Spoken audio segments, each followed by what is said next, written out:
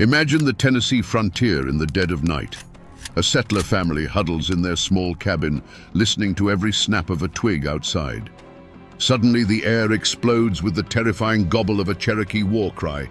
But amidst the chaos, another sound cuts through the fear, a sound so unnatural it freezes the blood. It's a voice shouting orders to the painted warriors in perfect, unaccented English. This is a story whispered in terror around the campfires of the first American frontier. A story of a raid led not by a native, but by a man with white skin. How does a settler's son, born to fear and fight the Cherokee, become their most cunning and brutal war chief? What can happen to a man in the depths of the wilderness to turn his soul inside out, making him a monster to his own people and a legend to his sworn enemies? The newspapers called him a traitor, a turncoat. But the men and women who lived in these mountains knew the truth was something far darker, far more complex. Tonight, we will peel back the layers of rumor and time to find the real story of the man they called Nickety Jack. Before the legend of Nickety Jack was ever whispered, there was just a boy and a world built on the knife's edge of hope and terror. To understand the man he became, you must first walk through the world he lost. This was late 18th century Appalachia, a labyrinth of misty hollows and shadow-choked forests that the settlers called Tennessee. The mountains themselves were the first great character in this story. They were ancient, indifferent, and possessed a beauty that could steal your breath one moment and your life the next. The morning fog clung to the valleys like a shroud, and the creeks whispered secrets that only the Cherokee, who had lived there for generations, could understand. The people who came to this land were a hard breed, mostly Scots-Irish, who had traded the tyranny of landlords in the old country for the freedom of this new, wild world.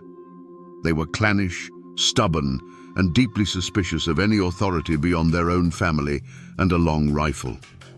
For them, the land was a promise from God, a thing to be wrestled from the wilderness tree by tree, rock by rock. Life was a cycle of back-breaking labor, clearing fields, splitting rails for fences, and building stout log cabins with loopholes cut into the walls, just in case. In one of these cabins lived a boy well called Jack. He was a product of this harsh Eden. Before he had a man's beard, he could track a deer for miles, skin it with a hunter's knife, and handle an axe with grim efficiency. He knew the relief of a heavy bar locking the cabin door at night and the deep, gnawing fear that came with every owl's hoot or snapped twig from the dark woods that pressed in on all sides. His world was simple, carved in the stark black and white of the frontier. His people were the settlers, the families who gathered to raise a neighbor's barn or share a prayer on Sunday. The enemy was the Cherokee, a shadowy, terrifying presence in the forest. This was a life lived under a constant, low-burning siege. Peace was a fragile thing, an illusion that could be shattered in an instant. Every man who went to the fields carried his rifle. Every woman knew the quickest way to gather her children and bolt the door. The silence of the forest wasn't peaceful. It was watchful. It was a silence that held its breath, waiting for the single gunshot or the blood-chilling war whoop that would signal the end of everything. Yet, there were moments of grace. The scrape of a fiddle by the hearth on a cold winter night, the shared laughter over a successful harvest, the simple dream of a future where their children wouldn't have to live with a gun in their hands. They dreamed of turning this dangerous wilderness into a home, a legacy. They saw themselves not as invaders, but as pioneers, fulfilling a destiny written for them in the pages of the Bible. They were building a new world on this land they had claimed. But the land itself seemed to remember. The Cherokee called this place the Dark and Bloody Ground, and that name clung to the air like the mountain mist. The treaties signed by men in powdered wigs hundreds of miles away meant little here. There was a debt on this land, a tension in the very soil, and every settler, in the quietest corners of their heart, knew that a day of reckoning was coming. The calm they cherished was nothing more than the deep breath a predator takes before it strikes.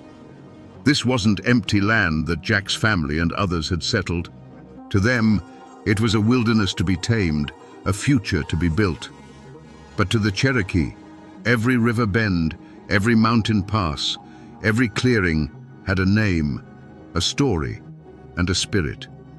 Their claim wasn't written on a piece of parchment from a distant king. It was etched into the land itself, in the bones of their ancestors, buried in the sacred mounds that dotted the river valleys. The conflict that would swallow Jack whole wasn't born from a single act of violence. Its seeds were sown generations before in two completely different ways of seeing the world. The great fire that forged these lasting hatreds was the American Revolution. While men in the East fought for liberty from a king, the war in these mountains was a brutal, intimate affair. Most of the Cherokee, seeing the insatiable hunger of the American settlers, had sided with the British. It wasn't out of love for the crown, but from a cold, hard calculation. The British, for their own reasons, had tried to draw a line along the crest of the Appalachians, forbidding colonial expansion. To the Cherokee, the redcoats were the devil they knew. The land-hungry settlers were a plague that could never be stopped. When America won its independence, it was a death warrant for the Cherokee way of life. The line on the map was erased. The veterans of the Revolution, having bled for this new nation, felt they had earned this land as a spoil of war. They came flooding over the mountains, armed with land grants given in lieu of pay, a sense of righteous purpose, and a deep-seated hatred for the people who had sided with their former enemy. Every raid was seen as a continuation of that war. Every act of resistance by the Cherokee was seen as treachery. In these mountains, a family name was a heavy thing to carry, a story in itself. For the settlers, a name like Sevier or Shelby was a banner of leadership, of Indian fighting, of a divine mandate to push civilization westward. A boy like Jack grew up knowing these names, knowing that his own family name carried with it a duty to stand your ground, to protect your kin, and to never, ever yield to the wilderness or its people. But the Cherokee had names that carried an even older weight. Their great war chief, Tsiyugunsini, or Dragging Canoe, had a name that was a living promise. It was a vow of unending resistance, a declaration that the sale of their ancestral land was a crime that would be paid for in blood. To be a follower of Dragging Canoe meant you never forgot a broken treaty. It meant you fought until the last warrior fell. This was the world Jack was born into, a place where the lines weren't drawn in the dirt, but in the blood of a war that had never truly ended. In a world this isolated, news traveled on the wind, and it was almost always bad. The ground for the conflict that would claim Jack's identity was made fertile by a web of rumors and old, festering grudges that poisoned the very water in the creeks. The settlers were not one unified people. There were the hardliners, men who had lost family in previous raids, whose hearts were calcified with a hatred so pure they believed the only good Indian was a dead one. They were the first to grab a rifle and the last to ask questions. Then there were others, quieter families, who just wanted to farm their land in peace, who might even trade a bit of corn for a well-cured deer hide with a Cherokee hunter they knew. To the hardliners, this was treason. These small, personal interactions were a constant source of friction, but it was the bigger events that fanned the flames. Just a season before, after a few horses were stolen from a homestead, the local militia had formed up. Blind with rage, they bypassed the warrior towns of the Chickamauga and fell upon a small, peaceful Cherokee village known for trading with the whites. They burned the lodges and killed whoever they could catch, arguing later that any Cherokee was a potential enemy. To the settlers in their forts, it was a necessary act of frontier justice, but to the Cherokee, it was an unforgivable massacre of innocents. The story of that raid spread like a wildfire through the Cherokee nation. Runners carried the news from town to town, the story growing more horrific with each telling. It was the proof they needed that the white man's peace was a lie. that his true goal was not just to take the land, but to exterminate their people entirely. This one act of undisciplined vengeance became a rallying cry. It drove neutral bands into the arms of dragging canoe. It turned young men who had never held a weapon into warriors screaming for revenge. Back in the settlements, the air grew thick with paranoia. The fear of retaliation was a physical presence, sitting at the dinner table with every family. Neighbors started looking at each other with suspicion. Who among them was trading with the enemy, giving them food, or worse, gunpowder? Who was the weak link in the chain of defense? Rumors slithered from one cabin to the next like black snakes in the high grass, turning small misunderstandings into deadly accusations. This wasn't a conflict of armies meeting on a field. It was a war of the soul, fought in the whispers between neighbors and the stories told to children. Every past slight, a dispute over a hunting ground, a trade deal gone sour, a drunken insult at a horse race, was dug up from its shallow grave. These old wounds were now infected with the fresh poison of fear and hatred, and the community was rotting from the inside out. The stage was set not just for a war between settlers and Cherokee, but for a war within the hearts of the people themselves. In the weeks leading up to the tragedy, the very air in the hollows grew heavy, as if the land itself knew what was coming.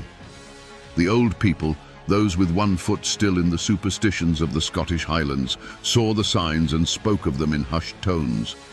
They said the cry of the painter, the Appalachian mountain lion, had been heard too close to the settlements, its scream sounding unnervingly like a woman in mourning. Flocks of crows would gather in the skeletal branches of a lightning-struck oak, sitting in unnatural silence, watching the cabins below with their black, intelligent eyes. It was a bad luck moon, they whispered, a time when the veil between the world of the living and the world of spirits was thin and torn. Then came the human omen, not a single stranger, but the news he carried. A trapper, passing through on his way back east, brought a rumor that spread faster than fire. He spoke of new talks, of another treaty being planned by the far-off government, one that would demand the Cherokee give up all the hunting grounds between the Cumberland and Tennessee rivers. To the settlers, this news was a poisoned promise, a green light to push deeper, to stake claims on land that wasn't yet theirs. But to the Cherokee, and especially to the warriors of the Chickamauga, this rumor was the final insult. It was proof that every treaty was a lie, every promise a trap. The time for talk was over. The time for war was now. And a young Jack, who knew the forest as well as he knew the lines on his own hand, felt it too. He couldn't put a name to it, but there was a change in the woods.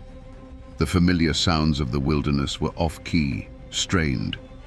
The deer were gone from their usual trails, and an eerie quiet had fallen over the paths he used to walk. One afternoon, while checking a trap line near the creek, he was overcome by a sudden, gut-wrenching feeling of being watched. He spun around, long rifle ready, but saw nothing but the deep, impenetrable wall of the forest. The feeling didn't pass. It was a cold dread that settled deep in his bones, a premonition that the shadows under the trees were no longer empty. Something was coming.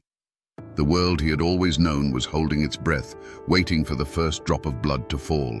The breaking point came not with a negotiation or a declaration, but in the grey, misty hour just before dawn.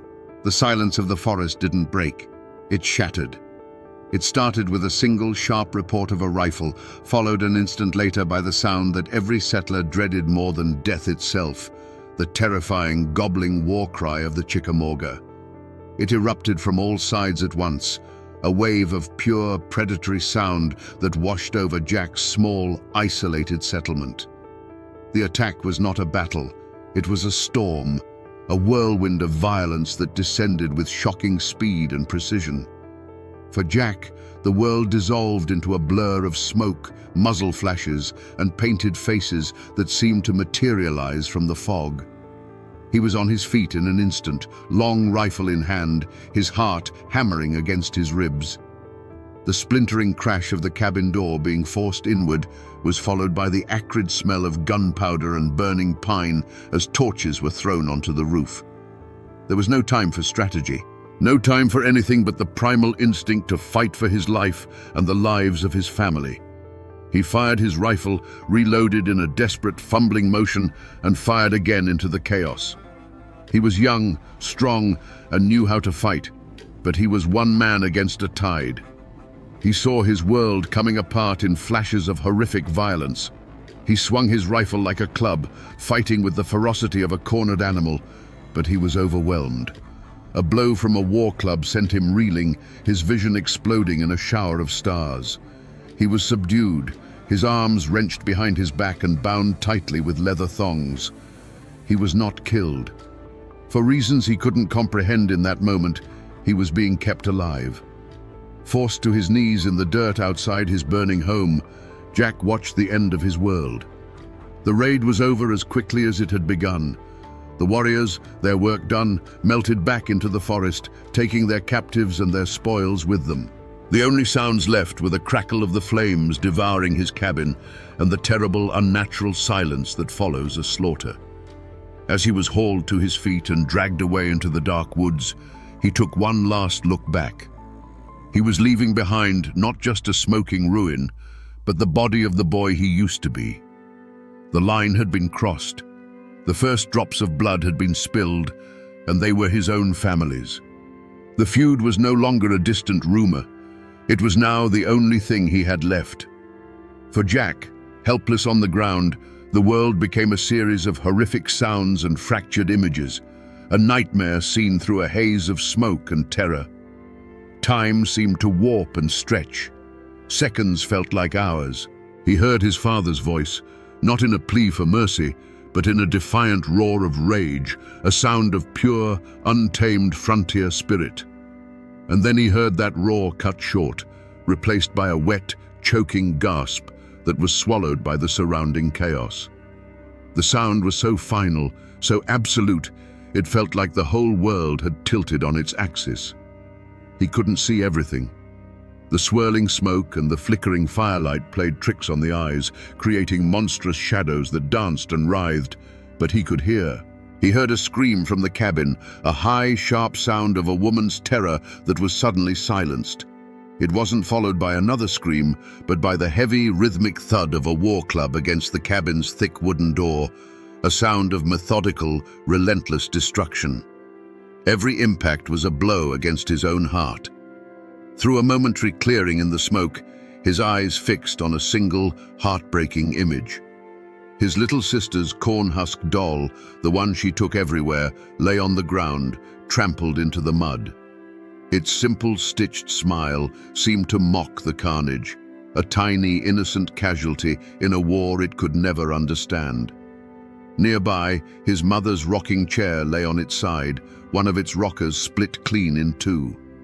These were the small, mundane pieces of his life, now shattered and desecrated, silent witnesses to the end of his world. The warriors moved with a terrifying efficiency. This was not a mindless rampage. It was a practiced military operation. They flowed through the settlement like a dark river, their movements economical and purposeful.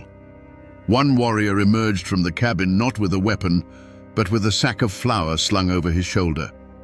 Another calmly collected the long rifles that had been mounted over the fireplaces.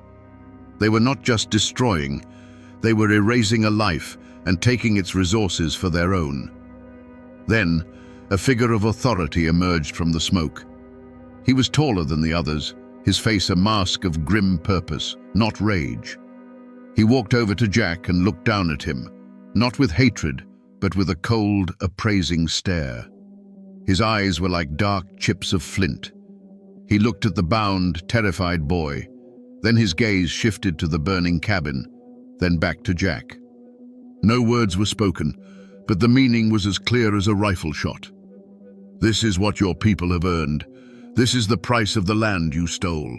As the warriors began to pull him away, dragging him toward the dark tree line, the main roof beam of his home finally gave way. With a great groan, it collapsed into the heart of the inferno, sending a massive plume of orange sparks spiraling up into the pre-dawn sky. It was a funeral pyre for his family, for his name, for the boy he once was. The sound of the flames was the last sound he heard from his old life. And then there was a new sound, the unnatural quiet of the forest, broken only by the soft tread of moccasins on the damp earth. As they marched him deeper into the wilderness, away from the glowing embers of his past, he felt nothing. The shock had scoured him clean, leaving a hollow, echoing void. All he could see, burned into the back of his mind, was the image of that small, mud-stained doll, its vacant eyes staring into an empty sky. To the settlers, the war chief who led this raid was a monster, a devil from the deepest hell.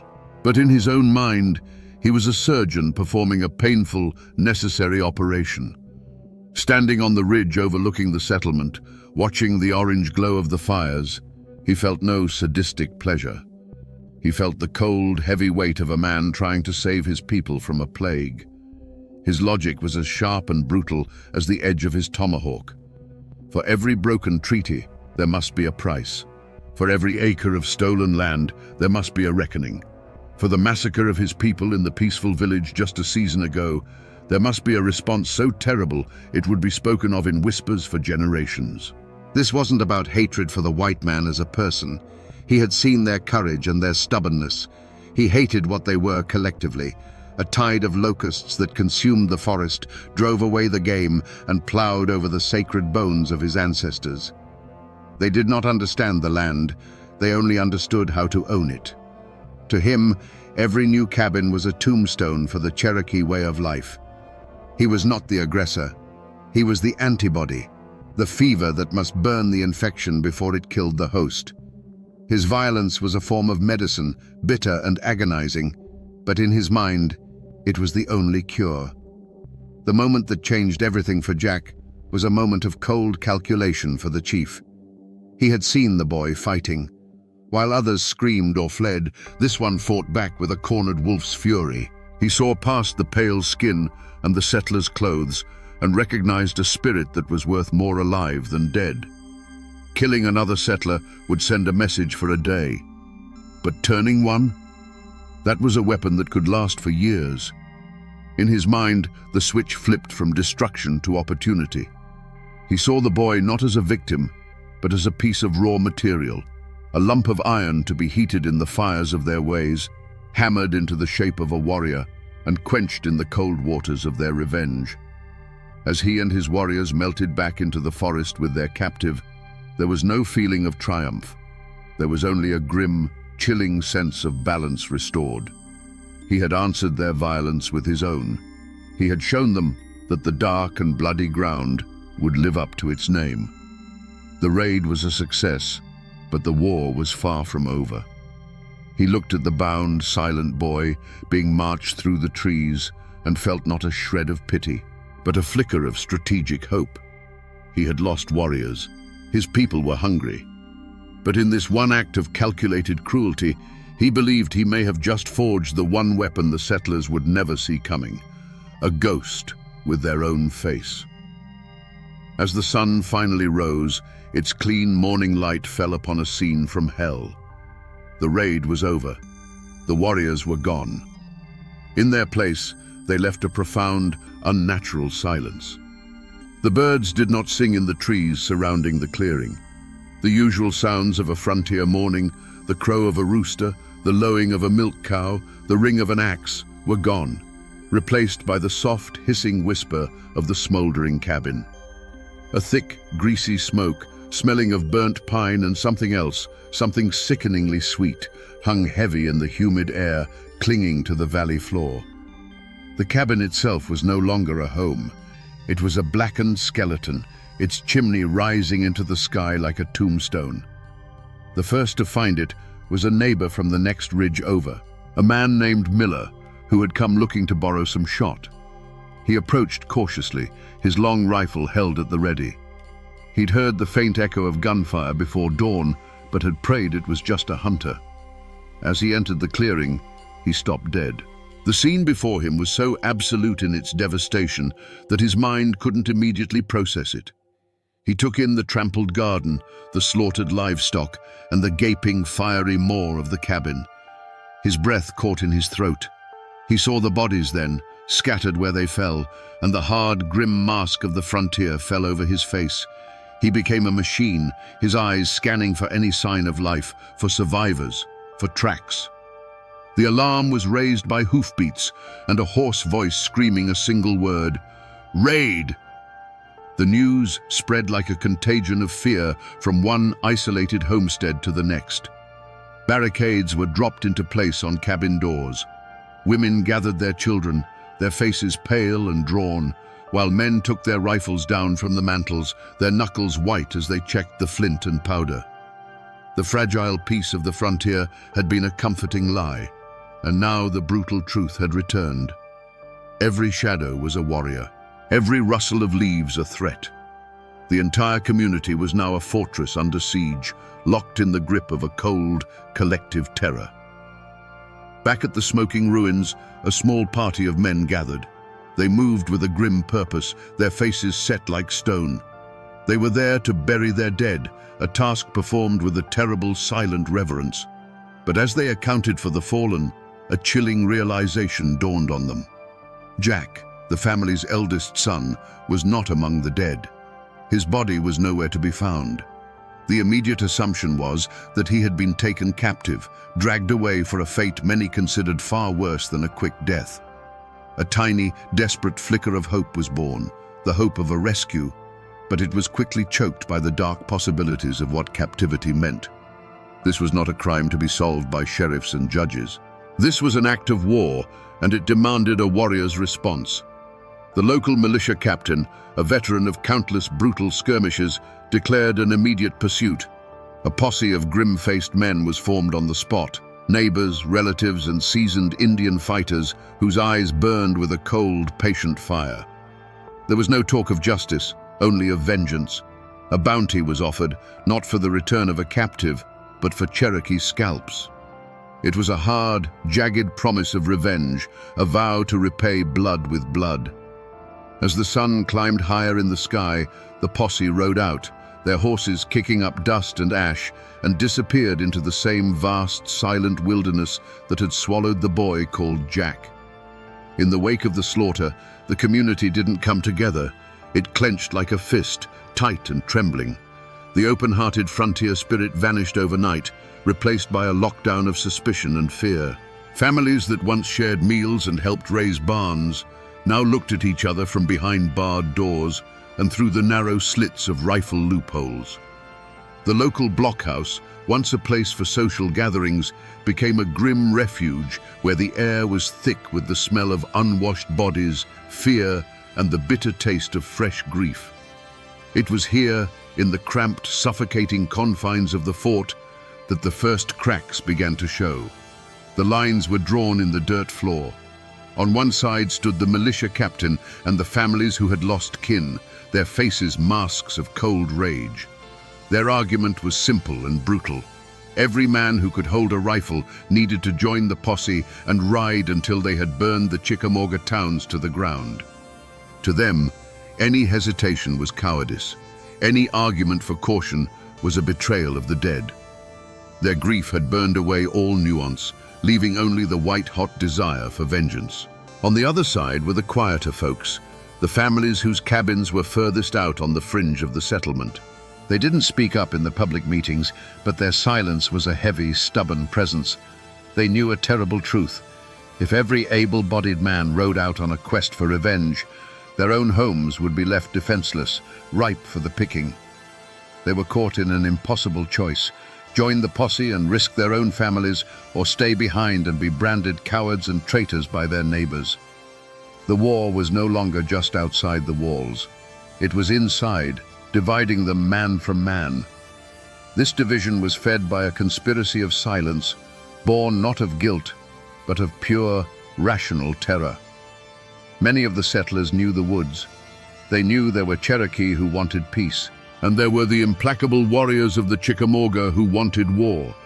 Some may have even seen the direction the war party fled. But to speak that knowledge aloud was to paint a target on your own door. The warriors of Dragging Canoe had eyes and ears everywhere. To be seen as an informant for the militia was a death sentence. one that would be carried out in the dead of night, swift and silent. So people who knew things said nothing. They became deaf and blind, their fear a gag in their mouths. In this atmosphere of paranoia, small acts of character were magnified. A woman whose own pantry was nearly bare secretly left a small sack of cornmeal on the doorstep of a widowed neighbor. A quiet act of courage that risked angering those who believed every family should fend for itself. But there were acts of cowardice too. A man who was questioned by the posse gave them a deliberately vague direction, sending them on a wild goose chase into the swampy lowlands, simply because he wanted the trouble as far away from his own land as possible. The community was breaking under the strain, revealing the true nature of its people, not in their loud proclamations of unity, but in the quiet, desperate choices they made when they thought no one was watching. The posse that rode out from the settlement was not a disciplined army. It was an instrument of pure, hot-blooded vengeance. At its head rode the militia captain, a man whose face was a roadmap of past sorrows and old hatreds. Beside him was a grizzled tracker named Elias, a man so thin he looked like he was made of sinew and wood smoke, a man who could read a broken twig the way a preacher read scripture. Behind them came the farmers and blacksmiths, their jaws set, their eyes scanning the tree line. They were not lawmen seeking justice, they were hunters, and their prey was human. For the first day, they made good time, following the clear, brutal trail of the war party through the lowlands. But as they climbed into the tangled green maze of the mountains, the world changed. The forest deepened, the air grew cooler, and the sun became a distant, mottled light through the thick canopy of leaves. They were entering the Cherokees' domain now, and the wilderness itself seemed to rise up to protect its own. The trail became a phantom, a whisper of a moccasin print here, a displaced stone there, signs only Elias could see. The pursuit slowed from a gallop to a grim, plodding walk. Days bled into a week. The hunt became an ordeal, a war not just against the Cherokee, but against the mountains themselves.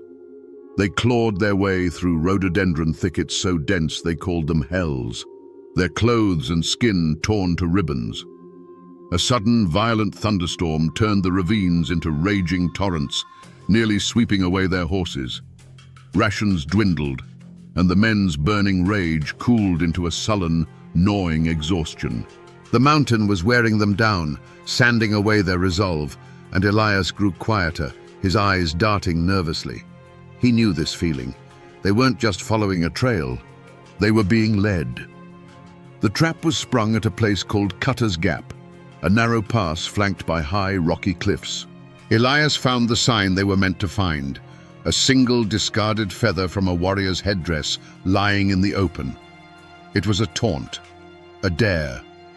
As the posse filed into the gap, a sudden, chilling war cry echoed from the rocks above, and the air was instantly filled with a deadly swarm of arrows and rifle balls. Chaos erupted. One man fell from his saddle with a cry, an arrow buried in his chest. Another screamed as a ball shattered his arm. The posse was caught in a perfect crossfire, unable to charge and with no cover to speak of. They fired their rifles wildly at the cliffs, but they were shooting at ghosts. They could see nothing but puffs of smoke from behind the rocks. The militia captain, his face a mask of fury and desperation, saw the truth in an instant. This wasn't a fight, it was a slaughter. "Back!" he roared. "Fall back!" The retreat was a panicked, desperate scramble. They dragged their wounded with them, firing blindly over their shoulders as they fled the gap.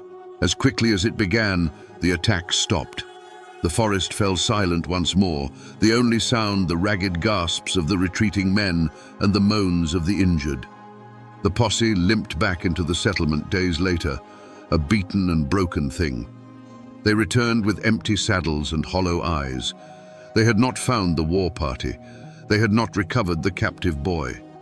All they had found was the chilling, undeniable proof that out here, in the heart of the shadows, they were not the hunters. They were the prey. The hunt was over. Jack was gone for good, swallowed by a wilderness that would not give him back. And so, my friends, there was no grand trial in a courthouse.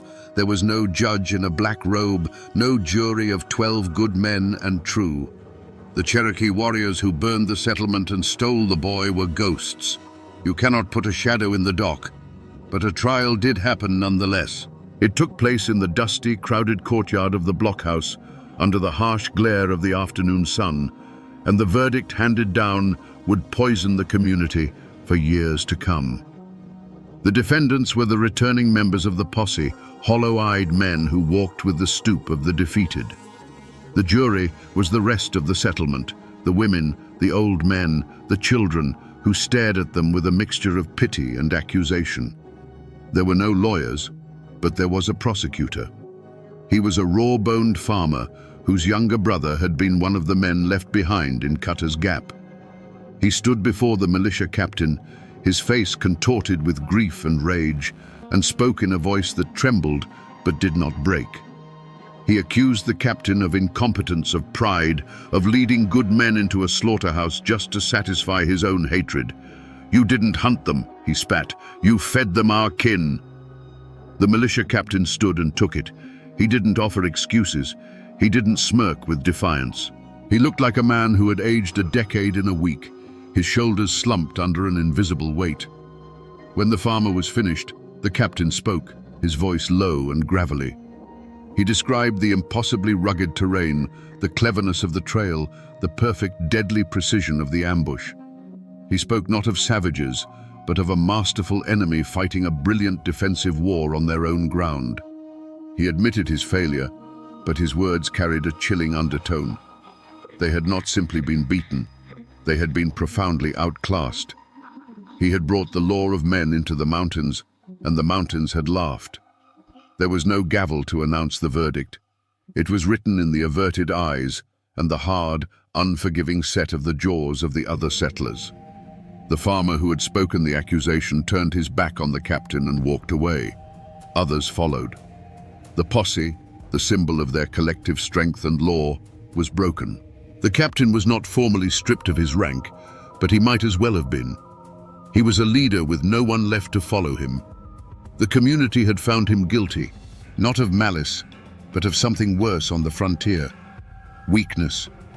He had failed to provide the only kind of justice they understood, the justice of blood for blood.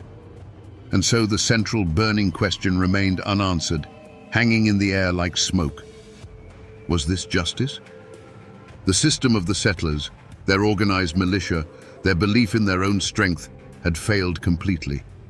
The raiders were free, roaming the mountains, perhaps even watching them from the ridges. The boy was gone. The dead were in the ground. The verdict of the blockhouse trial was clear. The law of men was useless here. The only thing left was the justice of the mountains, a bitter personal code of survival and revenge, where every man was his own law and every stranger was a potential enemy. The verdict of the community trial, delivered in silence and turned backs, settled over the settlement like a permanent winter fog. Life went on, but it was a stunted, withered version of what had come before. The militia captain, the man who had led the failed posse, became a ghost at his own hearth. He still worked his fields, but he moved with the heavy, shuffling gait of a man carrying a corpse on his back. His authority was gone, his name a quiet synonym for failure. The community didn't banish him, but they didn't have to. They simply looked through him, and in doing so, they erased him. This was his curse, to live out his days among his people, but to be utterly alone.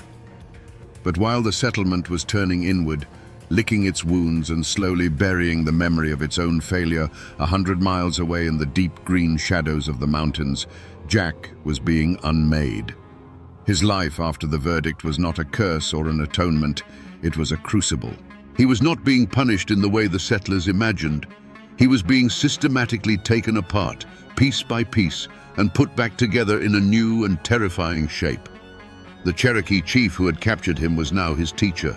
The boy's old life was burned away, not with cruelty, but with a relentless, immersive education. He was forced to learn the Salagi language until his English tongue grew thick and clumsy in his mouth. He was taught to hunt, not with the loud boom of a rifle, but with the silent flight of an arrow, to move through the forest without snapping a twig, to become another shadow among the trees. This was more than just learning new skills. It was a reprogramming of his very soul. They did not just teach him how to fight, they taught him why they fought. By the light of the council fire, he heard the history of his new people. It wasn't a story of savage raids, but a long, heartbreaking litany of broken promises, of sacred lands stolen, of women and children murdered by the very people he had once called his own. The massacre that had destroyed his family, which had once been a singular, world-ending tragedy, was now presented to him as a single link in a long, unbroken chain of violence initiated by the settlers. He was being given a new truth, a new history, and it was a story that, to his broken and betrayed heart, made a terrible kind of sense. Back in the settlement, the scars were fading by force. The community, in a desperate act of self-preservation, began to forget. The burned-out ruins of Jack's cabin were slowly swallowed by the aggressive green of the wilderness, becoming a taboo place no one visited. The names of the men who died in Cutter's Gap were spoken less and less, and the name of the lost boy, Jack, was buried the deepest of all. It became a lesson whispered to children before bed, not a story of heroism, but a grim warning about the price of weakness, a ghost story to keep them close to home. They were trying to heal by cutting out the memory, but they had left the wound to fester in the dark. Years turn into decades, and decades into centuries. The official histories of Tennessee, written in neat ink in leather-bound books, rarely mention a boy named Jack or a warrior called Nicotee. The records of that time are a chaotic jumble of land deeds, militia muster rolls, and faded letters. A story this personal, this brutal, this shameful simply slips through the cracks. But it didn't vanish. It did what all powerful stories in these mountains do. It went to ground, seeping into the folklore of the region like water into limestone, whispered from one generation to the next.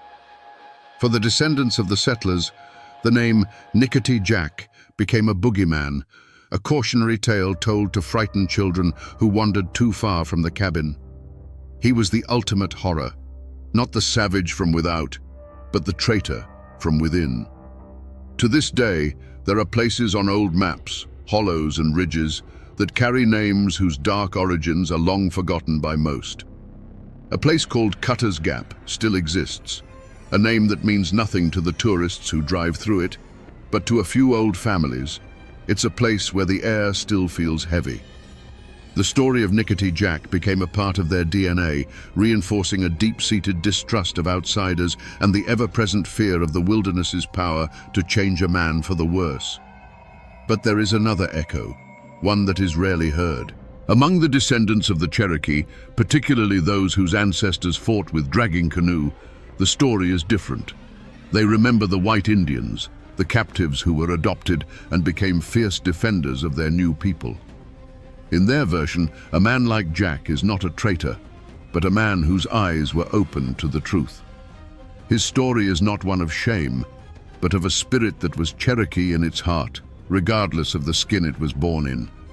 It is a haunting and powerful thought that somewhere today, among the members of the Cherokee Nation, there are people who carry the blood of this lost boy, a forgotten link in a chain of survival they may not even know exists. You cannot go and find a monument to Nicotee Jack. There is no tombstone with his name on it, neither his settler name nor his Cherokee one. If you knew where to look, you might find a slight depression in the forest floor, a place where a cabin once stood, now marked only by a few moss-covered foundation stones and a patch of ground where the wild blackberries refused to grow. This is the only physical trace left of the world that was lost. His real monument is the story itself, the chilling echo of his name that has managed to survive the centuries. Because while people forget, and the paper they write on turns to dust, the mountains remember. The ancient, silent ridges that witnessed the raid are still standing. The creek where he was taken captive still carves its path through the valley. They hold the memory of the gun smoke, the blood, and the impossible choice a young boy was forced to make. The mountains saw it all, and in their deep, enduring silence, they keep the truth of the story safe, waiting for those who are quiet enough to listen. So we return to the question that hung in the air at the very beginning, like smoke from a dying fire. How does a boy become a monster to his own people? The easy answers are the ones history prefers. He was a traitor, a turncoat, a man whose mind was broken by captivity. But the truth, my friends, is far more unsettling. The wilderness didn't turn Jack into a savage. It simply burned away the boy he was and showed him the man he was always capable of becoming. His old world, built on a foundation of righteous belief, was shattered by a single act of violence. His new world, though brutal, offered him something he had lost: a family, a purpose, and a cause that felt righteous in its own terrible way. He wasn't stolen so much as he was forged anew. This is more than just the story of one man. It's the story of the Appalachian frontier itself. It is a timeless lesson that the line between civilized and savage is a fragile thing, a line drawn not on a map, but in smoke and blood. It reminds us that every story of heroism has a shadow, and every act of monstrous violence has a logic, however twisted it may seem. This is a story not just of cruelty and hatred, but of the indomitable human spirit in its most extreme form, the desperate need to belong to a tribe, and the terrifying lengths a person will go to defend it, especially when he has to choose that tribe himself. The name Nicotee Jack no longer belongs to a boy or a warrior. It has become a piece of the mountain itself, a haunting whisper on the wind that reminds us of the true cost of this land. He is a ghost born of two peoples, belonging to neither, but a timeless reminder that the deepest battle lines are not drawn between forts and villages, but are carved directly through the human heart. And now, my friends, you know the rest of the story.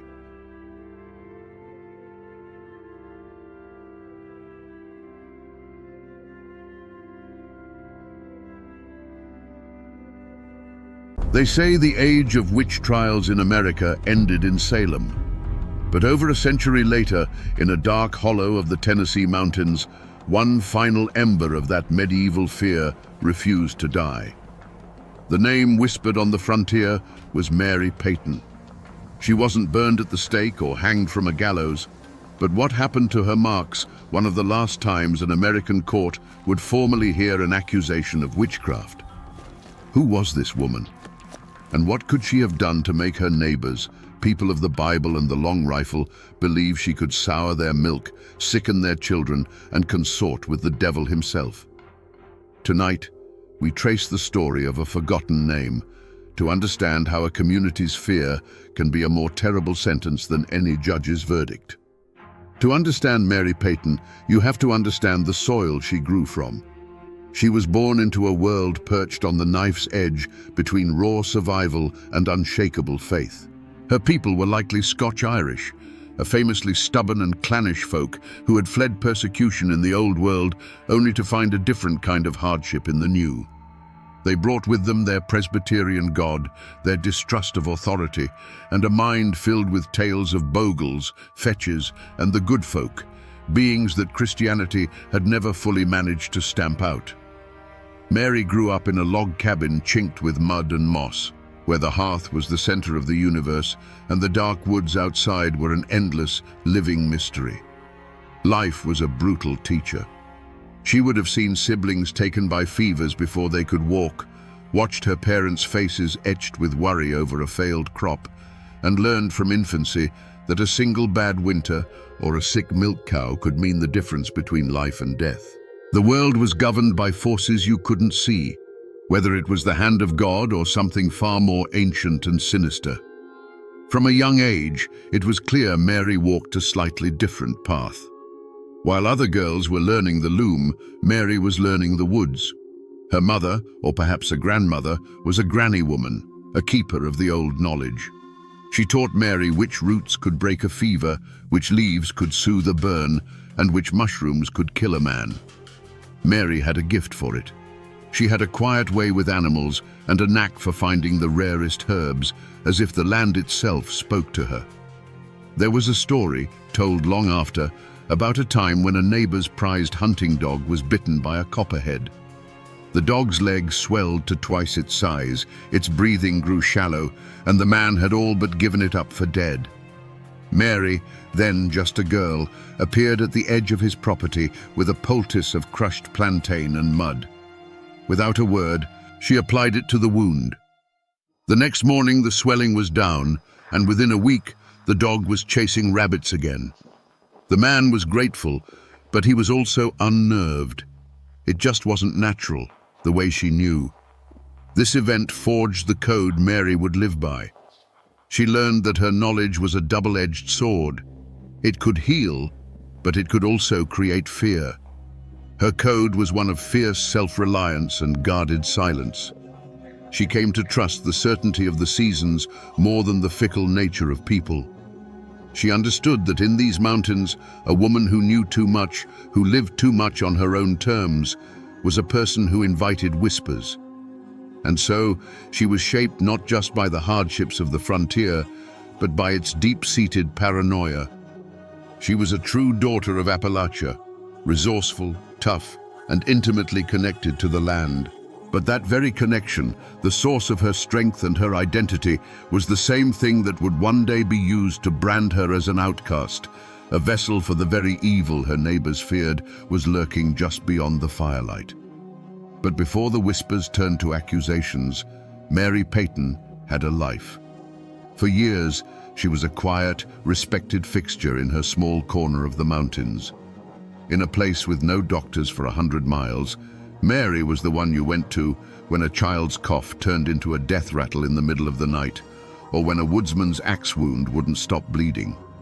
She was, for all intents and purposes, the community's healer, a necessary shadow at the edge of their society. Imagine a young husband, wild-eyed with panic, pounding on her door in the dead of winter. His wife's first child is coming, but it's turned sideways and the labor has gone on for 2 days. The air in their cabin is thick with fear and the scent of blood. Mary would arrive with her leather satchel of dried herbs and roots, a figure of calm in the storm. She wouldn't speak of God or the devil. She'd speak of raspberry leaf tea to ease the pain and the right pressure to apply to the mother's back.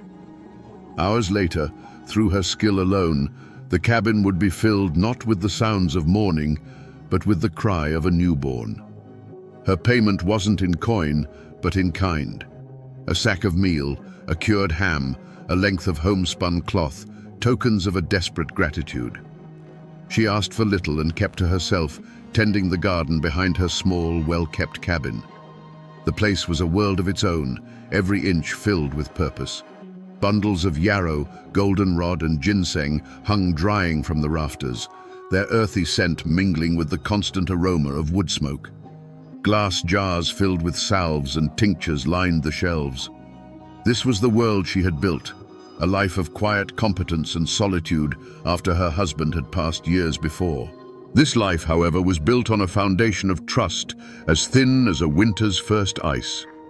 The very people who sought her help in the darkness of the night would sometimes look away when they passed her on the path in the bright light of day. They needed her knowledge, but they did not understand it. It was a power that came not from the preacher's Bible, but from the earth itself, and this made them uneasy. Mary Peyton lived in that fragile space between reverence and fear, a respected healer who was only one failed crop, one sick child, one unexplained misfortune away from being something else entirely. Mary Peyton's greatest strength was also the seed of her undoing. It wasn't pride in the way a rich man feels it, but an unbending, almost defiant self-possession. She trusted the evidence of her own eyes and hands far more than she trusted the pronouncements of preachers or the gossip of her neighbors. In a society held together by conformity and shared belief, Mary's refusal to bend her own knowledge to fit the fears of others was a quiet but constant act of rebellion. She had no patience for foolishness, and she would not pretend otherwise. This floor was laid bare on a crisp autumn Sunday. A new circuit preacher had arrived in the settlement, a young man with more fire in his sermons than wisdom in his eyes. He spoke of the devil as if he saw him behind every tree, and his God was a God of wrath and judgment. After the service, a man approached the preacher, asking for prayers for his wife, who was wasting away from a lung sickness that left her pale and breathless.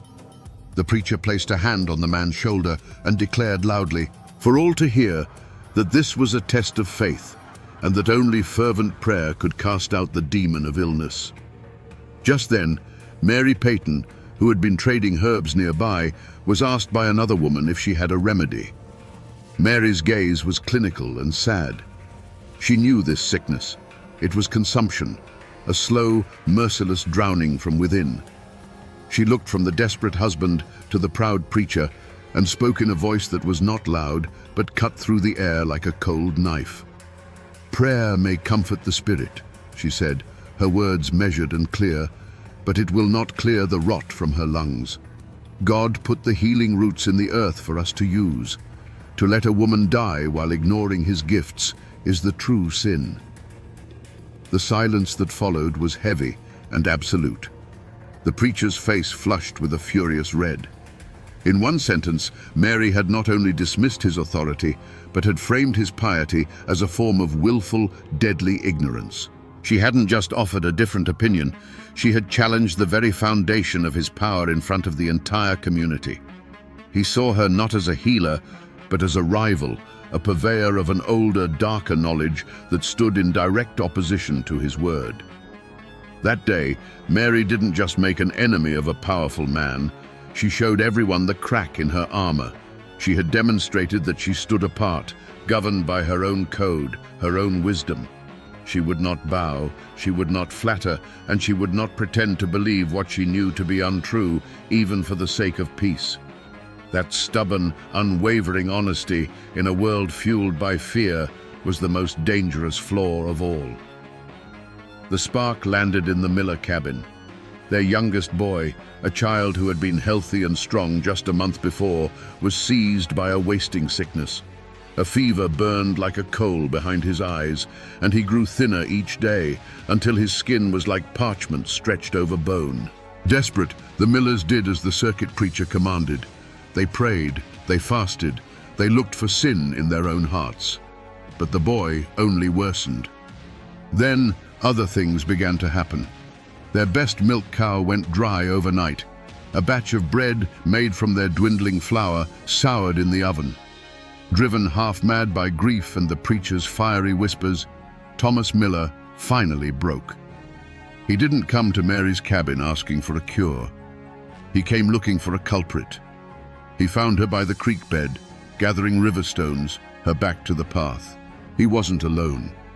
His wife stood a few paces behind him, weeping into her apron, and several other neighbors had followed, drawn by the grim set of his jaw. The air grew thick and still.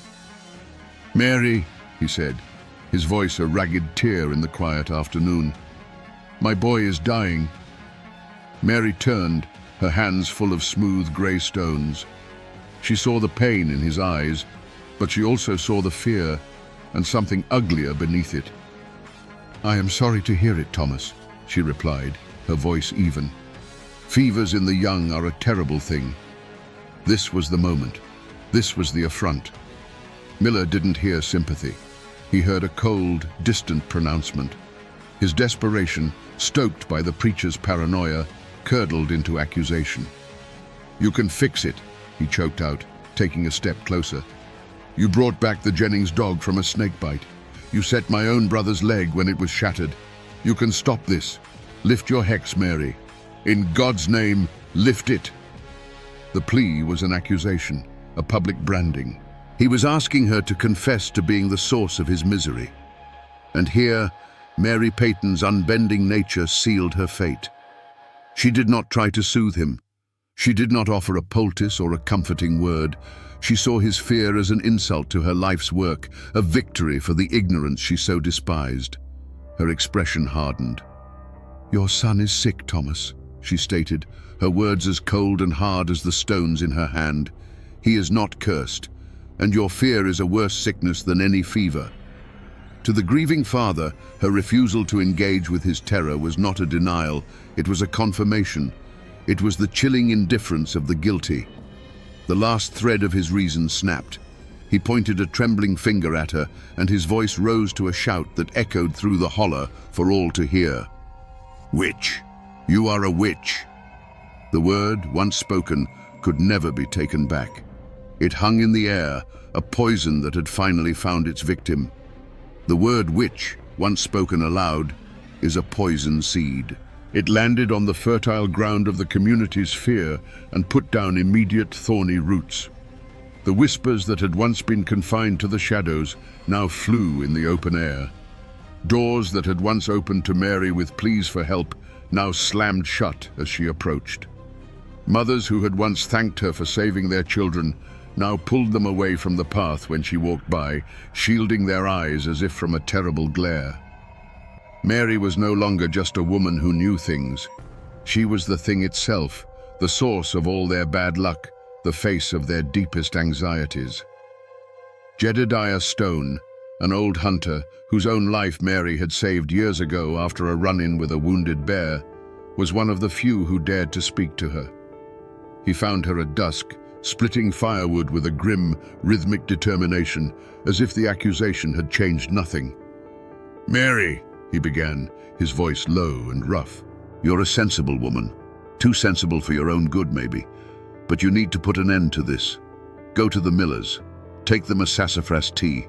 Tell them you're praying for the boy. You don't have to mean it. Just say the words. Give their fear something to chew on besides you."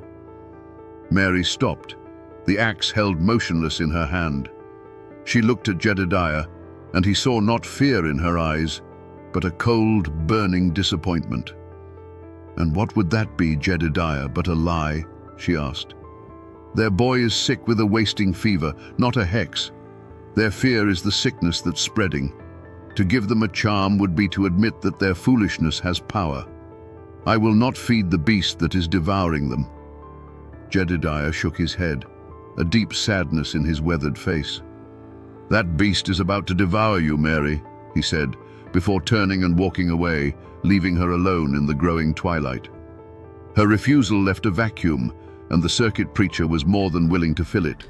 The following Sunday, he stood at his makeshift pulpit and delivered a sermon of fire and brimstone. He never spoke Mary Peyton's name, but he didn't have to. He spoke of a serpent in their midst, a canker of old-world evil that masqueraded as a helping hand. He warned of those who put their faith in roots and leaves instead of the power of the Lord, who used earthly knowledge as a mockery of God's divine will. He was giving the community's fear a holy purpose, turning a personal grudge into a righteous crusade. Any other person might have retreated, stayed inside their cabin, and waited for the storm to pass. But that was not Mary's way. Her defiance became her only response.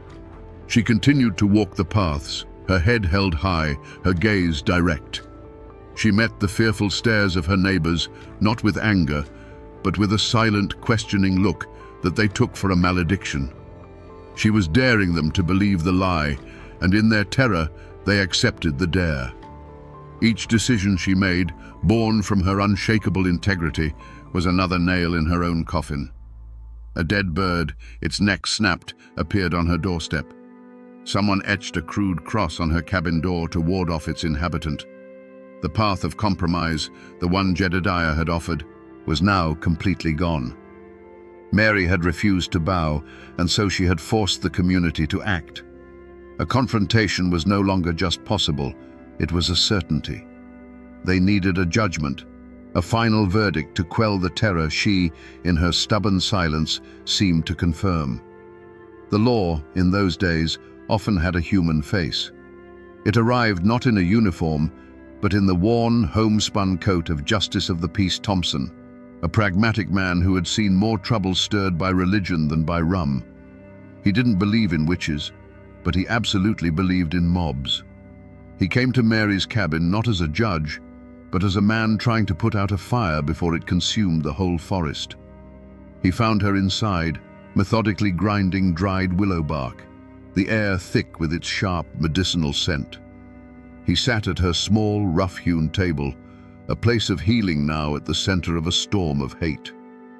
"Mary," he said, getting straight to the point, his voice lacking the preacher's fire or Miller's hysteria. "I've known you for 20 years.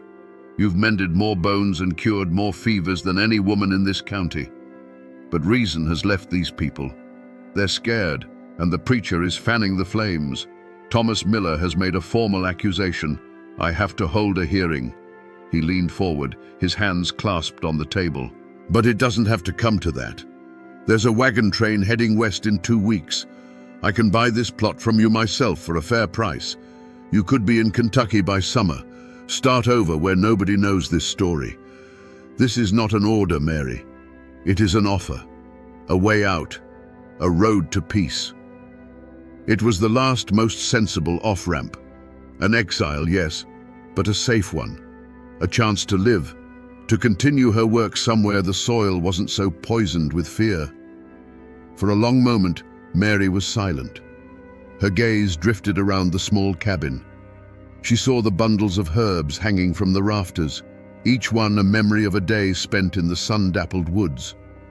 She saw the shelves of tinctures, each one a story of a life she had touched. This cabin, this small plot of land, this was not just a place. It was the physical record of her entire existence. To leave it would be to erase herself. To flee would be to sign a confession in the dust of the road behind her. She finally met the justice's gaze, and her eyes, though weary, held no hint of surrender. "And what name would I use in Kentucky, Mr. Thompson?" she asked, her voice quiet but unshakable. "Whatever name I chose, the one they gave me here would follow. I would arrive not as a healer, but as a woman who ran from a charge of witchcraft. Their lie would become my truth." She stood up, her hands stained with the dust of the willow bark. "I have done no wrong. This is my home. I will not be driven from it by the fears of ignorant men. Let them have their hearing." In that moment, she made her choice. She chose her name over her life, her integrity over her safety. She turned away from the last road to peace and set her feet firmly on the path that led directly to her reckoning. The hearing was held not in a courthouse, but in the settlement's largest cabin, which also served as its church. The space was packed shoulder to shoulder, the air hot and suffocating, thick with the smell of unwashed wool, nervous sweat, and the cloying righteousness of the mob. To Mary, sitting alone on a simple stool in the center of the room, it felt less like a place of judgment and more like a cage built of hostile eyes. Justice Thompson sat at a rough-hewn table, his face a mask of grim resignation. But the real judge and jury were the dozens of familiar faces that now stared at her as if she were a complete stranger, a monster that had been living among them undetected. The world seemed to narrow, the buzzing whispers fading into a dull roar in her ears as Thomas Miller stood to speak. He did not shout.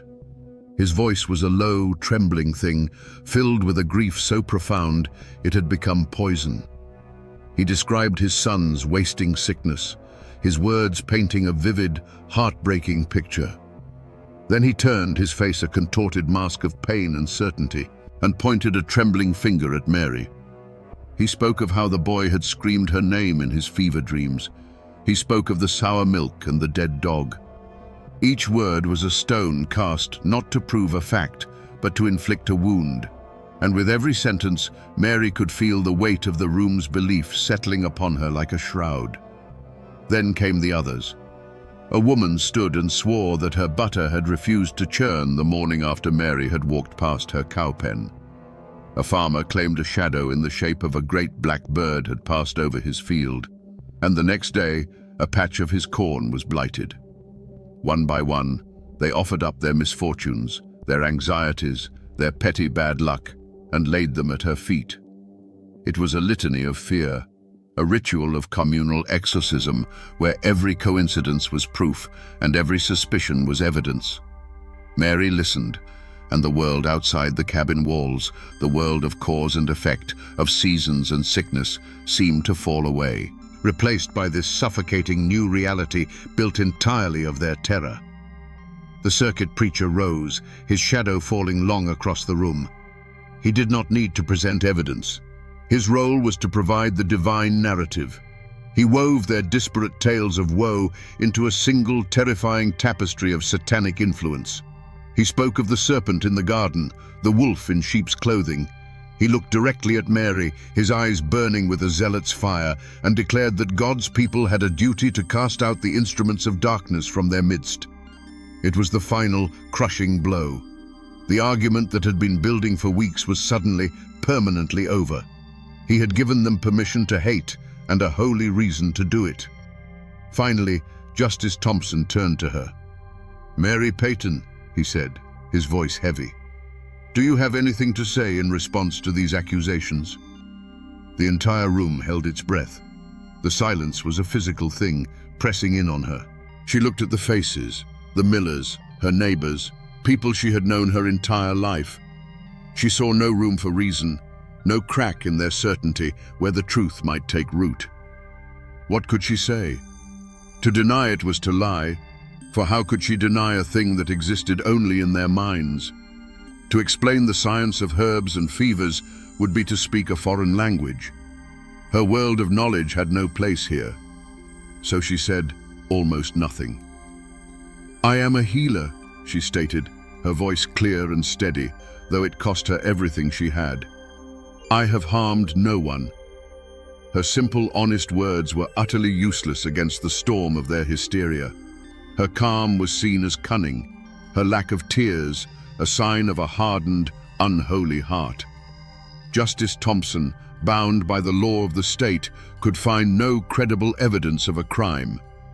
He was forced to dismiss the formal charge, but his verdict was a hollow, meaningless sound. As the hearing concluded, a chilling silence fell. There were no shouts, no threats, just a quiet, absolute change. As Mary walked towards the door, the crowd did not touch her. They simply parted, creating a wide, empty path, as if she were a leper, a ghost, a thing so unclean they could not bear to be near her. The heavy cabin door swung shut behind her, the sound echoing in the sudden quiet. And in that moment, Mary Peyton knew her life, as she had known it, was over. The walk from the meeting cabin back to her own was the longest journey of Mary Peyton's life. The path was the same she had walked 1,000 times, but the world had been remade in the last hour. The sun was still warm on her face, the breeze still rustled the leaves, but the air itself felt different, thin and sharp in her lungs. She did not look at the other cabins she passed. She didn't have to. She could feel the flicker of a curtain in a window, the sudden stillness of a child's game in a yard, the weight of unseen eyes pressing on her back. She was no longer a neighbor. She was a haint, a living ghost walking through a town that had already buried her. When she reached her own door, her hand hesitated for a moment on the latch. This small cabin, once her sanctuary and her workshop, now felt like the only solid ground left in the world. She stepped inside, and the scent of drying herbs and wood smoke greeted her like an old friend. But there was no comfort in it now. It smelled of a life that was already over. With a final weary movement, she slid the heavy wooden bolt across the door. The sound, a solid, definitive thud, was the sound of a tomb being sealed.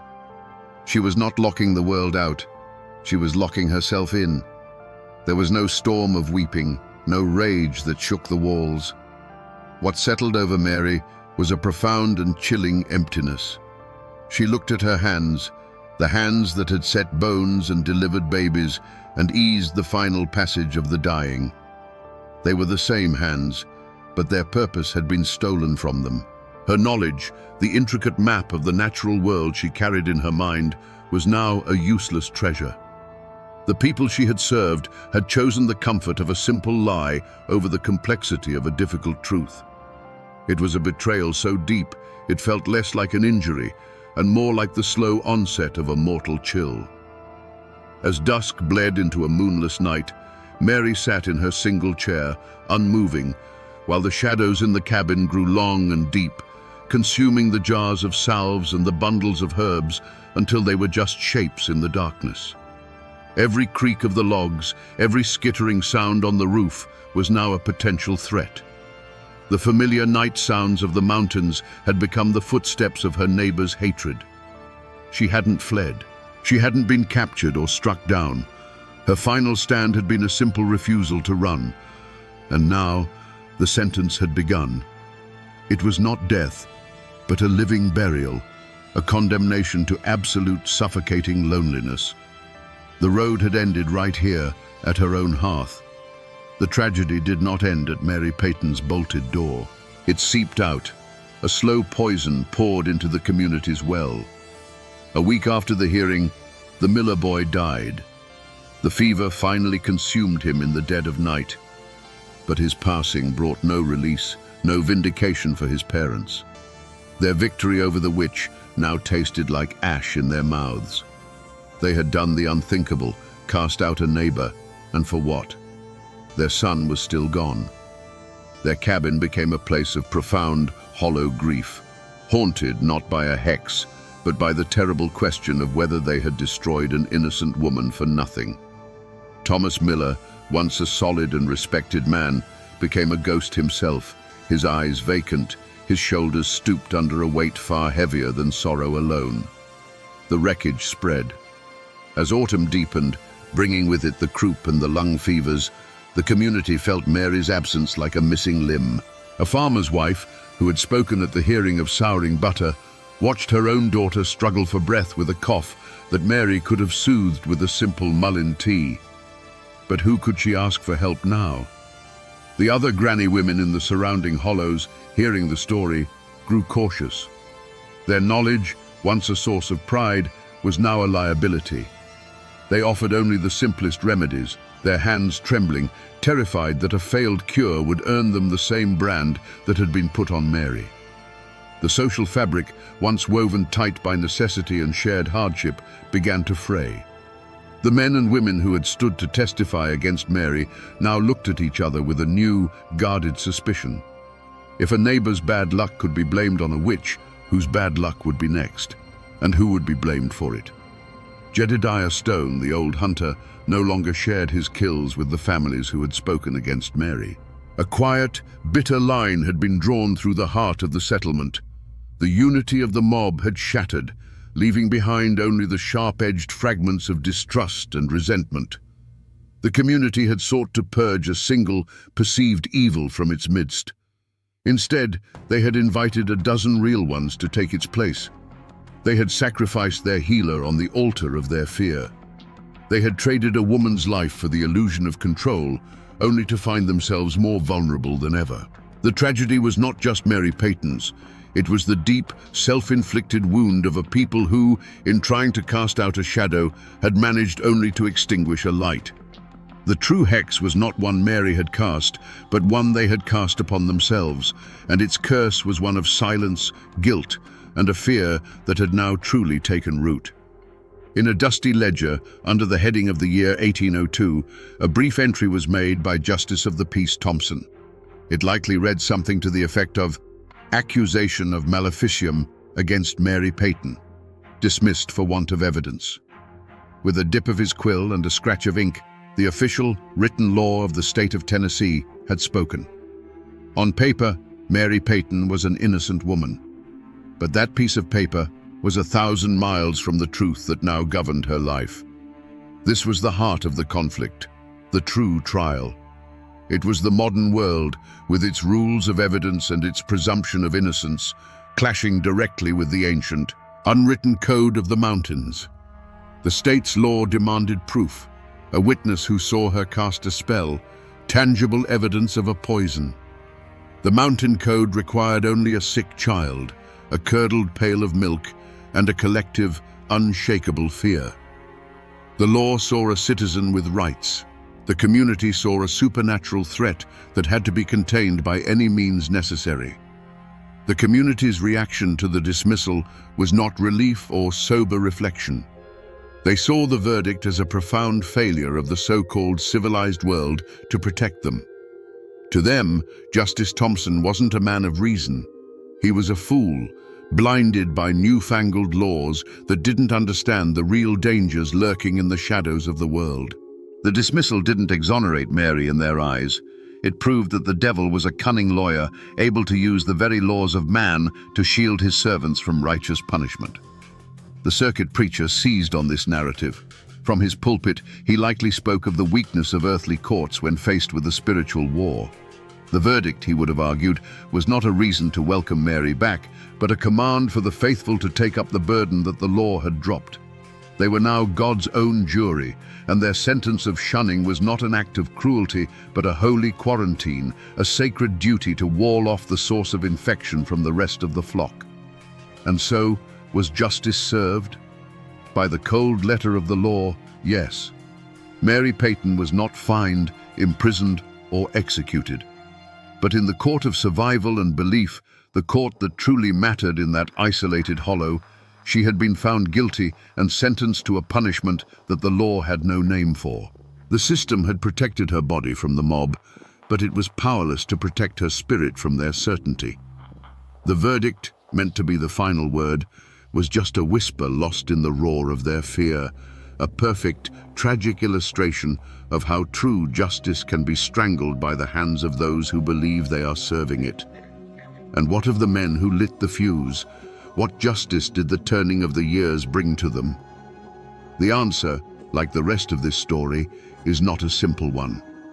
The circuit preacher, the man who gave the community's fear its voice and its holy justification, met no grand downfall. He was a force of nature, a wildfire that sweeps through a dry valley. His work in that hollow was done. By the next spring, he was gone, having moved on to other settlements, other souls to save, carrying his brand of righteous fire with him. He likely never gave Mary Peyton another thought. He left behind a community fractured by his sermon and faced no consequence for it at all. The fate of Thomas Miller was a quieter, more personal form of justice. He had won his battle. The witch had been cast out. But the victory was a hollow, desolate thing. It did not bring his son back. It did not bring him peace. Instead, he became a man haunted not by a curse, but by his own conviction. He had poured all of his grief and rage into the vessel of one woman, and when it was over, he had nothing left. He grew gaunt and silent, a man hollowed out by his own victory. Some neighbors whispered that the real curse was the one he had invited into his own soul, a poison of guilt and doubt that he would carry to his grave. There was no clean resolution, no satisfying final act where the villains received their just deserts. One antagonist simply vanished, an agent of chaos who moved on to his next stage.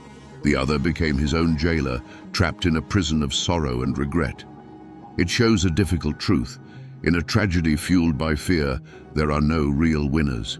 The line between accuser and victim blurs until all that is left is the wreckage. The story was never about a single witch. It was about a sickness of the spirit, and it claimed everyone it touched. The winter that followed the hearing was a harsh one, and Mary Peyton's cabin remained a dark, silent island in a sea of snow. No smoke rose from her chimney. No tracks marked the path to her door. When spring finally came and the world thawed, a quiet and terrible curiosity began to grow. It was Jedediah Stone, the old hunter, who finally put his shoulder to her door. The bolt, weakened by damp, gave way with a splintering crack. The silence inside was absolute. Mary was found in her chair, a figure of bone-thin stillness, having quietly wasted away in her self-imposed tomb. She had not starved for lack of food, but for lack of a world to live in. Her legacy had no bloodline to carry it. It was tied instead to the land she had occupied. No one dared to claim her cabin. It was left to the elements, a monument to the community's great and terrible secret. For years it stood as a warning, its roof slowly sagging, its walls surrendering to the relentless embrace of ivy and honeysuckle. Her garden, a living library of cures, went wild, a chaotic riot of potent herbs that no one else had the knowledge to use. The place became well and truly haunted, a spot children dared each other to run past at dusk, a physical reminder of the price of fear. The community did not heal, it scarred over. The name Mary Peyton was almost never spoken aloud again. It became a taboo, a heavy stone of shared guilt and shame dropped into the well of their collective memory.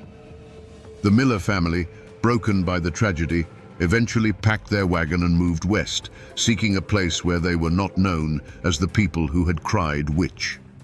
The silence they left behind was filled not with peace, but with a brittle and anxious piety. When sickness came now, people prayed harder, their faces turned to the heavens because they had cast out their most knowledgeable connection to the earth. The power dynamic in the hollow had shifted permanently.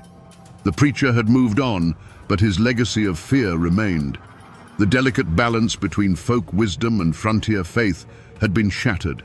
In casting out their healer, they had elevated their fear. They had traded a woman of knowledge for a ghost story. The community was left poorer, more isolated, and more vulnerable, not to the dark arts, but to the simple, brutal realities of a world that Mary Peyton had, in her own quiet way, understood better than any of them. Even today, if you know which overgrown path to take, you can find the place where Mary Peyton's cabin once stood. There is nothing left now but a stone chimney fall, a silent monument half swallowed by the woods. Around it, you can still find plants that have no business growing together, a tangled ghost of her garden, with foxglove and ginseng still pushing up through the weeds. The land itself seems to hold a memory, a quiet that feels older and heavier than the surrounding forest. The real Mary Peyton, the healer with the steady hands and the unbending will, was buried twice. Once in the cold earth, likely in an unmarked grave, and again under the weight of a legend she would never have recognized. Over the generations, her story was sanded down, its complex truths worn away until all that remained was a simple, sharp-edged tool used to frighten children. Old Witch Peyton, they called her. She became the monster who lived in the ruins, the creature who would snatch you if you stayed out after dark. Her tragedy was repurposed into a local ghost story. Her name became a permanent scar on the landscape. The little valley where she lived is still known by some old-timers as Peyton's Hollow.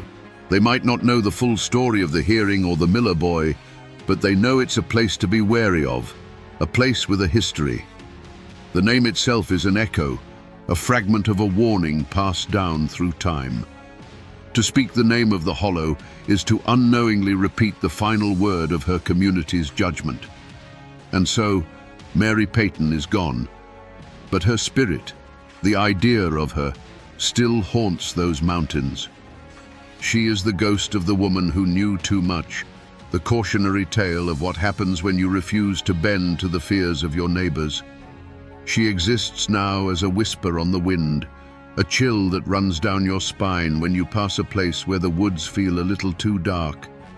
She is a permanent resident of the Appalachian psyche, a timeless reminder of the ancient war between suspicion and knowledge, and of the terrible power of a story to kill a person long after they are dead. So we return to the question that hangs like mist in that forgotten hollow. Was Mary Peyton a witch? The answer, of course, is no. She was a woman of knowledge in a time of fear, a healer whose competence was mistaken for dark power. Her story is not about what she was, but about what her community needed her to be. In the face of random, cruel misfortune, they desperately needed a source, a reason, a face to put on their terror. They needed a witch far more than they needed a healer, and so they transformed one into the other. In the end, this is a story about the true nature of evil. The monster in this ballad was not a woman who dealt in hexes and curses. The monster was a quiet, creeping thing called fear. It was fear that soured the milk, fear that wasted the child, and fear that turned good, God-fearing people into a mob that would condemn a woman to a living death. It's a timeless lesson about how a community, in its desperate search for a demon to fight, can become the very thing it dreads. It shows us how a person's greatest strength, in Mary's case, her unbending integrity, can become the fatal flaw that leads them to ruin. The law gave her a piece of paper that said she was innocent, but her neighbors gave her a sentence of silence that proved to be fatal. Her body lies in an unmarked grave, but her story has become a landmark, a warning that echoes down through the generations. And that, my friends, is the ballad of Mary Peyton, a woman who knew all the secrets of the earth, but who could not find a cure for the sickness in the hearts of men.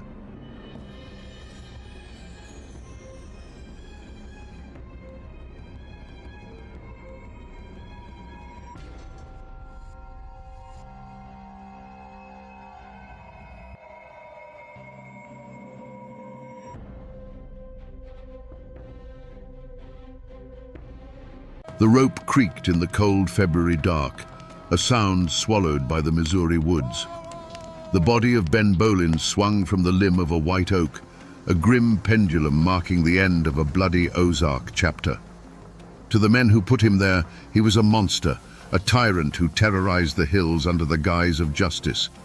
But just a few years earlier, many of those same men, or their neighbors, would have called him a savior, a dark angel sent to deliver them from chaos. So which was he? A righteous crusader who lost his way? Or a brutal killer who simply found the right mask to wear? Today, we're not just telling the story of a vigilante's death. We're peeling back over 100 years of rumor and legend to find the man himself, to understand how the iron fist of the bald Nobbers became a ghost, forever riding the haunted backroads of the Ozarks. To understand the firestorm that was the bald Nobbers, you must first walk through the world they burned down. Imagine the Ozarks in the 1880s. This wasn't a land of gentle hills and quaint cabins. It was a fortress built by nature. Light struggled to pierce the dense canopy of oak and hickory, leaving the hollows in a state of perpetual twilight. Creeks cut through limestone like silver knives, their waters running cold and clear. A man could get lost a mile from his own home and never be found. The land was beautiful, but it was a hard, unforgiving beauty that demanded respect and bred a deep sense of isolation. The people were as rugged as the land they worked. They were farmers, loggers, and hunters, their hands calloused and their faces etched by sun and hardship. Their lives were governed by the rhythm of the seasons, ploughing the rocky soil in the spring, enduring the suffocating humidity of summer, harvesting their meager crops in the fall, and hunkering down for the long, cold winter. Their world was small, often no larger than the valley where they were born. A trip to the county seat in Forsyth was a major event. The law, headquartered in some far-off city like Springfield, was less than a rumor. It was a ghost, a thing that had no power here. But beneath this quiet surface of toil and survival, the poison of the past was still at work. The Civil War had never truly ended in these hills. It had simply shattered into 1,000 personal feuds. Neighbor had fought neighbor as bushwhackers and jayhawkers, and the memories of burned-out farms and midnight raids were passed down from father to son like a cursed inheritance.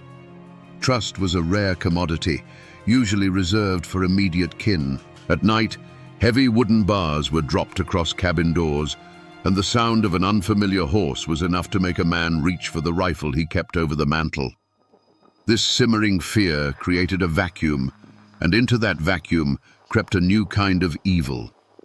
Gangs of thieves and cutthroats, like the notorious Taylor brothers, roamed the countryside, preying on the very people the law was supposed to protect. They stole livestock, burned barns, and terrorized families, knowing there would be no consequences. Decent folk felt helpless, trapped between the ghosts of old hatreds and the very real threat of modern outlaws. They were good people pushed to the edge, praying for a savior. And in the smoky corners of general stores and under the shade of churchyard oaks, a dangerous idea began to take root. It was whispered at first, a desperate question passed between men who were tired of being afraid. If the law wouldn't protect them, who would? If justice was blind or simply too far away, then perhaps it was time for them to create their own. They didn't know it yet, but they were laying the foundation for a movement that would offer them salvation with one hand and deliver damnation with the other. The storm was gathering, and its name was justice. The Ozarks weren't settled, they were conquered. Not from some foreign power, but from the wilderness itself. The families that put down roots here in the generations before the war were mostly Scots-Irish, a people known for their fierce independence and a deep-seated suspicion of any authority they didn't create themselves. They weren't given land grants from a distant king. They earned their homesteads with an axe, a plow, and a rifle. Every field cleared of rocks, every cabin raised log by log, was a testament to their grit. This land wasn't just property to them, it was a part of their identity, paid for in sweat and blood. To threaten a man's land was to threaten his very soul. Then came the Civil War, and it fell on these hills not like a conventional war, but like a plague. Missouri was a border state, and that border ran straight through the heart of every family and every town. This wasn't a war of blue and gray armies marching in formation. It was the war of the torch and the rope. It was a war of neighbors. Confederate sympathizers formed guerrilla bands known as bushwhackers, while Union men became jayhawkers. They didn't fight over grand strategy. They fought over livestock, loyalties, and long-held grudges. A midnight raid could leave a family homeless, or worse. The violence was intimate, personal, and it left scars that wouldn't heal for a century. When the war officially ended in 1865, the fighting in the Ozarks didn't stop. It just lost its flag. The men who had spent 4 years living by the gun found they couldn't simply go back to the plow. Some of the most brutal bushwhackers and jayhawkers simply became outlaws, continuing their reign of terror without the thin veil of military cause. They knew the secret paths, the hidden hollows, and the fear in people's hearts. They were the war's bitter harvest, and they choked the life out of the fragile peace. This is where the weight of a name became a life or death matter. A family name in Taney County wasn't just a label, it was a history. It told people where your father stood in the war. It whispered of old debts and unsettled scores. To be a Taylor was to carry the reputation of Confederate defiance and post-war banditry. To be a Kinney suggested a history of staunch unionism. Long before the bald knobbers ever pulled on their masks, the battle lines were already drawn, etched into the landscape by the ghosts of the war. The conflict to come wasn't new. It was simply the old feud, waiting for a spark to set the hills ablaze once more. In the center of this simmering pot was Nat Kinney. He wasn't a vigilante by nature. He was a Union veteran, a respected farmer, and the Sunday school superintendent. People listened when he spoke. He saw the moral decay, the fear in his neighbors' eyes, and it offended his sense of order. On the other side were men like the Taylor brothers, who swaggered through the county as if they owned it. They and their associates were the festering wound, a constant source of trouble, known for their love of whiskey, brawling, and taking whatever they pleased. They were the embodiment of the lawlessness that Kinney and other decent folk were growing to despise. The conflict didn't start with a gunshot, but with 1,000 smaller cuts. An old farmer's fence would be cut in the night, his cattle scattered for miles. A man who spoke too loudly against the outlaws in the Kirbyville saloon would find his corn crib burned to the ground a week later. These weren't random acts, they were messages. One of the most galling incidents involved a public fistfight where one of the Taylors brutally beat a younger man over a perceived slight, all while the local constable conveniently looked the other way. The message was clear. There is no law here but us. Fear is a patient poison, and it spreads through whispers.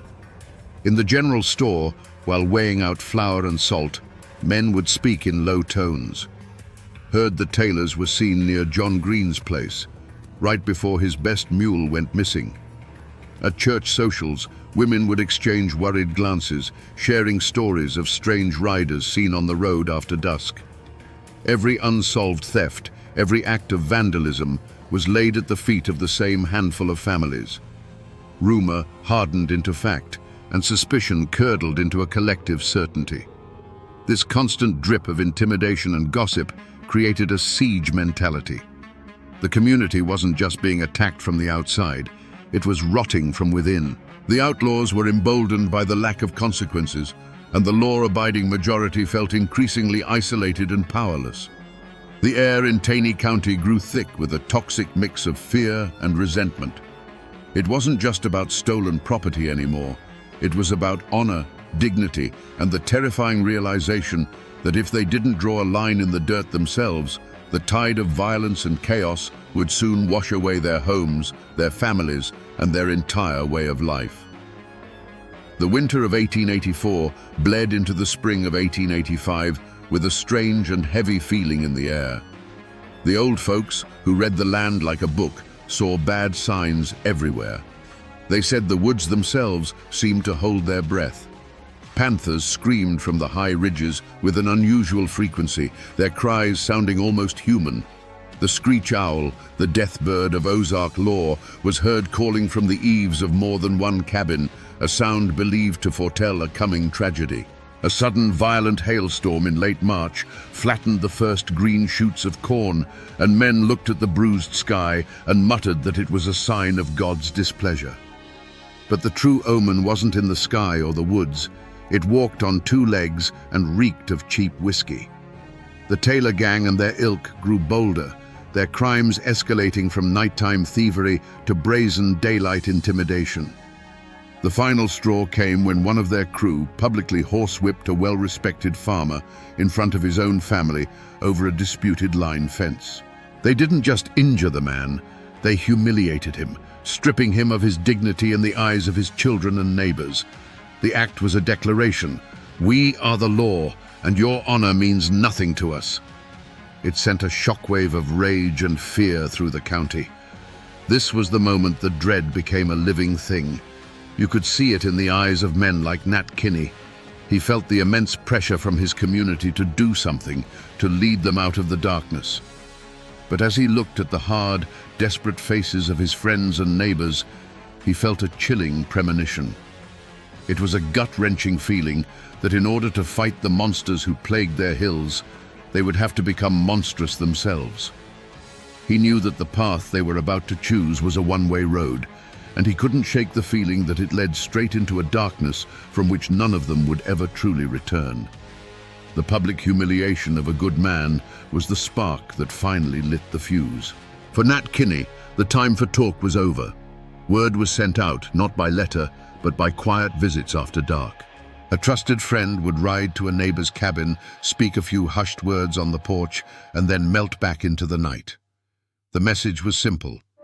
Be on the Bald Knob, east of town, after midnight. Come alone, and come armed. There was no need to explain what it was about. Every man who received the summons knew in his bones that the time for choosing a side had arrived. They gathered under a cold, star-dusted sky on a treeless hill that would give them their name. They were ghosts in the moonlight, emerging from the woods in twos and threes, rifles cradled in their arms. These were not criminals. They were farmers, blacksmiths, and church-going men, their faces grim and set. At the center of the clearing, a small bonfire crackled, casting their long, dancing shadows across the barren ground. The only sounds were the whisper of the wind and the nervous shuffling of boots on stone. Nat Kinney stood before them, his large frame silhouetted against the flames. His voice, when he spoke, was not a shout, but a low, steady rumble that carried a weight of cold fury. He spoke of the law that had abandoned them, of the thugs who terrorized their wives and children, and of the honor that was being stripped from them, piece by painful piece. The law won't protect us, he declared, his words cutting through the night air. So we will become the law. We will be the answer to our own prayers. We will sweep this county clean of the filth that infests it, or we will die trying. A low murmur of agreement rippled through the crowd. This was what they had been waiting for, a leader, a plan, a cause. Kinney had them raise their right hands, and there, in the flickering firelight, they swore a solemn oath. They swore secrecy upon pain of death. They swore loyalty to one another, and they swore to mete out justice with rope and switch to any man who threatened their homes and their peace. In that moment, they ceased to be individual farmers. They became a single entity, a phantom army born of desperation and rage. They were the Bald Knobbers, and as the men dispersed, melting back into the darkness from which they came, a new and terrible power was unleashed upon the Ozarks. They had a name, an oath, and a list of targets. Among them stood men like Ben Bolin, his hands still tingling from the oath, his mind already turning to the work ahead. He and his brothers were not thinkers like Kinney. They were doers.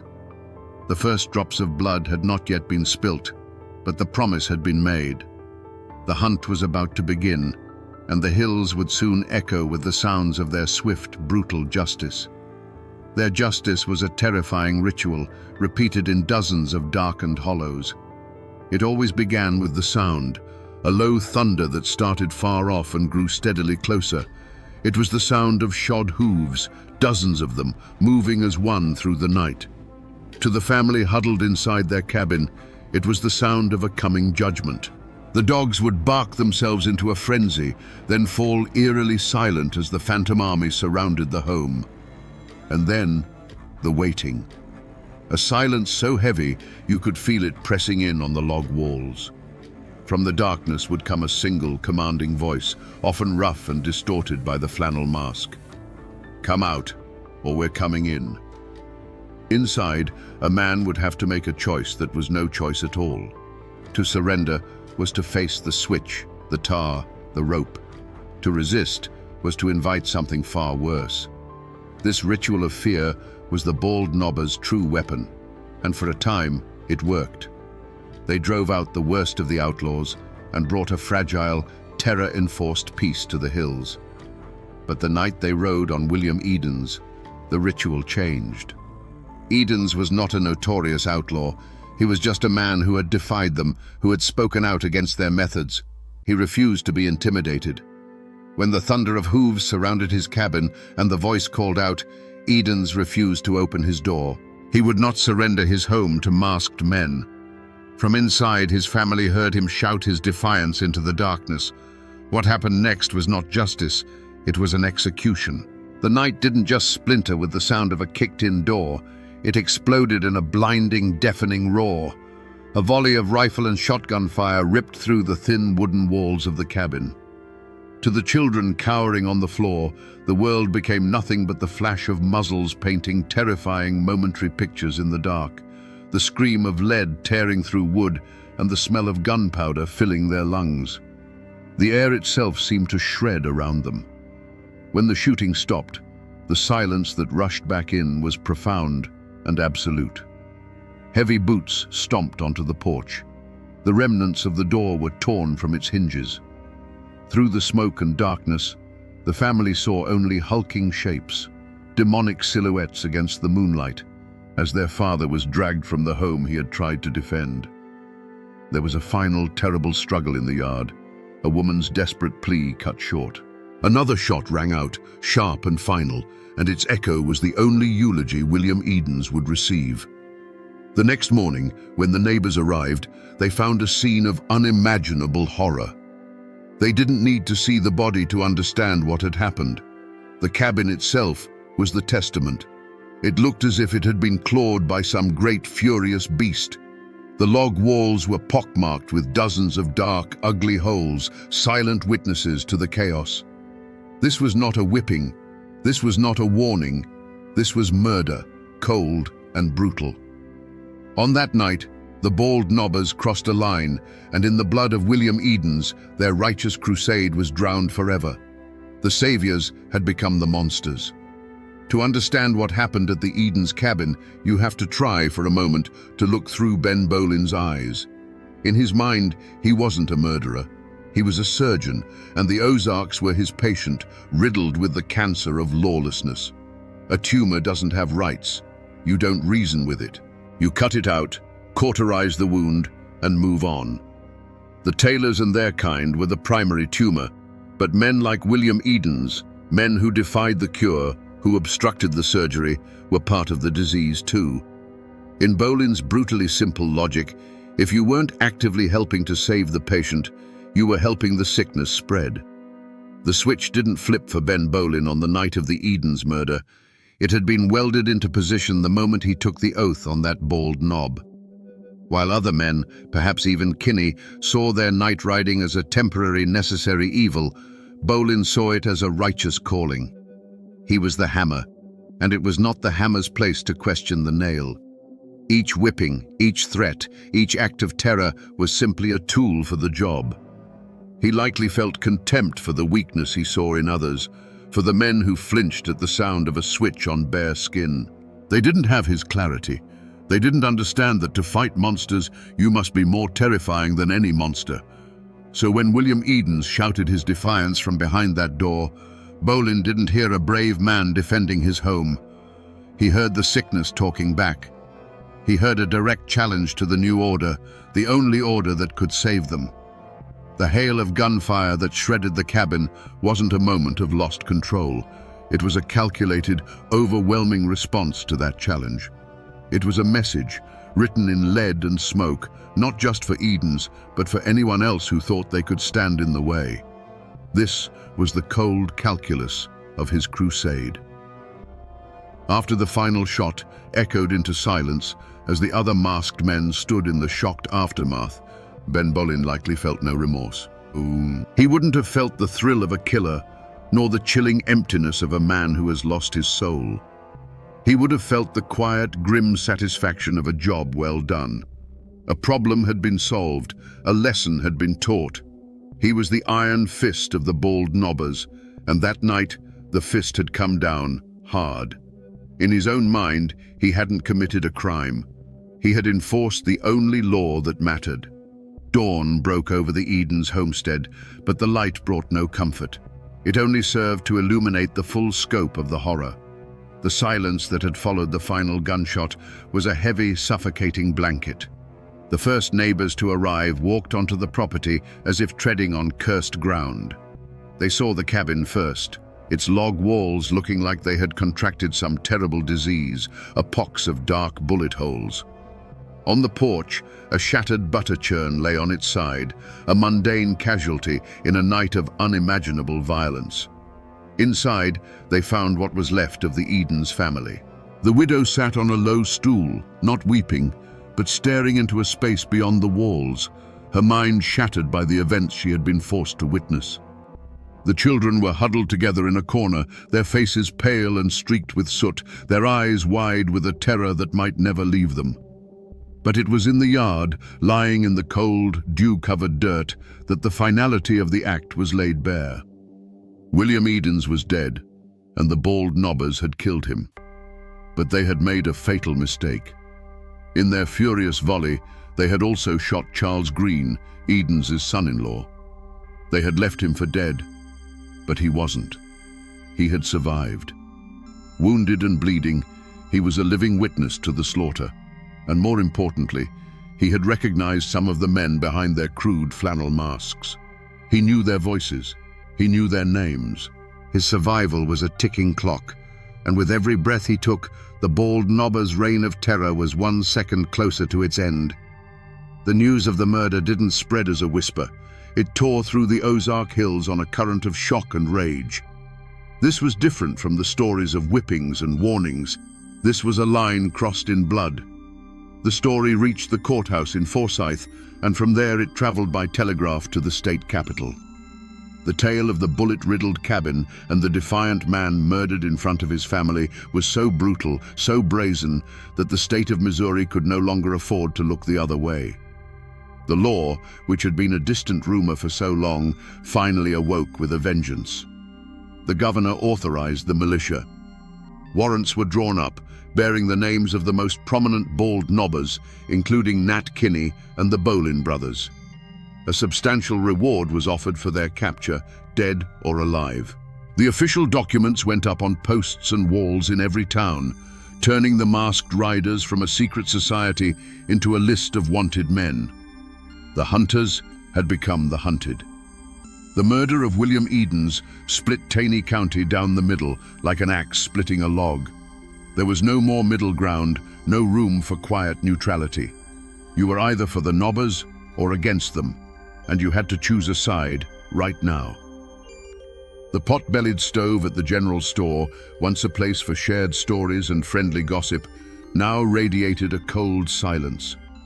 Men who had known each other since childhood would now pass on the road with a curt nod, their eyes hard, each wondering if the other had been among the masked riders that night. The church itself was divided, with some praying for the souls of the vigilantes and others praying for their swift damnation. From the ashes of this division, an opposing force rose up, calling themselves the anti-bald Nobbers. They were not lawmen. They were the friends and family of men who had been wronged by the Nobbers, joined by those who were simply horrified by the Edens killing. They armed themselves and swore their own oaths, promising to hunt down the vigilantes and deliver a justice of their own. The old Civil War feud was reborn, but this time without uniforms. It was neighbor against neighbor once more, and the hills became a checkerboard of loyalty and hate, where taking the wrong path or trusting the wrong person could get a man killed.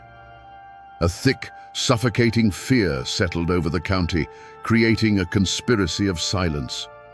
Many people knew the truth. They had seen the riders gather, heard the boasts in a saloon, or recognized a man's horse tied up outside the Edens place.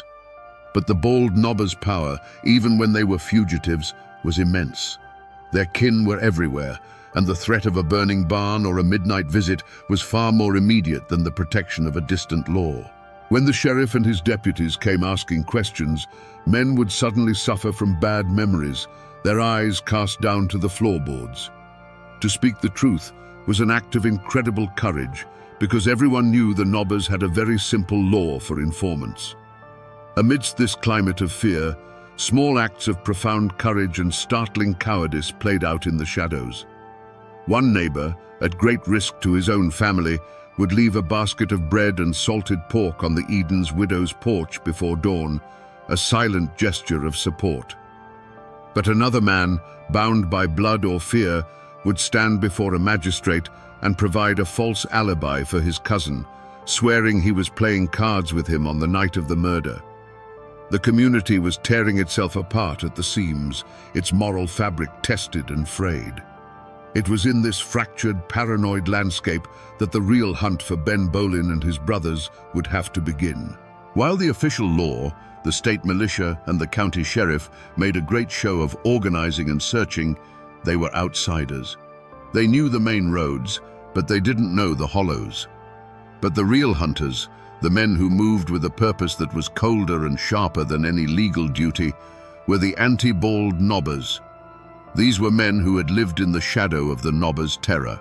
They weren't hunting for a reward, they were hunting for revenge. And they knew the mountains just as well as the men they were chasing. For months, Ben Bolin and his brothers were ghosts. They slipped through the deep woods and limestone caves they had known since childhood, a landscape that was now both their sanctuary and their cage. They reverted to a primal existence, living off poached deer and foraged nuts, their clothes turning to rags. Every snap of a twig, every rustle of leaves in the wind sent a jolt of adrenaline through them. They tasted paranoia in every bite of squirrel meat and felt it in the cold dampness of the caves where they slept. The familiar woods, the kingdom they once ruled with masked terror, had become a labyrinthine prison. The hunt was a slow, methodical strangulation. The anti-bald Nobbers were patient. They had men among them who could track a single man across solid rock and read a broken twig like a page in a book. They moved in small, quiet groups, checking the remote cabins of known sympathizers, finding the faint traces of a recent campfire, and slowly, painstakingly, tightening the net. A farmer who gave the Bolins a slice of cornbread might find his fence cut the next week, a quiet message that help was no longer an option. The fugitive's world shrank with every passing day. The end for Ben Bolin came not in a hail of bullets, but in a moment of exhaustion. It was February 1889, and the cold had gnawed at him for months. He had risked getting close to his brother's cabin, perhaps seeking a moment of warmth, a real meal, a sliver of the life he had lost. It was a fatal mistake. A tracker for the anti-bald knobber posse had found his trail in the thin layer of snow. They didn't storm the cabin. They simply waited, melting into the grey woods, becoming part of the landscape. When Bolin stepped outside, perhaps to fetch water or check the perimeter, he was allowed to walk 20 yards into the clearing. Then, a single voice cut through the cold air. "That's far enough, Ben." He froze.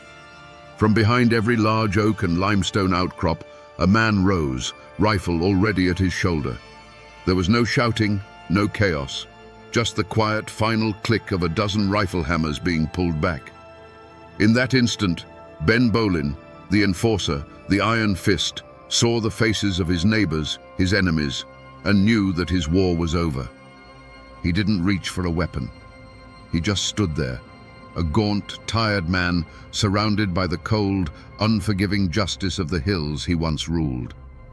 There would be no judge in a black robe for Ben Bolin. There would be no clever lawyers arguing points of law, no jury of his peers weighing evidence in a dusty box. The men who captured him, the anti-bald knobbers, had seen what passed for justice in the Ozarks. They had seen how a well-connected man could intimidate witnesses, how a sympathetic jury could ignore facts, how the slow, clumsy machine of the law could let a monster slip through its gears. They didn't trust it. They believed that to bring a man like Ben Bolin into a courtroom would be to mock the memory of William Edens. They had decided in the cold silence of the woods that Bolin would face a different kind of court. His trial was the long, grim ride from the place of his capture to a sturdy white oak tree on the side of a lonely road. The woods were his courtroom, the pale moonlight his only illumination. The jury was the silent procession of armed men on horseback who rode beside and behind him, their faces set like stone. There was no testimony offered, no evidence presented, because in their minds the case had been proven long ago, in the bullet holes of the Edens cabin, in the terrorized eyes of his family, and in the arrogance of the masked crusade Bolin had helped lead. Through it all, Ben Bolin remained unbroken. He did not beg for his life or plead for mercy. Accounts passed down through the generations say he sat tall in the saddle, his hands bound tight behind him, his gaze fixed straight ahead. His silence was his final act of defiance. He had lived his life by a code of brutal, unforgiving strength, and he would not abandon it in the face of death. He looked at the hard faces of his captors, not with fear, but with a quiet, burning contempt. He was a wolf cornered by hounds, and he would grant them no satisfaction. The verdict was delivered without a single word being spoken. When the posse stopped under the thick, bare limbs of the oak tree, the judgment was clear. They didn't grant him a final prayer or a chance for last words. The justice they dispensed was as swift and impersonal as the justice he had once delivered with a hickory switch. The rough hemp of the rope was thrown over a branch. The noose, tied with an efficient knot, was slipped over his head and cinched tight against his neck. A sharp slap on the rump of his horse, and it was over. Ben Bolin, the Iron Fist of the bald knobbers, was executed by the very vigilante justice he had championed. The question that hangs in the air, even to this day, is a chilling one. Was this justice? Or was it just another murder, another link in an endless chain of Ozark violence? The anti-bald knobbers had rid the world of a man they saw as a tyrant, but in doing so, they had become a mob, acting as their own judge, jury, and executioner. For the other captured bald knobbers, the official law would have its day in the Forsyth courthouse. But for Ben Bolin, the verdict had already been rendered, not by the law of men, but by the cold, hard law of the mountains. Ben Bolin's death was not the end of the story. It was merely the end of a chapter written in rope and vengeance. The consequences of the bald knobber war continued to ripple through the hills for years, leaving behind a landscape of broken lives and bitter silence. For the survivors of the Edens family, the mountains that had been their home became a prison of memory. Every creek, every ridge, every shadow held a piece of the horror they had endured. They could not rebuild their lives on ground soaked with their own blood and grief. Sometime after the trials, they packed what little they had left, turned their backs on Taney County, and vanished, seeking a place where the name Edens didn't echo with tragedy. For the other captured bald nobbers, the law of men finally arrived in Forsyth. The trial was a spectacle, the biggest in the county's history. And in May of 1889, 3 men, Dave Walker, his son William, and John Matthews, were led to a specially built gallows in the courthouse square. Before a crowd of thousands, they paid the ultimate price, their public execution serving as the state's final, brutal statement that the reign of the masked riders was over. But for the dozens of other nobbers who were acquitted or never charged, their freedom was a curse of its own. They walked out of the courtroom not into the arms of a grateful community, but into a life sentence of suspicion and contempt. These men, who had once been the secret kings of the night, now lived as pariahs in the daylight. Neighbors who had once feared them now simply shunned them. Their businesses failed, their crops seemed to wither on the vine, and they were met with the justice of cold shoulders and closed doors. They were haunted men, forever looking over their shoulders, wondering if every stranger on the road was a relative of someone they had wronged. Some stories say a few of them met quiet, untimely ends years later. A hunting accident, a fall from a bluff, accidents that no one ever questioned too closely. They had escaped the hangman's noose, only to find a slower, colder justice waiting for them in the unforgiving memory of their neighbors. And so, the community, exhausted by hate and bloodshed, made a collective, unspoken decision to forget. The name Bald Nobber became a curse, a word not to be spoken aloud. The grotesque horned masks were burned in secret, the records of their meetings buried or destroyed. Parents stopped telling their children the full bloody story, opting instead for a vague tale of troubles in the old days. They tried to plow over the history, to plant a new crop of peace and pretend the soil beneath wasn't filled with bones. They wrapped the entire saga in a thick blanket of silence, hoping that if they didn't speak its name, the monster they had created would finally die. The forced silence that fell over Taney County could never last. A story this soaked in blood has a way of seeping back up through the ground. Walk through the Ozark Hills today, and you will still find the old names, Bolin, Kinney, Taylor, on mailboxes and in the phone book. The descendants of the riders and their enemies now share pews in the same churches and shop in the same stores. The blood feud is long over, the wounds scabbed over by generations of peace. But the echo remains. To carry one of those names is to carry a piece of that violent history, a faint whisper of a time when your great-grandfather might have been either the masked man on the horse or the one bolting his door in fear. The physical scars on the land have faded more slowly. For decades, the white oak where Ben Bolin was lynched stood as a dark monument on the side of the road.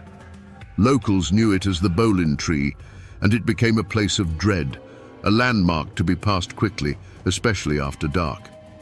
It was said that nothing would grow in its shadow. Eventually, time and nature did what the community could not. The old tree withered, died, and was cut down, its wood likely burned to ash. But even today, the old-timers can still point to the exact spot where it stood. The tree is gone, but the ground remembers. In the town of Forsyth, the old courthouse where the other nobbers were tried is gone, replaced by a new one. But in the local cemetery, you can find the graves of the 3 men who were legally hanged. Their tombstones are simple, weathered by 100 Missouri winters, giving no hint of the spectacle of their deaths. They are quiet, stone reminders of a time when the law finally brought its terrible, formal power to bear on the chaos. But the most powerful remnant of Ben Bolin isn't made of wood or stone, it is the ghost story. As the facts were buried under the community's silence, the man was replaced by the myth. History became folklore. To this day, on the dark roads around where he was killed, people still tell stories of the Phantom Rider, a lone, gaunt figure on horseback, seen on moonless nights, forever repeating his last fatal ride. Ben Bolin the man is dead and gone, but Ben Bolin the spectre became immortal, a cautionary tale whispered to children to keep them from straying too far into the woods after dark. The people tried to forget, but the story simply refused to die. So we come back to the question that hung in the air at the very beginning, a question that has haunted these hills for over a century. Was Ben Bolin a righteous crusader who lost his way? Or was he a brutal killer who simply found the right mask to wear? The honest truth, buried under years of myth and silence, is that he was both. He was the inevitable and terrible answer to the chaos that surrounded him. He was a man forged in the crucible of a lawless land, and he became the very thing he sought to destroy. The story of Ben Bolin is the story of a cure that becomes its own disease. This is more than just a tale of Ozark vigilantes. It is a timeless warning about the desperate hunger for order and the terrible price that is sometimes paid to achieve it. It is the story of what happens when good, frightened men, abandoned by the law, decide to walk the razor's edge between justice and vengeance, only to lose their balance and fall into the abyss. The bald knobbers rose from the dirt to give their community hope, but their legacy is a stark reminder that a society's saviors can all too easily become its tyrants, and that a revolution born of righteousness will almost always end by eating its own. And so the story returns to the darkness, to a lonely road and the sound of a single horse. The ghost of Ben Bolin isn't just a campfire tale meant to scare children. He is the restless spirit of this lesson. He is a permanent warning, etched into the very landscape, a silent testament to a brutal truth. In a land without law, the man who promises to save you from the monsters is often the first one to become a monster himself. And now, my friends, you know the rest of the story. For 3 days, the law in Blackwater County was gone. A posse of the county's toughest men stood helpless at the mouth of the black hole, a jagged maw in the mountainside that seemed to breathe a cold older than memory. They were waiting for one man, Sheriff Banquo Fletcher, who had walked into that absolute darkness 3 days prior, hunting a killer the rest of them were too terrified to pursue. Now, silence was their only answer. Did the legendary lawman finally meet his match? Not in a man, but in the earth itself. Today, we go back to that moment of terrifying uncertainty to uncover the truth of the man who walked into a legend and came back forever changed. The 2 men who died weren't just company guards, they were Blackwater County men. The first was Thomas Miller, a man whose face was a roadmap of his 50 years in the mines. His hands were thick with calluses, but they were gentle with his grandchildren. He'd taken the guard job to get out of the deep shafts, hoping for a few quiet years before he retired. The second was David Eames, barely 20 years old, with a quick smile and eyes full of plans to marry his sweetheart and buy a small plot of land downriver. They weren't heroes or gunslingers. They were just ordinary men, trying to earn a living in a world that offered few easy paths. Their world was one of stark contrasts. The green, ancient mountains held communities bound by blood and tradition, where folks lived by the seasons and the grace of God. But cutting through this old world were the black veins of the new one, the coal mines. Company towns sprung up overnight, filled with the soot of the tipple and the clang of steel on rock. Life was hard, pay was low, and the company store kept everyone in a state of perpetual debt. This friction between the old ways and the new money created a constant, simmering tension. The payroll wagon was a symbol of it all, a tempting prize moving through a land of desperate men. Standing watch over this fragile peace was Sheriff Banquo Fletcher. Before he became a legend, he was simply the law. He was a constant, predictable presence, as much a part of the landscape as the hawk circling the ridge. You'd see him at the general store, not saying much, but listening to everything. He knew whose cow had gone missing, whose son was running with the wrong crowd, and which feuds were simmering just below the surface. He was the community's anchor, a man who believed in a simple, unshakable truth. There was right and there was wrong, and it was his job to stand on that line. But Fletcher was more than just a badge. He was born of these hills, and he understood their silent language. He felt the weight of every family's troubles, every whispered fear. This connection to his people was his strength, but it was also a heavy burden. He saw the desperation the coal companies bred, and he knew it would eventually boil over into violence. He was one man holding back a flood, and he knew it. His quiet, solitary life was a reflection of the immense responsibility he carried on his shoulders alone. The world that was, before Silas Kane pulled the trigger, was one of fragile order.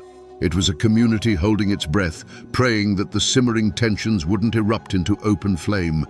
Thomas Miller and David Eames were part of that order, men doing their duty. Sheriff Fletcher was its ultimate guardian, but their peaceful world had a shadow, a dark place where the law didn't reach and fear held sway. The murder of those two guards wasn't just a crime, it was a challenge. It was Silas Kane declaring that the old rules were dead and that even the mountains couldn't protect you anymore. The scene of the attack was on a lonely stretch of road winding through a deep cut in the mountain, a place where the sun struggled to reach the forest floor even at midday. The payroll wagon sat askew, one wheel splintered in a ditch. The two horses stood unnaturally still in their harnesses, their heads bowed, their coats trembling despite the cool air. A profound and terrible silence had fallen over the hollow, broken only by the drip of water from moss-covered rocks. The payroll box was gone, its hasp broken and discarded in the mud. The bodies of Miller and Eames lay where they fell, covered by canvas blankets that couldn't hide the dark stains seeping into the earth. When Sheriff Fletcher arrived, he didn't join the quiet, grim-faced huddle of men who had discovered the wagon. He moved away from them, his grey eyes scanning not the wagon, but the woods surrounding it. He walked the perimeter of the clearing in a slow, deliberate circle, his gaze fixed on the ground. He was reading the forest floor like a page in a book, taking in every bent twig, every disturbed patch of last year's leaves. He was a man searching for a story, and he knew these woods would tell him the truth if he just knew how to listen. The clues he found were chilling, not for what they revealed, but for what they didn't. There were no signs of a struggle, no frantic footprints of men running for their lives. There was only one set of tracks leading from the tree line and one set leading back. They were from a single man, a heavy man, moving with a calm, unhurried gait. And then Fletcher found the most unnerving clue of all. On a flat, mossy rock about 20 yards from the wagon, he found two spent rifle cartridges. They weren't scattered where they would have been ejected from the chamber. They were placed neatly side by side, like a pair of cufflinks set out for church. This was what unsettled everyone more than the violence itself. This wasn't the work of a panicked thief. The careful placement of the shells was a message. It was a statement of absolute control, of a chilling lack of fear. It spoke of a killer who had watched his victims fall and then taken the time to gather his brass and leave a signature.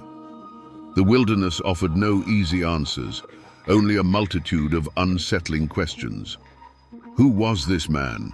And what kind of cold-blooded pride did it take to commit murder and then pause to arrange the evidence like a trophy? The scene spoke not of chaos, but of a terrifying predatory calm. Before the dust had even settled on the lonely mountain road, a name was already being whispered from the company town to the deepest hollows. It was the name of a man with a grudge as raw and public as an open wound. Jedediah Schofield. Schofield was a miner, or at least he had been. He was a man known for a temper as hot as a forge and a pride as sharp and brittle as shale. And everyone in Blackwater County knew he hated Thomas Miller with a passion that burned cold. The bad blood had started 6 months earlier, deep in the belly of the earth. Schofield, a top man with the dynamite, had gotten into a bitter argument with another miner, an argument that turned into a brutal fistfight right there in the shaft. The shift foreman had been Thomas Miller. Following company rules, Miller reported the fight, and since Schofield had thrown the first punch, he was the one who was fired. He lost his job, his pay, and the small company house where his family lived. In a single day, he was cast out. To a man like Schofield, this was more than losing a job. It was a public shaming. He blamed Thomas Miller entirely, seeing him not as a man doing his duty, but as a traitor who had sided with the company against his own kind. In the weeks that followed, Schofield's bitterness festered. He was seen in the local saloons, his voice thick with moonshine and rage, vowing revenge. More than one person heard him swear that he would see Miller in his grave before he and his family starved. The whispers quickly turned into a roar of accusation. Jedediah Schofield owned a deer rifle, the same caliber as the shells Fletcher had found. He was a crack shot, known for his skill in the woods. Most damning of all, when the deputy went to the rundown shack Schofield's family had moved into, he was gone. His wife, her face pale with fear, claimed he'd gone hunting a few days back and hadn't returned, but the community saw it differently. To them, it was an open and shut case. A man with a clear motive, the right skills, and who had conveniently vanished at the exact time of the crime. Schofield had run, and in the mountains, only a guilty man runs. While the whole county had its eyes fixed on Jedediah Schofield, Sheriff Fletcher's gaze, grey and steady as a river stone, settled on someone else entirely. It was a person so close to the tragedy that no one thought to look at him. Caleb Thorne, the best friend of the young guard, David Eames. Caleb and David had been inseparable since they were boys, their bond forged in the creeks and woods of Blackwater County. They were two sides of the same coin, sharing every secret and every dream of a life beyond the coal dust. No one seemed more devastated by David's death than Caleb. No one, that is, except Sheriff Fletcher. He had seen grief in all its forms, and Caleb's felt wrong. It was too loud, too theatrical. At the funeral, Caleb wept with a noise that drowned out the quiet sorrow of the boy's own mother. But Fletcher, standing at the back of the cemetery, noted that for all the performance, the man's eyes were sharp and restless. He wasn't looking at the grave, he was watching the crowd. Fletcher knew that true grief turns a man inward, but Caleb Thorne was looking outward, like a man checking to see if his story was being believed. Beneath that mask of sorrow was a secret that was rotting Caleb from the inside out.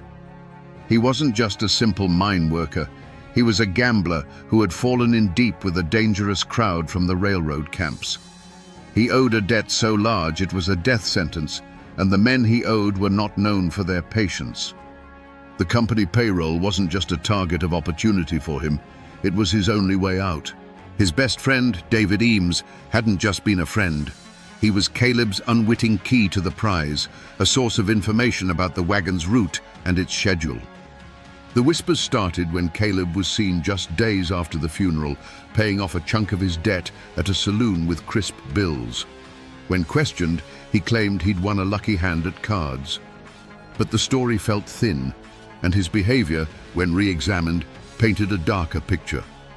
People now remembered Caleb asking David pointed questions about the guard rotation, questions that seemed innocent at the time, but now felt sinister. The idea was almost too ugly to consider, that the attack wasn't a random ambush, but a meticulously planned execution, and that David Eames might have been betrayed by the one person on earth he trusted completely. But there was a third shadow in these hills, one cast not by a single man, but by the towering black tipple of the mine itself. The Black Mountain Coal Company was more than an employer. It was a hungry, faceless power from the north, and its interests rarely aligned with the well-being of the men it paid in scrip. In the months leading up to the robbery, a new kind of man had been seen in the county. Men in dark suits and city hats, with faces as hard and emotionless as the company ledger books. They weren't miners or managers. They were troubleshooters, company enforcers, and their presence felt like the stillness before a storm. Their motive was impersonal, but immense. Whispers of unionizing had been snaking through the mine shafts, talk of better pay and safer conditions. To the company, the union wasn't a negotiation. It was a disease to be eradicated. A violent, unsolved payroll robbery was the perfect pretext. It would justify flooding the county with their own heavily armed guards, men who answered not to the law, but to the company. They could lock down the towns, root out the organizers, and break the spirit of the rebellion under the guise of protecting the people from a phantom killer. Miller and Eames, in this cold calculation, were simply the cost of doing business. The arrival of these city men had draped a blanket of unease over the community. They didn't speak to locals, they observed, their eyes taking measure of everything. They were seen mapping the roads, timing the payroll wagon's route, and holding quiet, tense meetings behind the locked door of the company office. Their presence was a silent, constant threat. It was a clear message from the powers up north that they were watching, and that they would not tolerate dissent. The mountain folk, who had dealt with their own problems for generations, now felt the chilling gaze of an outside world that saw their home as nothing more than a resource to be exploited and controlled. The crime itself bore the hallmarks of this cold, corporate ruthlessness. The clean, efficient nature of the ambush, the lack of any wasted motion, and especially the chilling signature of the carefully placed shell casings. It all felt less like the hot-blooded revenge of a fired miner and more like the work of a professional. It was a calculated act of terror designed to create chaos. Perhaps the stolen money was never the point. Perhaps the real prize was fear itself, a tool the company could wield to crush the growing defiance of the men who worked and died in its mines. With Jedediah Schofield named as the prime suspect, a posse of grim-faced men formed, fueled by righteous anger and cheap corn liquor. They were ready to deliver mountain justice with a rope. Sheriff Fletcher led them, but he moved with a different purpose. While the others saw a clear trail of vengeance, Fletcher saw a path that was too obvious, too neat. He wasn't hunting a man he hated, he was solving a puzzle, and he knew the first piece you find isn't always the one that fits. For 4 days, they beat the brush, scouring the unforgiving ridges and impenetrable rhododendron thickets that Schofield called home. The mountains, however, are experts at hiding men, and the trail was cold. It wasn't Fletcher who found him, but a young deputy who stumbled upon an old trapper's lean-to deep in a forgotten hollow. Inside, they found Jedediah Schofield, not defiant, but gaunt and shivering, his rifle unused beside him. He hadn't been running from the law, he had been hiding from it. He knew he was the first man they'd blame, and his terror was so genuine it was almost palpable. His alibi, when it came, was as solid and immovable as the mountain itself. He had been miles away from the ambush, helping the circuit preacher, old Reverend Eli, repair the roof on the remote Black Creek Chapel. He'd been there for a solid week, sleeping in the church and sharing the preacher's meager meals. The Reverend, a man whose word was considered scripture in those parts, confirmed it without a moment's hesitation. Jedediah Schofield was a man full of rage and bitterness, but he was no killer. The most promising lead had evaporated into thin mountain air. Attention then shifted to Caleb Thorne, but that trail was made of smoke and mirrors. There was no physical evidence, only the foul taste of suspicion. He had an answer for everything. The money? A lucky night playing cards with strangers at a railroad camp, men who were long gone. His odd questions to David. Just the normal curiosity of a friend. The community, unwilling to stomach the thought of such a venomous betrayal, chose to believe him. To accuse him without proof was to call one of their own a monster, a truth too ugly to face.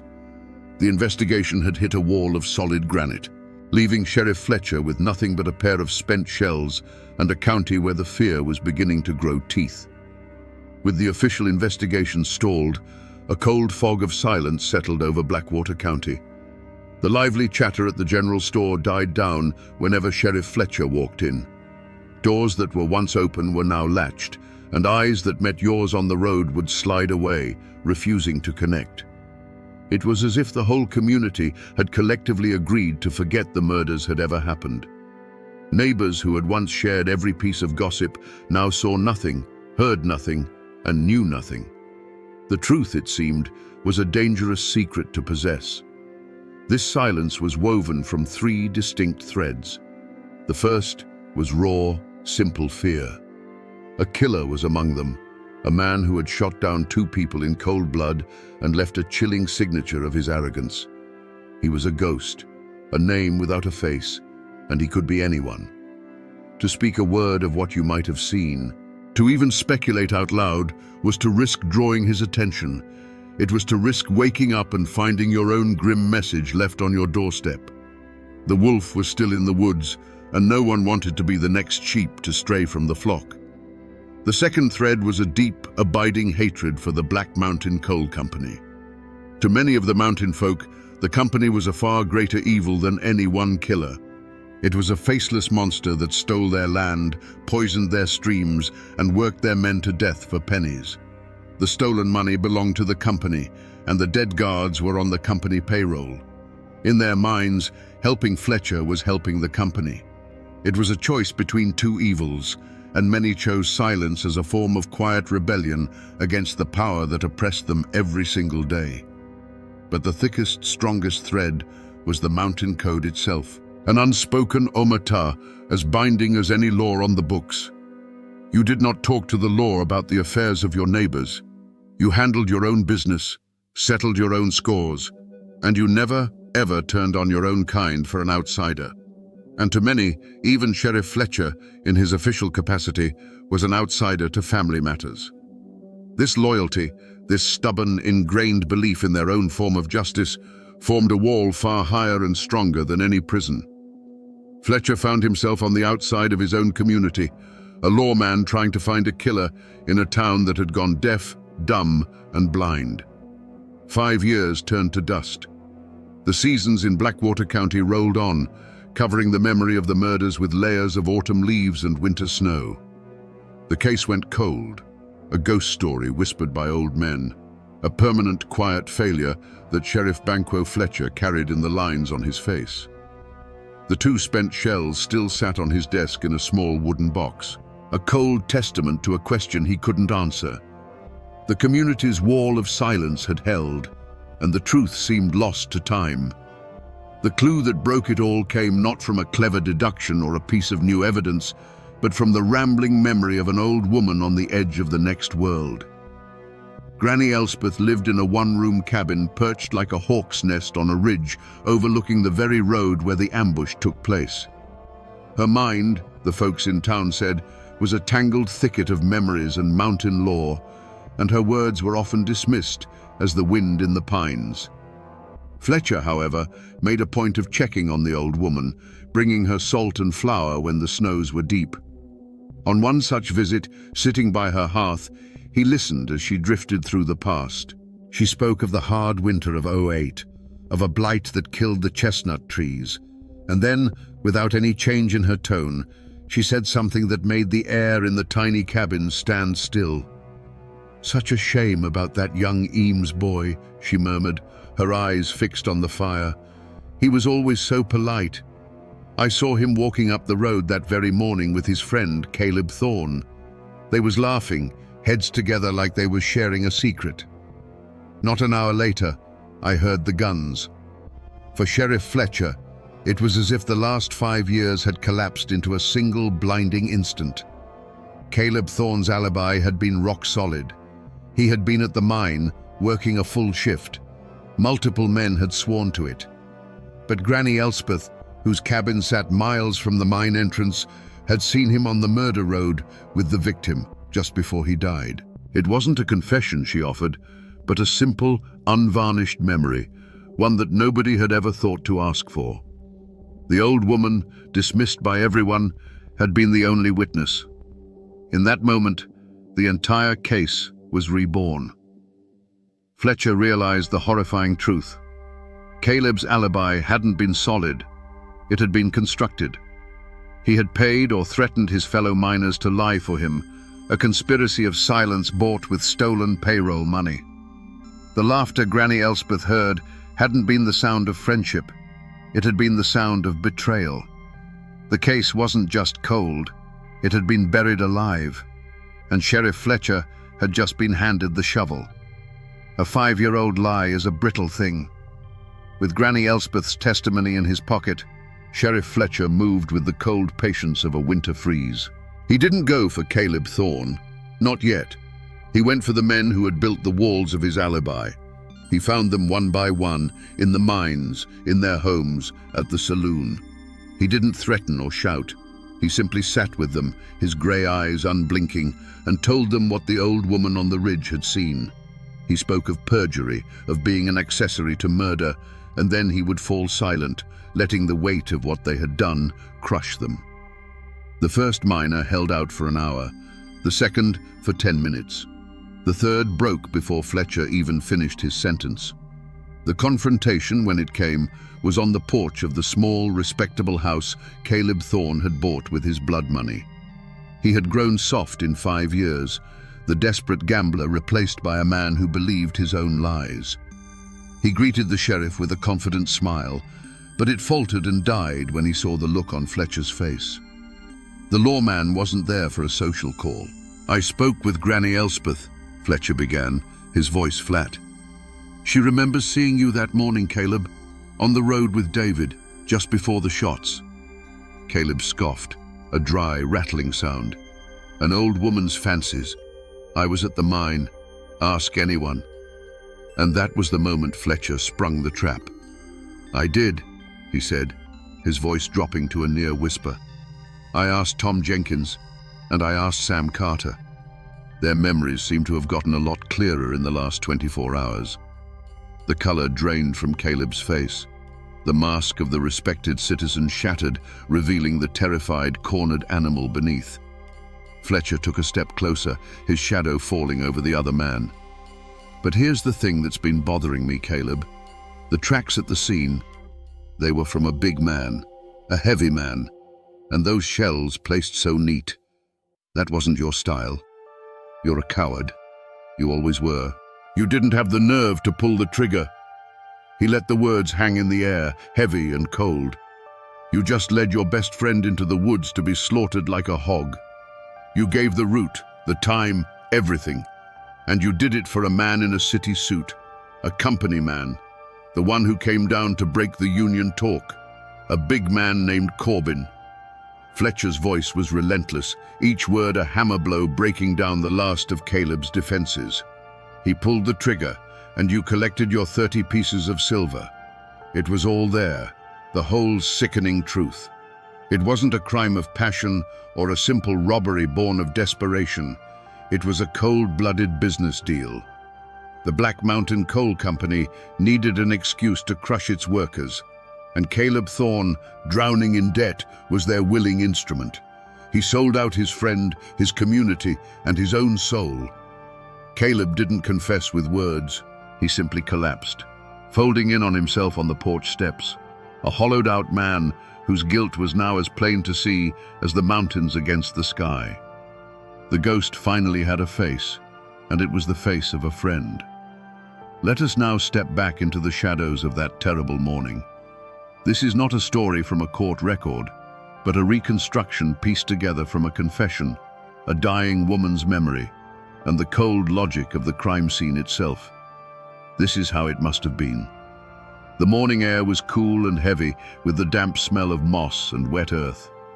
David Eames walked up the road with a lightness in his step, laughing at a joke told by the man he trusted most in the world, Caleb Thorne. He was young, and his mind was on his future, not on the deep shadows pooling between the ancient trees. From those shadows, a shape detached itself. A big man in a city coat, his face impassive. This was Corbin, the company enforcer. There was no warning, no shouted demand. David likely didn't even have time to register the man as a threat before the hollow was shattered by a single flat crack that was not thunder. It was a sound that slapped the air and sent the birds scattering from the trees in a frantic, silent explosion. It was not a fight. It was an execution. For David, there would have been a moment of searing confusion, a feeling of the world tilting on its axis, and perhaps, in his last second of sight, he would have seen his best friend's face contorted, not with surprise, but with a terrible, knowing guilt. Thomas Miller, a man who had survived 30 years of rockfalls and dynamite blasts, was a professional. His hand would have instinctively dropped to the pistol on his hip.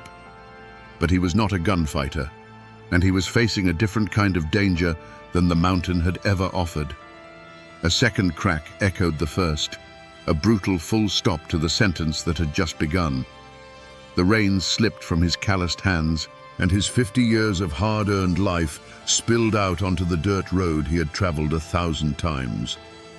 The aftermath was a scene of chilling, methodical precision.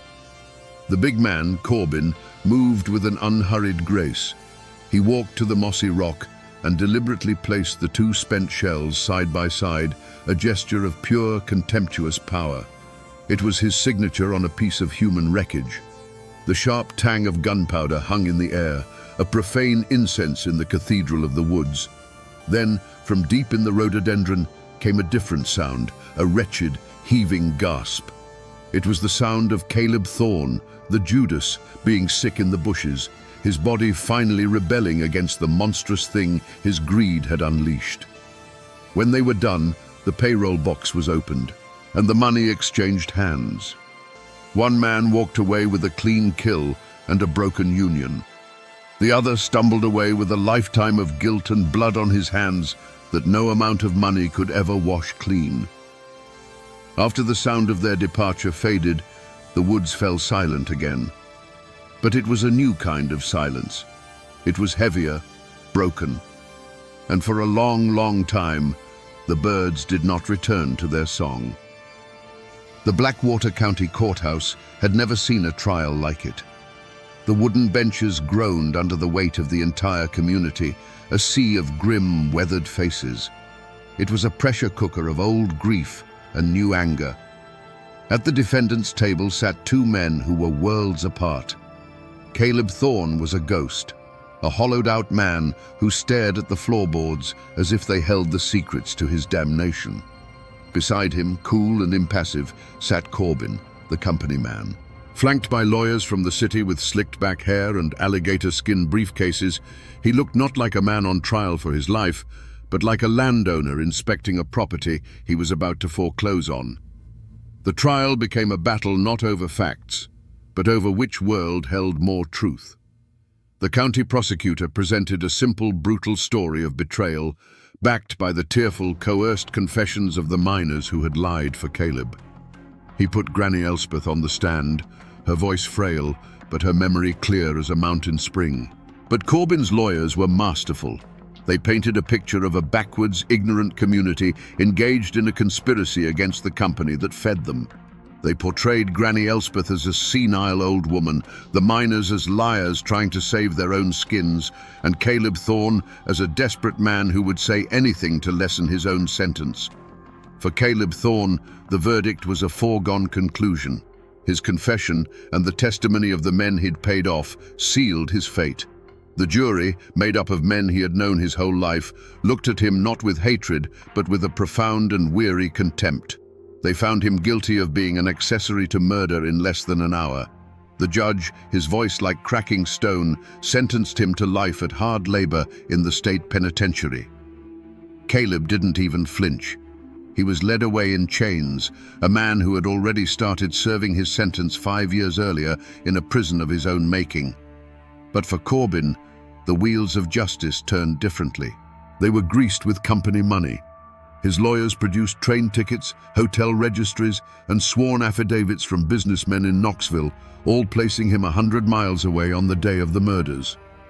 It was a perfect, ironclad alibi, constructed with the same cold precision as the crime itself. Faced with the contradictory testimony of mountain folk on one side and documented, official-looking proof on the other, the jury was paralyzed by doubt. The word of a dozen miners could not outweigh a single stamped piece of paper from the city. After 2 days of deliberation, they delivered their verdict. For the murder of Thomas Miller and David Eames, the jury found the defendant, Mr. Corbin, not guilty. A wave of stunned silence washed over the courtroom, followed by a low, collective growl of disbelief. Corbin showed no emotion. He simply adjusted his tie, shook his lawyer's hands, and walked out of the courthouse a free man, leaving the people of Blackwater County choking on a brand of justice that felt more like poison. The law had punished the traitor, but the man who pulled the trigger had vanished back into the world of money and power from which he came, as untouchable as a shadow. For the families of Thomas Miller and David Eames, the verdicts brought no peace, only a quiet, permanent ache.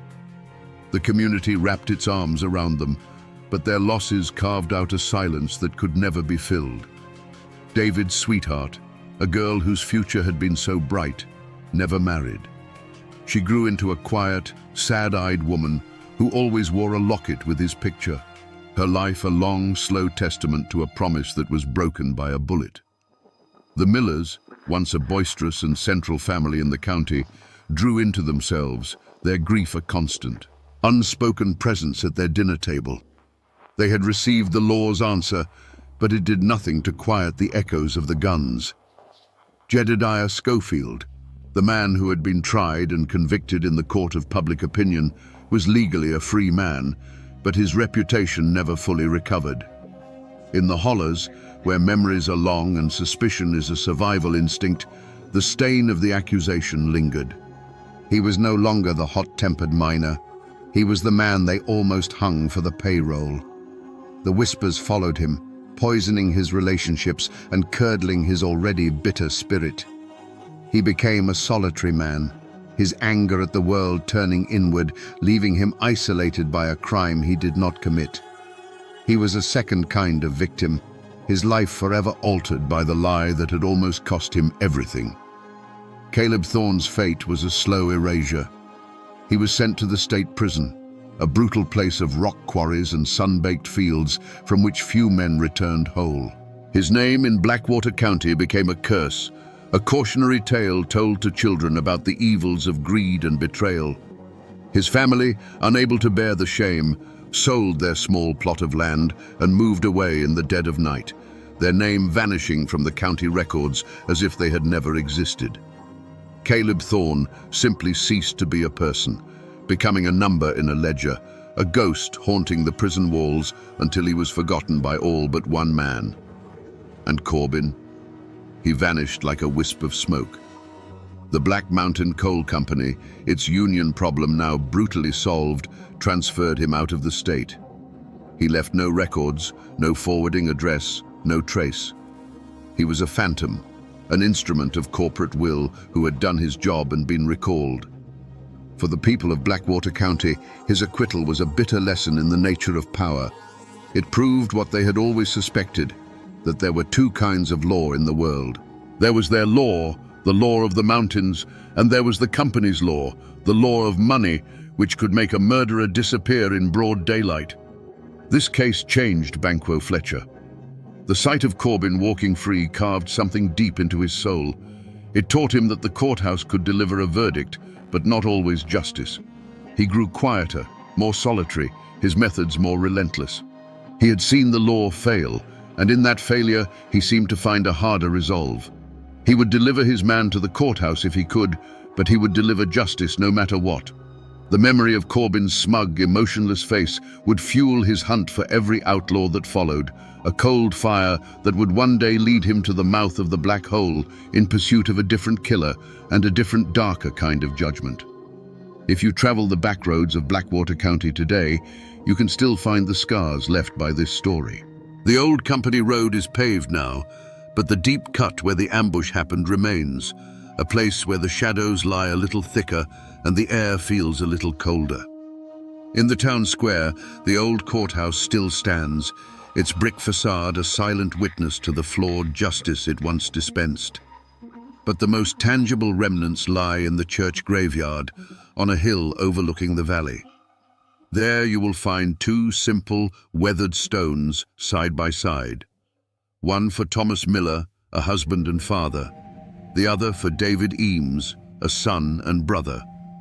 Their names, carved in stone, are a permanent record of a debt that was never fully paid. Down by the river, the Black Mountain Coal Company tipple is a skeleton of rust and rot, slowly being devoured by kudzu and time. It stands as a monument not to industry, but to a forgotten era of exploitation and greed. The company is long gone, its name just a whisper on the wind, but the distrust it sowed took deep root in that mountain soil. For generations after, the arrival of any man in a suit from the city was met with a wall of silent, watchful suspicion. The story of Corbin became a cautionary tale, a lesson taught to children about the kind of evil that money can buy and the law cannot touch. The tragedy of the payroll murders lives on, not in history books, but in the way a story survives in the mountains, through folklore. Old folks still tell it, sometimes as a ghost story, sometimes as a lesson in betrayal. They say that if you listen closely on a still night, you can still hear the echo of those two gunshots rolling through the hollow. And for a while, there was even a song, a mournful ballad passed around the campfires and front porches called Caleb's Coin, a tune that spoke of the terrible price of 30 pieces of silver earned in a friend's blood. This is how a crime becomes a part of the landscape. It's more than just a memory. It becomes a piece of the county's identity, a part of its DNA. The story of what happened on that lonely road reinforced the mountain code, hardening it. It taught the people that the law of outsiders was fickle, and that their own silence, while sometimes a shield for the guilty, was their only true protection. While the world outside might forget, the Appalachian Mountains themselves hold these memories, etched into the landscape and the hearts of its people. At the beginning of our story, we asked a simple question. Who was responsible for the deaths of Thomas Miller and David Eames? The answer, we found, was never simple at all. The law points to one man, Caleb Thorne, a traitor who paid for his sin with the rest of his life. And in the cold, hard print of a law book, that is where the story ends. But we know better. We know that justice in these hills is rarely so neat. The man who pulled the trigger walked free, his guilt washed clean by money and a well-told lie, leaving behind a wound in the heart of the county that never truly healed. This story, then, is not just about a crime. It is about the brutal collision of two worlds, the old world of mountain honor and the new world of corporate greed that saw men not as souls, but as numbers on a ledger. It's a lesson in how a community's silence can hide a monster, but also how the quietest voice, that of a forgotten old woman, can be the one that finally speaks the truth. For Sheriff Banquo Fletcher, it was a crucible. It burned away any naive faith he had in a system and forged in him an unshakable belief in a higher, harder law, the mountains law, where a man's guilt is not decided by a jury, but by the weight of his own sins. The court records in the state capital will tell you that this case is closed. But here, in the deep hollows where the truth still whispers on the wind, the story is very much alive. It serves as a stark reminder that while the law may have its verdict, the mountains have their memory. And that memory is long, and it is unforgiving. And now, my friends, you know the rest of the story, or at least as much of it as the mountains are willing to give up.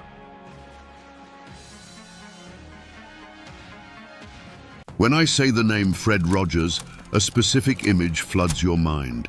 You see a red cardigan being zipped up, you see sneakers being tied, you see a gentle smile, and you hear a soft piano melody that makes you feel safe.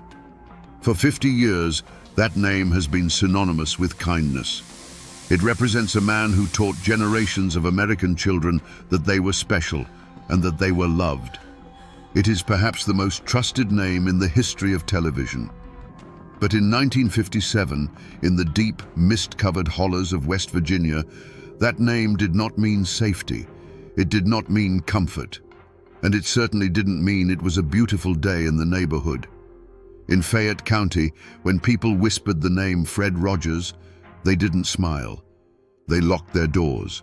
They checked the shotgun behind the frame. Because the Fred Rogers of this story wasn't interested in being your neighbor. He was interested in hunting you. This is not the story of a children's show host. This is the story of a man who walked the same earth at the same time, carrying the same name, but living in a completely different moral universe. While one Fred Rogers was building a land of make-believe, the other was building a very real house of horrors. A place so disturbing that the locals, tough, hardened coal miners and mountain men who had seen everything, couldn't bring themselves to call him a man at all. They called him the Beast Man. To understand how this happened, we have to strip away our modern comforts. We have to go back to a time before smartphones, before DNA profiling, and before the term serial killer even existed. We are going to 1950s Appalachia. Picture a world of steep green mountains that act like walls, cutting you off from the rest of civilization. It is a place of breathtaking beauty, but also of profound isolation. In the 50s, the interstate highway system hadn't yet sliced through these hills.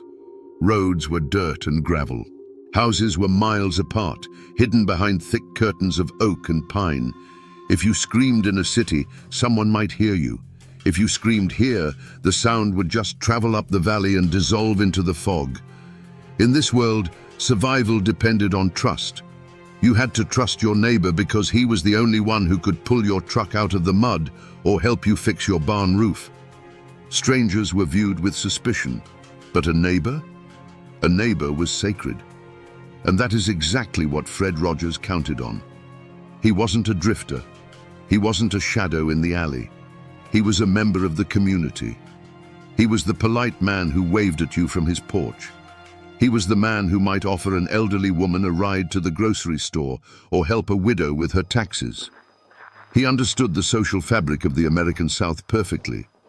He knew that if you wore a suit, spoke softly, and smiled at the right time, you became invisible. We often think of monsters as chaotic, messy creatures. We imagine them lurking in the dark, frantic and wild. But the most dangerous predators in history are the ones who have learned to mimic human behavior. They are the chameleons. They stand in line with us at the bank. They sit in the pew behind us at church. They look like us. Fred Rogers was the ultimate chameleon. He crafted a persona of a successful, charming businessman. He projected an image of stability that attracted exactly the kind of people he was looking for.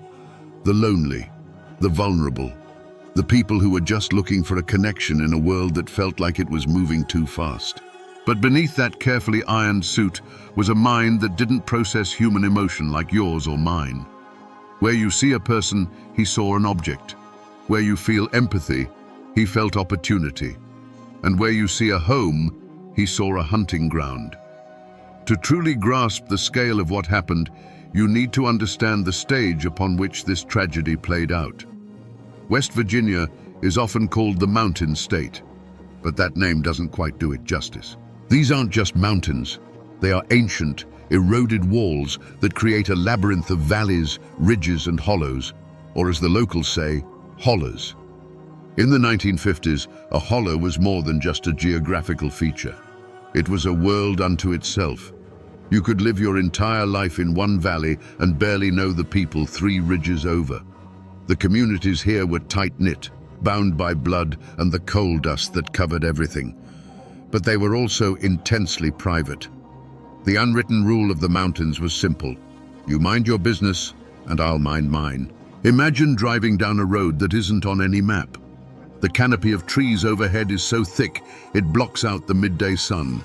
The air is heavy with the scent of damp earth and decaying leaves. There are no streetlights, no cell towers, no surveillance cameras, just miles and miles of winding gravel tracks that often dead end at a solitary house. It was the perfect environment for a predator. In a modern city, you are constantly being watched. Witnesses, cameras, digital footprints. But here, a man could disappear. Or worse, he could make someone else disappear. The police presence in these rural counties was minimal. A sheriff might have 3 or 4 deputies covering an area of 500 square miles. They didn't have the manpower to patrol every back road. They relied on reports. They relied on people noticing that something was wrong. But what happens when the person who goes missing has no one to notice? This isolation created a unique kind of vulnerability. We often think of the 1950s as the golden age of American community, where doors were left unlocked and everyone knew everyone. That was true in the suburbs of New York or Chicago. But in the remote corners of Appalachia, isolation was a double-edged sword. It offered freedom, yes, but it also offered silence. In these hills, if you scream, the only thing that answers back is the echo, and sometimes not even that. The geography acted as an accomplice. If you wanted to hide something in a city, you had to be clever. If you wanted to hide something here, you just had to walk 100 yards into the woods. The forest floor, with its deep layers of foliage and shifting soil, could swallow a secret in an afternoon. Into this landscape walked Fred Rogers. He wasn't a mountain man by birth, but he understood the utility of the terrain. He saw the hollers not as a place of beauty, but as a place of concealment. He realized that the privacy the locals cherished so much could be weaponized against them. He chose his location carefully. A house that was respectable enough to invite guests into, but isolated enough that no one could hear what happened after the door closed. A place where the nearest neighbor was just far enough away to see the lights on, but too far away to hear a cry for help. The house he eventually occupied became a fortress of solitude. To the casual observer driving past, it was just another quiet home in a quiet state. A place where a man might retire to read books and listen to the radio. But the geography allowed him to control his environment completely. He controlled who came in. He controlled who went out. And most importantly, he controlled the narrative. If you were casting a movie about a serial killer in the 1950s, you would probably look for someone with a sharp, sinister face, someone with cold eyes and a nervous twitch. You would want the audience to know, the moment he stepped on screen, that this was the bad guy. Fred Rogers would never have been cast in that role. In person, Rogers was disarmingly ordinary. He was a heavy-set man, soft around the middle, with a face that seemed permanently etched with a grandfatherly concern. He wore thick-rimmed glasses that gave him an air of intelligence and harmlessness. He didn't look like a predator. He looked like the guy who taught Sunday school or the accountant who handled the church finances. He dressed the part too. In a region where denim overalls and coal-stained work boots were the uniform of the day, Rogers was always impeccable. He wore suits. He wore ties. His shirts were starched. He smelled of cheap but pleasant cologne and tobacco. To the people of West Virginia, this attire signaled one thing: respectability.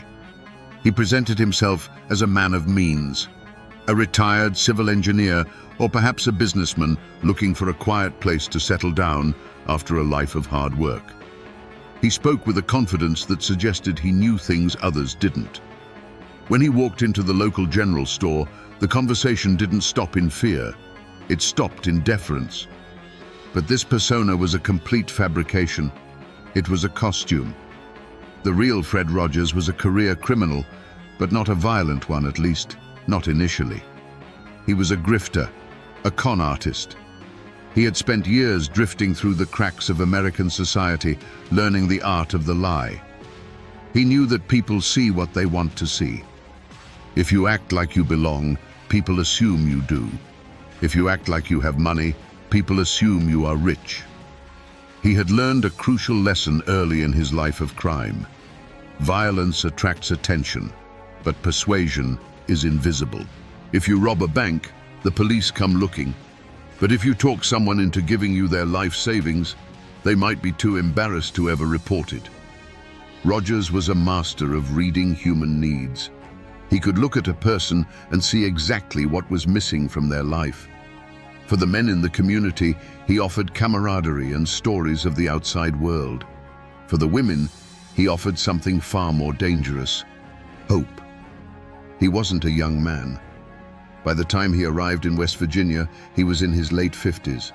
This age was his greatest camouflage. We are conditioned to view the elderly as harmless. We hold doors open for them. We trust them with our children. We assume that the fire of aggression burns out with age. Rogers used this bias like a skeleton key. Who would suspect the chubby, bespectacled old man of doing anything worse than cheating at cards? And he realized that in the vast, lonely expanse of America, he didn't need to hunt with a gun. He found a weapon that was far more effective, silent, and reached much further than any bullet. He picked up a pen. In the era before dating apps and instant messaging, the search for love was a slow, deliberate process. For millions of Americans in the 1950s, especially those who were widowed, divorced, or simply left behind by the post-war baby boom, loneliness was a quiet epidemic.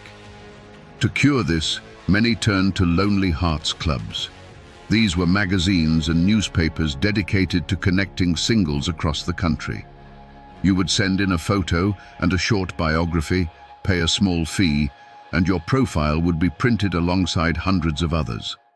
It was the Tinder of the atomic age, but infinitely slower, and as it turned out, infinitely more dangerous. For Fred Rogers, these magazines were not a path to romance. They were a catalogue. He didn't just browse them, he studied them. He looked for specific keywords: widow, savings, homeowner, no children. He was filtering for vulnerability. He was looking for women who had assets but no protectors, women who were desperate enough to travel to a stranger and isolated enough that no one would immediately come looking for them. Once he identified a target, the seduction began. But it didn't happen in person. It happened on paper. Rogers was a prolific writer. His letters were masterpieces of manipulation. He didn't come on too strong. He didn't sound desperate. He sounded like a kindred spirit. He would write about his own loneliness, a lie, his comfortable retirement, a lie, and his desire for a companion to share his golden years, the biggest lie of all. He spun a fantasy that was irresistible to a woman sitting alone in a small apartment in Ohio or Pennsylvania. He described the beautiful West Virginia hills. He described his large, empty house that just needed a woman's touch to make it a home. He painted a picture of a peaceful, secure future. For a woman struggling with financial insecurity or the fear of dying alone, these letters were a lifeline. Rogers was offering them an escape hatch.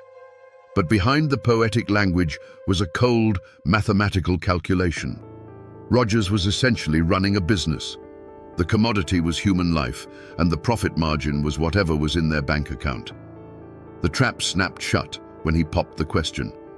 Not necessarily marriage right away, but a visit. "Come see the house," he would write. "Bring your things. If you like it, we can build a life together."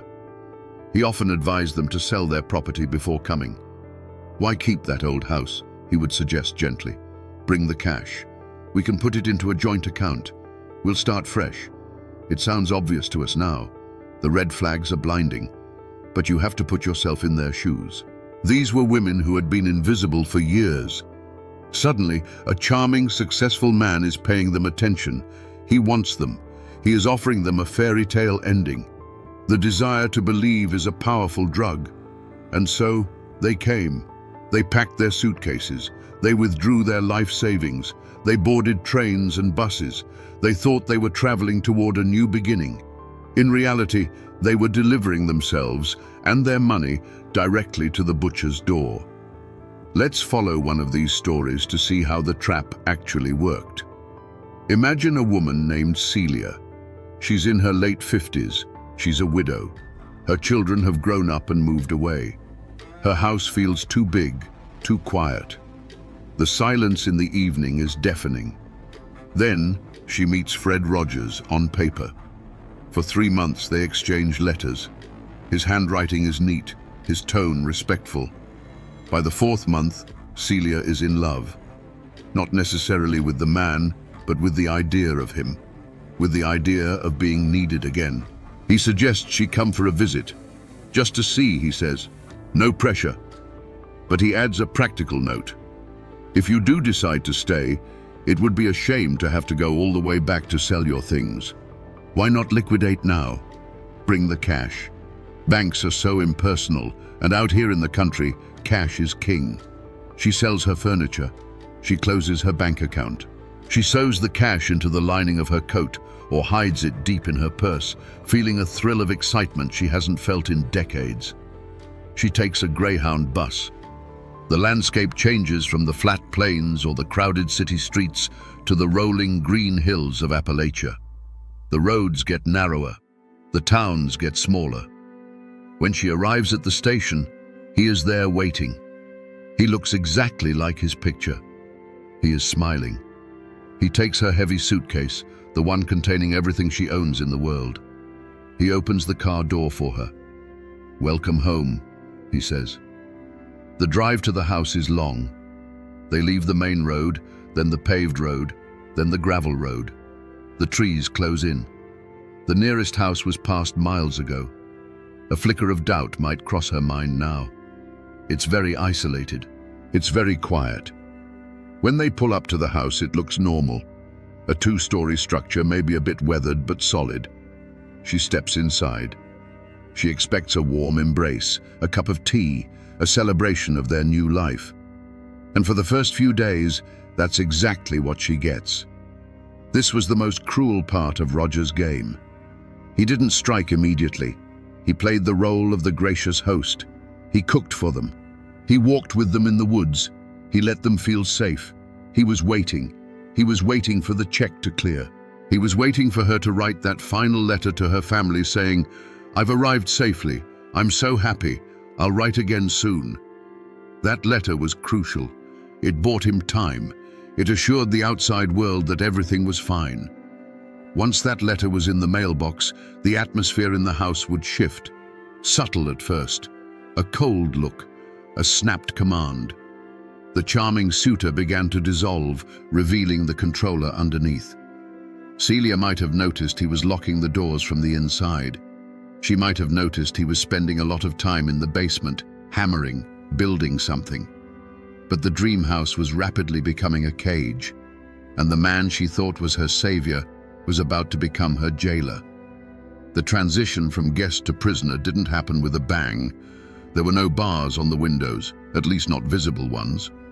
The prison Fred Rogers built was psychological first, physical second. Imagine the confusion. You are in a strange house, miles from civilization, with a man you thought you loved. When his behavior changes, your first instinct isn't to run, it's to fix it. You think, did I do something wrong? You try harder to please him. This is the cycle of abuse compressed into a terrifyingly short timeline.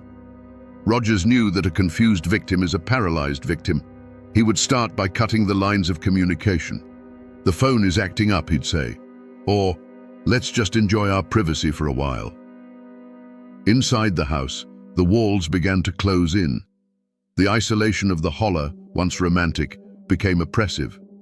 Rogers would begin to extract information. Where exactly is the rest of the money? Are there any other bank accounts? Who else knows you are here? He did this casually, over dinner, but his eyes were hard. He was taking inventory. He needed to be sure that when she disappeared, no one would have a reason to come looking immediately. We have evidence that some victims lived in the house for weeks before the end came. Weeks of walking on eggshells.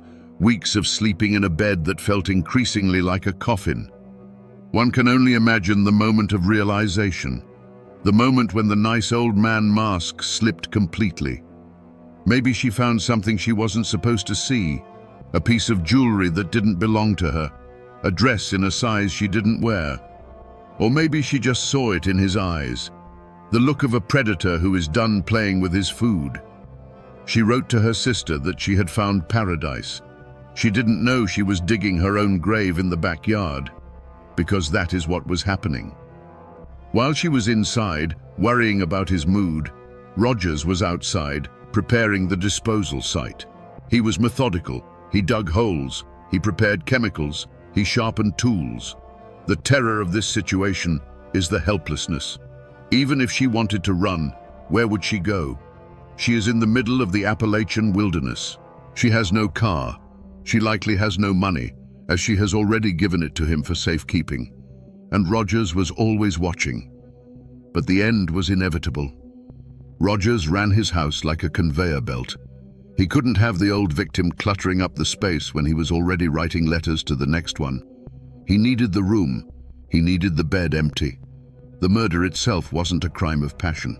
It wasn't a heated argument that got out of hand. It was a chore. It was the final item on a checklist. Get the money, secure the deed, kill the woman, clean the house, repeat. And the most chilling part? While this horror movie was playing out inside the walls, life outside went on as normal. The mailman delivered the post. The sun rose and set over the mountains, and Fred Rogers, the monster of the holler, continued to wave at his neighbors. We often comfort ourselves with the idea that evil is obvious. We want to believe that if a man was butchering people in his basement, he would walk around with a dark cloud over his head. But Fred Rogers destroyed that comfort. He wasn't the outcast. He was the pillar. While he was actively murdering women and disposing of their bodies, he was also attending the local church every Sunday. He sang the hymns. He put money in the collection plate, money that, in all likelihood, he had just peeled from the cold fingers of a dead woman. He was a member of the community in good standing. Neighbors described him as soft-spoken and gentle. One neighbor recounted how Rogers would stop by to discuss gardening tips. Another remembered him bringing over a pie. Imagine that, eating a slice of pie baked by hands that had just dismembered a human body. This is the uncanny valley of real life. It's the dissonance that makes your skin crawl. How can a man compartmentalize his mind so completely? How can he switch from beast to neighbor in the span of a door opening? He was particularly good with children. He would wave to them as they played. He gave them candy. To the kids in the holler, he was just Mr. Rogers up the hill. The parents trusted him. In a tight-knit community, that trust is currency. And Rogers was rich. He used this social camouflage to deflect suspicion. If someone saw smoke rising from his property at odd hours, they didn't think, he's burning evidence. They thought, Fred is clearing brush. If they saw him digging, they didn't think, he's digging a grave. They thought, Fred is putting in a new septic line. There is a story of a local man who actually helped Rogers move some heavy trunks. The man joked, "What do you have in here, Fred? Bodies?" Rogers just laughed, a warm, throaty chuckle. "Just old books and papers," he said. "Heavy memories." The neighbor laughed too. They shared a moment of connection over the heavy trunk. A trunk that, we now know, likely contained the dismembered remains of a Lonely Hearts victim. That neighbor lived with that memory for the rest of his life. The realization that he had literally helped the monster hide his crimes, that he had looked the devil in the eye and shared a joke with him. He was so confident in his mask that he became arrogant. He believed he was smarter than everyone in the holler. He believed that these simple mountain folk would never catch on to a sophisticated man like him. He thought he was invincible. He thought he could keep this conveyor belt of death running forever. But arrogance is a blinder. When you look down on people, you stop noticing that they are watching you. You stop being careful. And even the most meticulous spider eventually trips on his own web. The perfect crime is a myth. You can be careful. You can be smart. But you cannot control the universe. Chaos always introduces a variable you didn't account for. For Fred Rogers, the variable was greed. He was getting faster. The gaps between victims were shortening. He was becoming addicted not just to the money, but to the process. And when you speed up, you get sloppy. It wasn't a fingerprint that gave him away. It wasn't a witness who saw a murder. It was something much more mundane. It was a taxi driver. Rogers had been bringing women to the house, but he had to get them there somehow. Usually he picked them up. But as he got busier, or perhaps lazier, He started using local taxi services to transport victims from the train station to his isolated home. In a big city, a taxi driver sees 1,000 faces a day. They don't remember you. In rural West Virginia, a taxi driver remembers everyone, especially a stranger, especially a woman dressed in city clothes, carrying all her luggage, looking for the Rogers place. People started to talk. "Hey, did you see that lady go up to Fred's house last week? Whatever happened to her? I haven't seen her since." But the real breaking point came from outside the holler. Rogers had killed a woman and, as usual, forged a letter to her family to buy time. But he made a mistake. He didn't know the family dynamic well enough. The tone was wrong. The handwriting was slightly off. Or perhaps the victim had a specific nickname for her sister that Rogers didn't use. The sister didn't buy it. She didn't just shrug and move on. She got on a train. She came to West Virginia looking for answers. She went to the police. At first, the local sheriff was skeptical. "Fred Rogers? The nice old man on the hill? You must be mistaken, ma'am." But she was persistent. She had the letters. She had the dates. She demanded they look into it. Reluctantly, the police decided to pay a visit. Just a welfare check. Just to ask a few questions and clear everything up. Rogers thought he had cleaned up everything, but he forgot one small, insignificant piece of paper. A receipt, a train ticket stub. We don't know for sure what the initial trigger was, but we know that when the pressure applied, cracks appeared in his story. He told the police the woman had visited but left weeks ago. She went back to her husband. He lied smoothly. She took a bus to Chicago, but the police checked the bus station. No one had seen her. They checked the train station. No ticket was purchased. The net was tightening. The discrepancies were piling up. The nice old man act was starting to look less like charm and more like a deflection. And then, a deputy noticed something. Maybe it was the fresh earth in the garden that didn't match the season. Maybe it was the smell of something burning that wasn't wood. Or maybe it was just the way Rogers stood in his doorway, blocking the view inside, his knuckles white as he gripped the frame.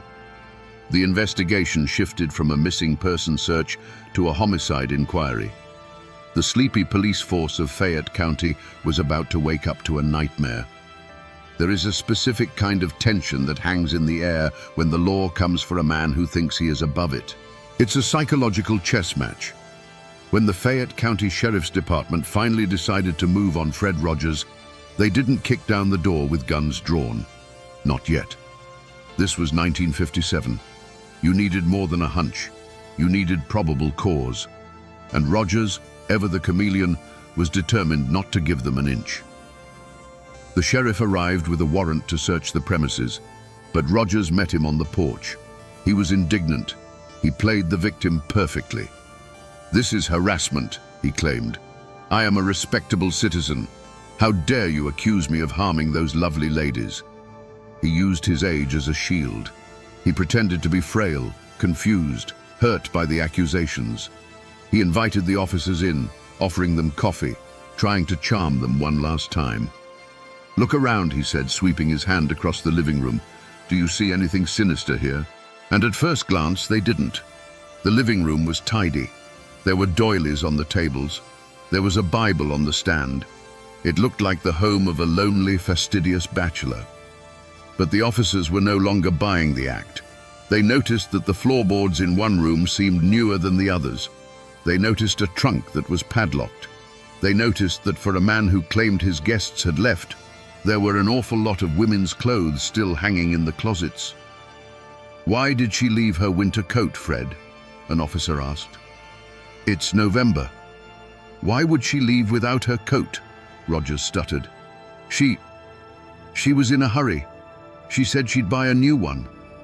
The mask began to crack. The smooth, confident voice became shrill. The grandfatherly demeanor dissolved into defensiveness.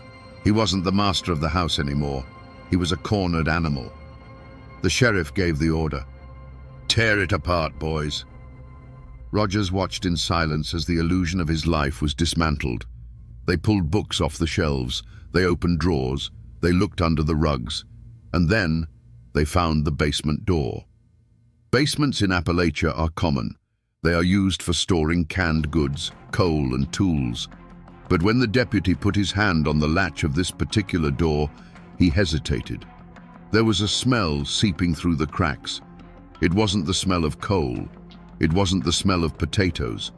It was a sweet, cloying, metallic scent that triggers a primal alarm in the human brain. The officer looked at Rogers. Rogers wasn't smiling anymore. His face had gone blank. His eyes were dead. He knew the game was over. The officer turned the handle. The door creaked open, revealing a set of wooden stairs descending into the darkness. "Flashlight," the officer requested, his voice tight. A beam of light cut through the gloom, dancing over dust motes. It traveled down the stairs, hitting the concrete floor below. The descent into the basement was a descent into the mind of Fred Rogers. The air grew colder with every step. The smell became overpowering, a mix of damp earth, chemical cleaners, and that undeniable scent of decay. The silence was absolute, save for the heavy breathing of the officers and the creak of the wooden stairs. When the flashlight beam finally swept the room, the first thing they noticed was the organization. This wasn't a chaotic dungeon. It was a workshop. Tools were hung neatly on pegboards. Hammers, saws, knives, all arranged by size. Jars of nails and screws were labeled. It looked like the workspace of a meticulous craftsman. But then, the light fell on the details that didn't fit. On a workbench, amidst the tools, sat a woman's purse. Next to it, a pair of glasses. Further down, a single pearl earring. These were not the artifacts of a carpenter. These were trophies. The officers moved deeper into the room. In the corner, there was a pile of what looked like refuse, covered by a tarp. One officer stepped forward and lifted the corner of the heavy canvas. He dropped it immediately and stumbled back, gagging. It wasn't refuse. It was clothing. Bloody, torn clothing. Dresses that had once been worn to church. Coats that had been bought for a new life in the country. Now, they were just rags soaked in the evidence of a massacre. But where were the bodies? The search continued. They found a crawl space, a low, narrow tunnel dug into the earth beneath the foundation. The soil here was loose, disturbed. "Get a shovel," the sheriff ordered. His voice was barely a whisper. They didn't have to dig deep. A few inches of dirt were scraped away, and the beam of the flashlight caught something white. It wasn't a stone. It was bone. As they uncovered more, the scale of the atrocity became clear. This wasn't just one victim. The earth beneath the house was a mass grave. Rogers had been living, sleeping, and eating directly above the remains of the women he had seduced. The floorboards that the officers had walked on upstairs, they were the ceiling of a tomb. But the most disturbing discovery was yet to come. It wasn't in the dirt. It was in a bucket near the furnace. The officer looked inside. He froze. "Dear God," he whispered. Inside were not just remains, but parts. Prepared parts. Rogers hadn't just killed these women. He had dismantled them. He had treated them like livestock. He had tried to burn what he could and bury what he couldn't. The nickname the Beast Man didn't come from a newspaper headline. It came from the mouths of these hardened police officers who, in that moment, realized they weren't dealing with a human being. They were dealing with something feral. The officer opened the basement door to let in fresh air, but the smell wouldn't leave. It seemed to have soaked into their uniforms, into their skin. Upstairs, Fred Rogers sat in a chair, handcuffed. He could hear the sounds from below, the digging, the gasps, the retching. He didn't look ashamed. He didn't look terrified. He just looked annoyed, like a man whose project had been interrupted, like a man who was calculating how much this inconvenience was going to cost him. The moniker, the Beast Man, suggests something wild, something out of folklore like a werewolf or a yeti. But the reality was far worse because it was real. When the coroner arrived, the task before him was grim.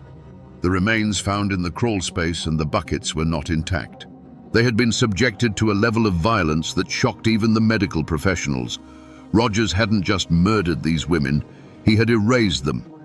The investigation revealed that he used a sledgehammer, a simple, brutal tool found in almost every shed in America. In Rogers' hands, it was an instrument of annihilation. He used it to stun, to kill, and then to facilitate the disposal. The police found jars, not jars of preserves or moonshine, but jars containing souvenirs, trophies harvested from the bodies. It was this specific detail, the keeping of parts, that turned the stomach of the public. It suggested that Rogers didn't just kill for money. He killed because he enjoyed the ownership. He wanted to possess these women entirely, even after death. He had reduced human beings to puzzle pieces. The newspapers couldn't print the full details. It was too gruesome for the 1950s sensibilities. They used euphemisms like dismembered and mutilated, but the whispers in town filled in the blanks. The locals said he fed parts to the hogs. They said he burned parts in the wood stove that heated the living room. Whether these rumors were all true or exaggerated by fear, the core truth remained. Fred Rogers had turned his home into an abattoir. The police found evidence of at least 2 distinct victims in the house immediately, Celia G. and Alvy S. But there were signs of more. Jewelry that didn't match either woman. A wedding ring with an inscription that couldn't be traced. When the bodies were brought out, they were carried in bags, not stretchers. Bags. The sight of those small, heavy sacks being carried out of the nice old man's house broke something in the community's psyche. People who had shaken his hand felt dirty. People who had eaten at his table felt sick. The betrayal was absolute. The Beast Man wasn't a legend anymore. He was the man in the back of the squad car, watching the proceedings with cold, dead eyes.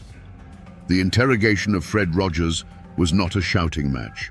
There was no slamming of tables, no sweating under a bright light. It was a conversation, and that was the most terrifying part. Rogers sat in the chair, his hands folded in his lap. He looked like a disappointed schoolteacher. When the detectives laid out the evidence, the bodies, the hammer, the letters, he didn't break down. He didn't cry. He didn't beg for forgiveness. He just sighed. "Well," he said, as if discussing a minor accounting error, "it seems you've made quite a mess of my house." The detectives were stunned. They were showing him photos of the carnage he had created, and he was worried about his floorboards. "Did you kill them, Fred?" the sheriff asked. Rogers looked at him, his eyes devoid of any spark of humanity. "They were problems," he said. "I solved them." He described the murders the way you would describe changing a flat tire. Annoying, but necessary. He spoke of the women not as people, but as obstacles. "She got too clingy," he said of one. "She wouldn't stop talking about her money," he said of another. In his mind, he was the victim. He was the one who had been inconvenienced. These women had come into his life, disrupted his peace, and forced him to take drastic measures. He admitted to the killings with a chilling calmness. He explained how he hit them, how he cut them. He even critiqued his own technique, mentioning that the saw he used was dull and he should have sharpened it. The detectives listened in horror. They realized they weren't talking to a man who had snapped in a moment of passion. They were talking to a man who had no conscience. He was a sociopath in the purest definition of the word. He understood that what he did was illegal, but he didn't feel that it was wrong. "I gave them a nice few weeks," he justified. "They were happy, happier than they'd been in years. I did them a favor." This twisted logic is common among psychopaths. They rewrite reality to make themselves the hero, or at least the rational actor. Rogers genuinely believed that the few weeks of false romance he provided were fair payment for their lives and their fortunes. The transcript of that interrogation is a document of pure evil. It reveals a mind that is completely alien to us, a mind where empathy does not exist, where love is a tool, and where murder is just a transaction. As the detectives left the room, they felt drained. They had looked into the abyss, and the abyss had smiled back. In 1957, there was no 24-hour news cycle, no Twitter, no TikTok. But news of a crime this grotesque traveled faster than any fiber optic cable could carry it. It traveled by word of mouth, by telephone wire, and by the ink-stained pages of the morning paper. Fayette County, usually a quiet blip on the map, became the center of the universe. Reporters from New York, Chicago, and Richmond descended on the small town. They camped out on the courthouse lawn. They hounded the locals for quotes. They turned the tragedy into a spectacle. The headlines were sensational. Bluebeard of the Hills, the lovelorn killer, the beast man caught. Inside the courtroom, the atmosphere was electric. The gallery was packed. When Fred Rogers walked in, a hush fell over the room. He didn't look like a monster. He looked like Fred. He was wearing a suit. He was clean-shaven. He nodded politely to his lawyer. This visual disconnect was the hardest thing for the public to process. They wanted a villain with fangs. They got a grandfather. The trial was swift. The evidence was overwhelming. The prosecution laid out the timeline, the letters, the arrival of the victims, the withdrawals from the banks, the blood in the basement. They brought out the hammer. They brought out the saw. The jury, composed of local men, listened with stone faces. They knew this man. Some of them had probably bought him a coffee. The betrayal felt personal. Rogers took the stand? No. His lawyers knew better. They knew that if he opened his mouth, his arrogance would hang him faster than any rope. They tried to plead insanity. They argued that no sane man could do such things. But the prosecution countered with Rogers' own meticulousness. A crazy man doesn't hide bodies so carefully. A crazy man doesn't forge letters to throw off the police. A crazy man doesn't balance his checkbook with the stolen money. This was calculated evil. The most chilling moment of the trial came when the prosecution read the letters Rogers had sent to his victims. The words of love, of hope, of future happiness. And then they showed the photos of what he did to the women who believed those words. The verdict was never in doubt. Guilty, on all counts. When the judge asked if he had anything to say, Rogers stood up. He didn't apologize. He didn't ask for mercy. He simply said, "I did what I had to do." He was sentenced to life in prison. In West Virginia at the time, there was no death penalty for his specific charges due to a legal technicality of the era, or perhaps the jury just wanted him to rot. He would die in a cage, just as he had made his victims die in his house. The gavel banged. The crowd erupted. But as Rogers was led away, he didn't look defeated. He looked bored. The circus was over, and he was ready to go back to his cell and read his books. But the question remained, what made him? Was he born a monster, or did the world make him one? After the gavel fell and the cameras left, the psychologists arrived. They wanted to understand the machinery of Fred Rogers' mind. How does a human being reach a point where dismembering another person becomes a mundane chore? Rogers fits the profile of what criminologists call a comfort killer or a hedonistic killer. But unlike those who kill for sexual thrill, Rogers' primary motivation was profit, mixed with a pathological need for control. He viewed people as resources. In his worldview, a human being was no different than a coal seam or a timber forest. You extract the value and you discard the waste. The value in this case was their savings. The waste was their bodies. Experts looked for a reason: trauma, abuse, a childhood injury. They dug into his past. Rogers had a history of petty crime, of fraud, of deceit. He had always been a grifter, but grifting is a long way from butchery. What changed? Some theorized that age played a role. As he got older, he lost the patience for the long con. He didn't want to spend years swindling someone. He wanted the money now. Murder became a shortcut. It was the most efficient way to close the deal. Others point to the isolation of the holler. In the absence of societal observation, his darkest impulses were allowed to grow unchecked. Without neighbors to judge him, without the constant reinforcement of social norms, his morality eroded. He created his own kingdom where he was the king, the judge, and the executioner. But there is a more disturbing possibility. The possibility that there was no reason. We desperately want to find a cause for evil because it makes us feel safer.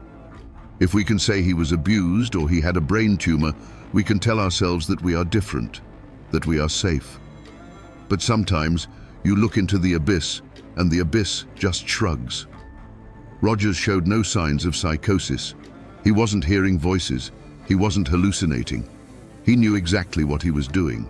He just didn't care. He lacked the fundamental hardware of empathy.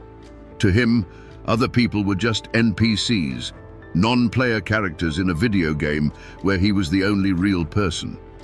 In prison, Rogers was a model inmate. He was polite. He followed the rules. He never caused trouble. This further proves that his violence was pragmatic, not impulsive. He was violent when it served his purpose. When violence no longer served him, he turned it off like a light switch.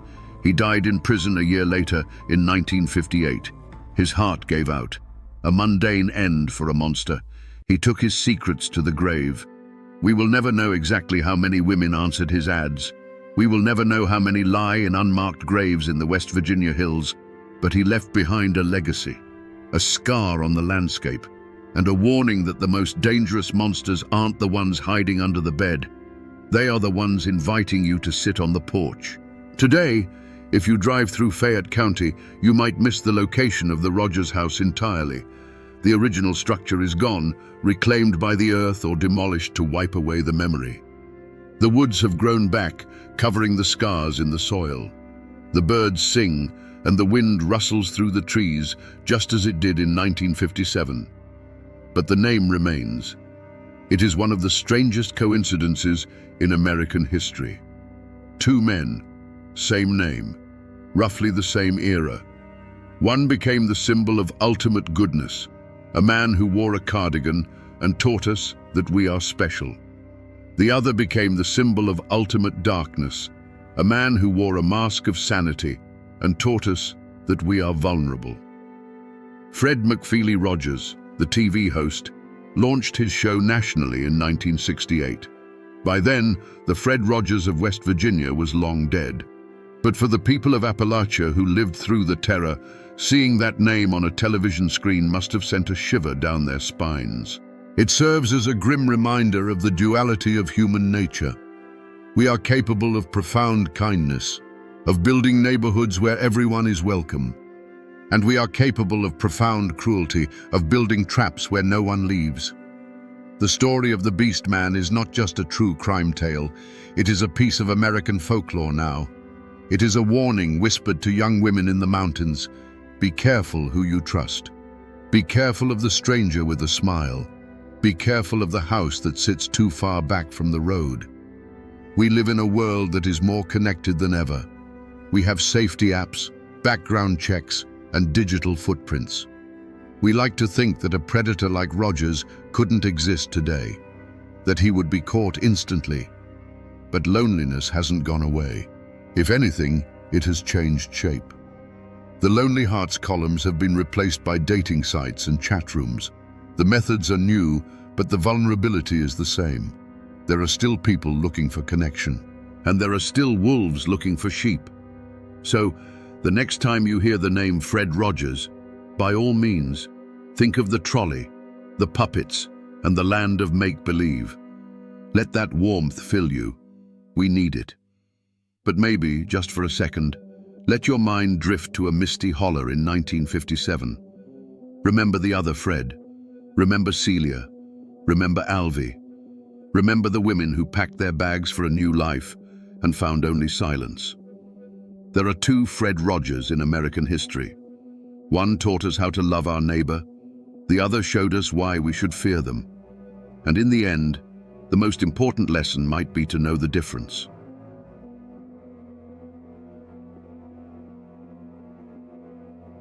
They say that for 5 days in the late summer of 1921, the hills of West Virginia went to war with themselves.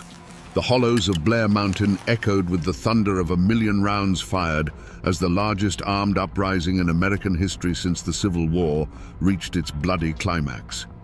And standing against the tide of 10,000 Union miners was one man, a county sheriff named Don Chaffin. He met them not with a posse, but with a private army, machine gun nests, and even airplanes dropping homemade bombs from the sky. How does a man born and raised in these same mountains come to wage war against his own people? Was he a villain, a corrupt tyrant in the pocket of the coal barons, crushing the common man under his boot? Or was he, in his own mind, the last line of defense for law and order, a king protecting his county from an invading mob? The truth, as it always does in Appalachia, lies buried deep in the shadows between fact and legend. Today, we dig for it. We trace the path that turned a small-town lawman into the absolute ruler of Logan County. Don Chaffin was no outsider. He was born in 1887, a son of Logan County, with roots that ran as deep in that rocky soil as any oak tree. The Chaffins were one of the founding families, their name carrying weight long before the first coal tipples scarred the landscape. He grew up breathing mountain air, learning the unwritten laws of the hollows, that loyalty to kin was absolute, that an insult to your name had to be answered, and that the only justice you could truly count on was the one you made for yourself. He was one of them, fluent in the language of both the front porch and the family feud. But the world Chaffin was born into was dying. The old Appalachia of scattered homesteads and fierce independence was being swallowed whole by an industrial giant. King Coal was the new god, and the coal companies were its high priests.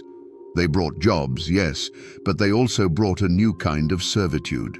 They owned the houses the miners lived in, the stores where they bought their food, and the politicians who wrote the laws. Young Don Chaffin saw this firsthand.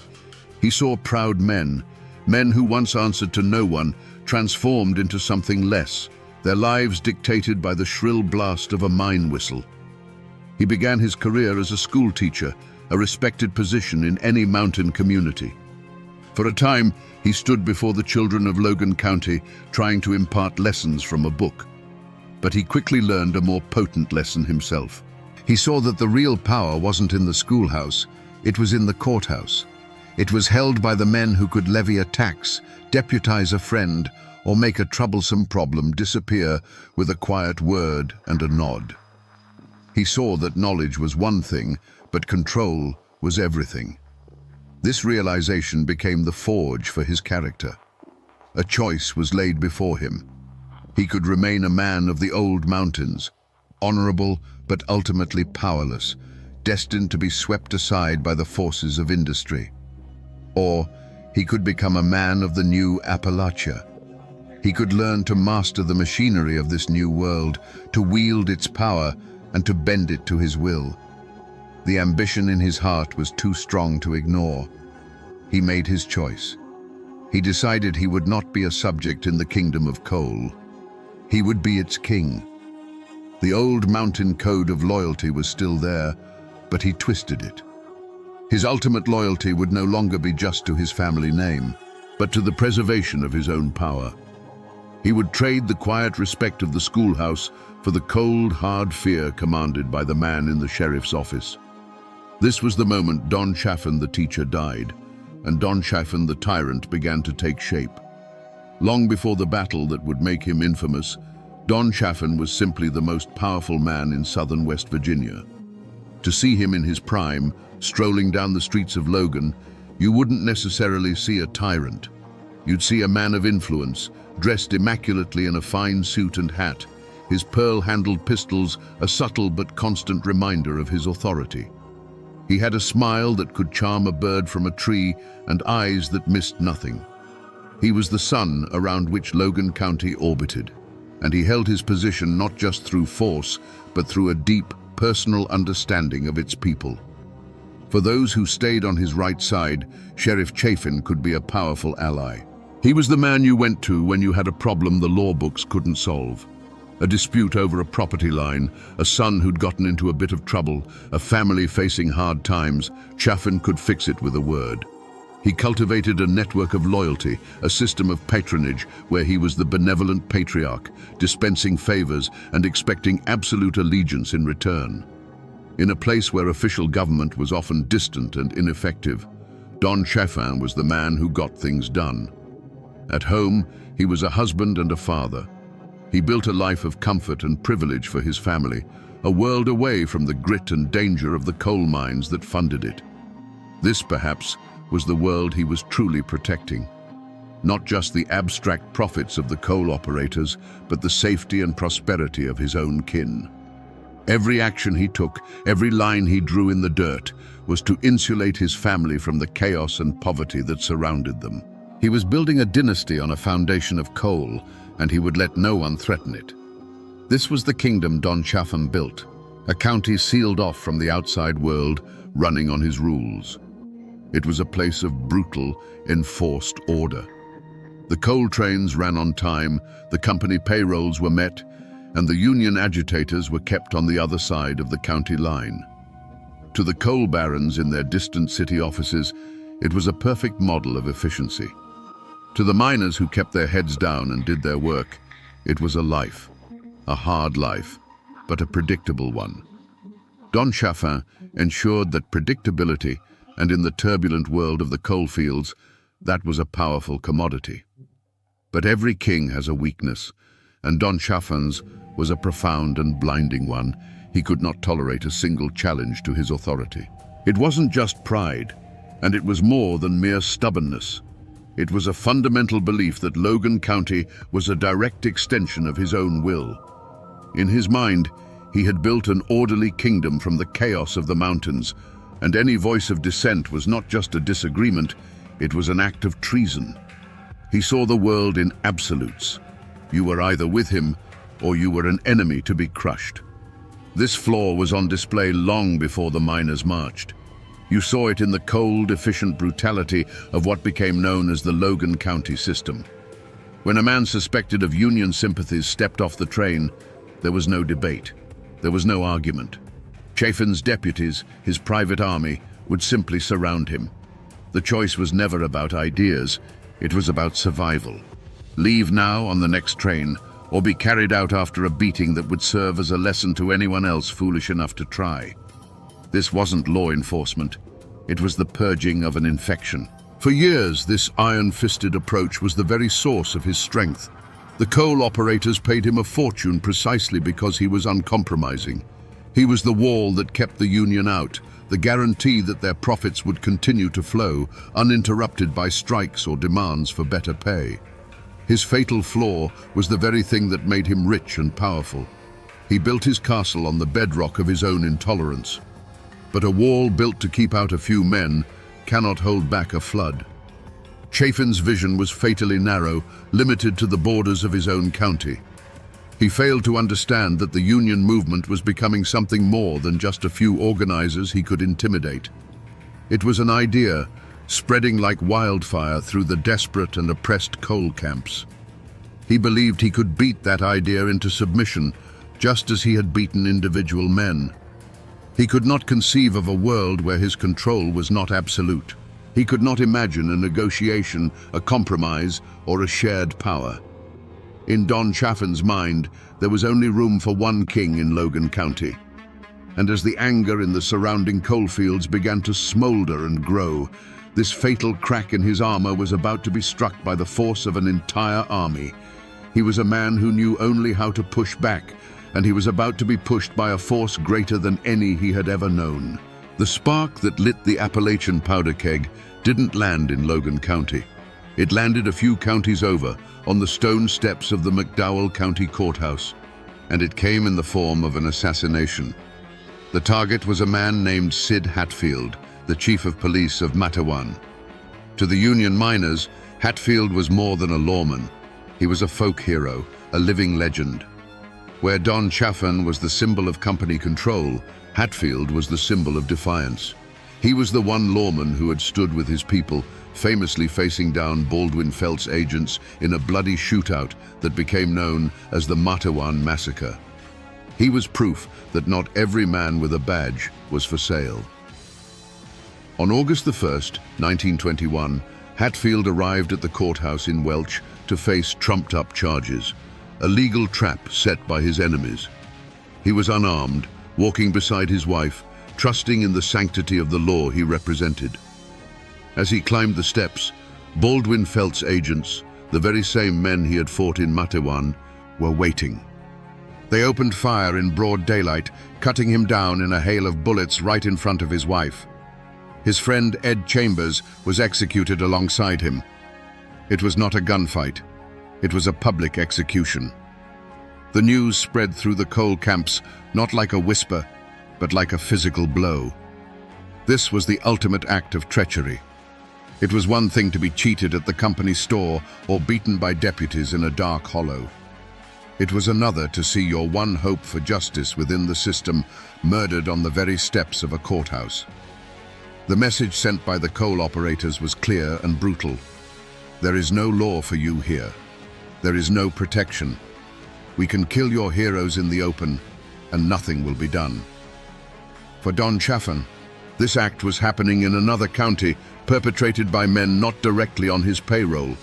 But in the hearts and minds of the miners, it was all part of the same corrupt, violent machine of which he was the master architect. Their rage, their grief, and their years of simmering desperation finally crystallized into a single, unifying purpose. The system had declared war on them, so they would declare war on the system. And the symbol of that system, its beating heart and its iron fist, was Sheriff Don Chaffin. This was the unforgivable affront. The miners began to gather, not for a strike, but for a crusade.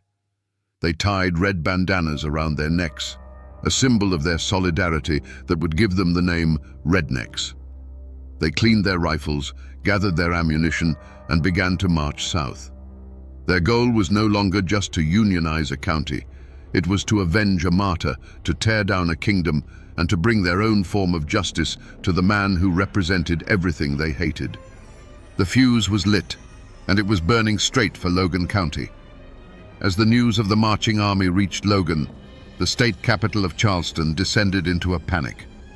Governor Ephraim Morgan, a man caught between the immense power of the coal industry and the terrifying prospect of a civil war, pleaded for calm. He sent telegrams, issued proclamations, and dispatched the state police, but it was like trying to stop a flood with a handful of sand. He knew that the only two men who could truly stop this were the leaders of the Miners' March and the sheriff of Logan County. Federal mediators were sent, including the decorated General Billy Mitchell. They met with the miners' leaders who, for all their rage, laid out their terms. They wanted the violence to end. They wanted the right to join a union without being beaten or killed. They wanted the Logan County system dismantled. They were willing to talk, but they would not turn back until their basic rights as American citizens were guaranteed. The government, it seemed, was trying to find a way out, a path that didn't lead over the top of Blair Mountain.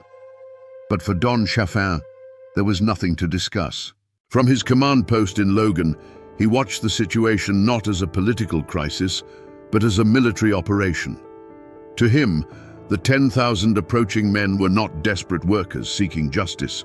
They were an invading army, a horde of Bolsheviks and insurrectionists bent on destroying his county.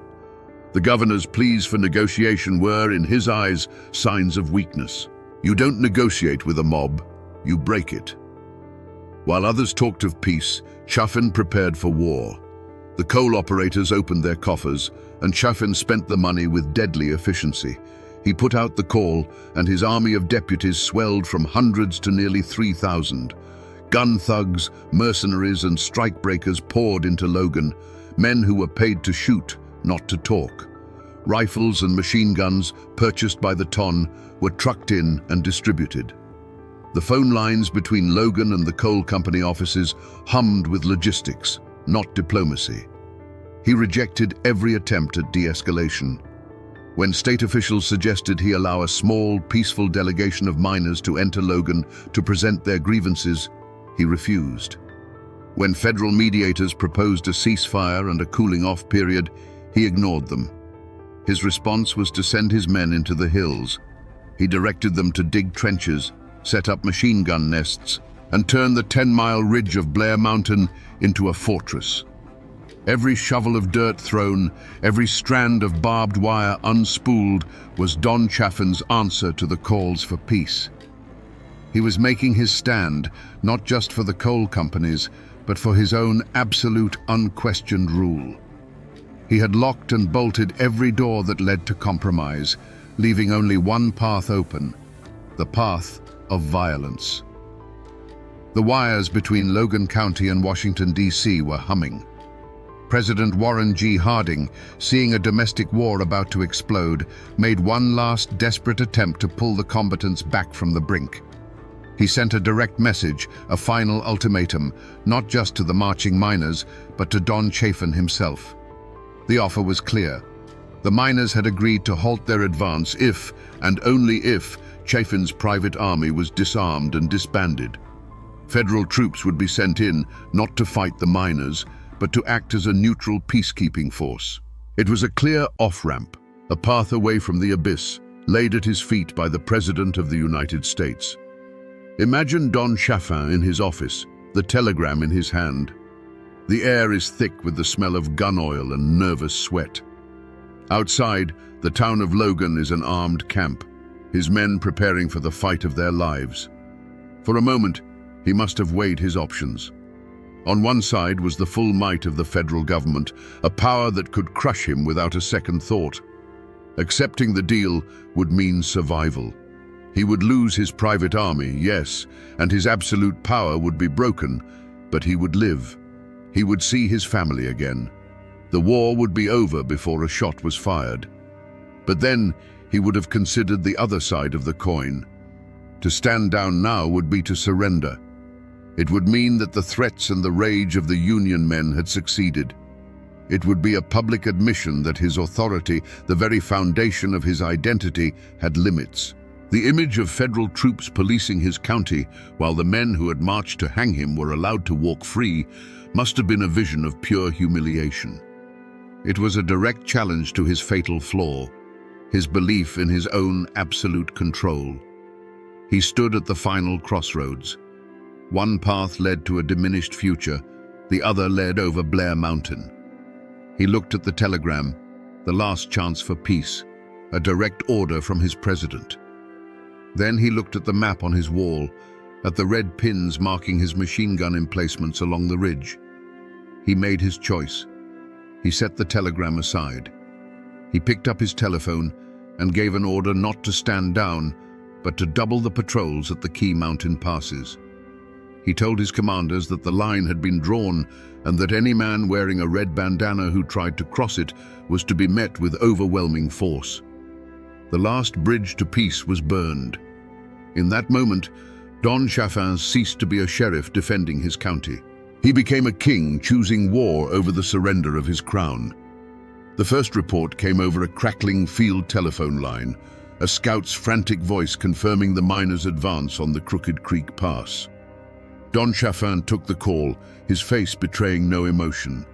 He put the receiver down, walked to the porch of his command post, and looked towards the green, silent ridge. He gave a single nod to his waiting runner. That nod traveled down the line, from man to man, until it reached the machine gun nest, hidden in a stand of timber. A moment later, the mountain spoke for the first time. It was a sound like a giant tearing a sheet of iron in half, a sound that rolled down the hollows and announced that all negotiations were finished. From his vantage point, the battle was not a scene of chaos, but a grim and terrible piece of machinery that he had designed. He spent his days with maps and binoculars, a general directing his forces.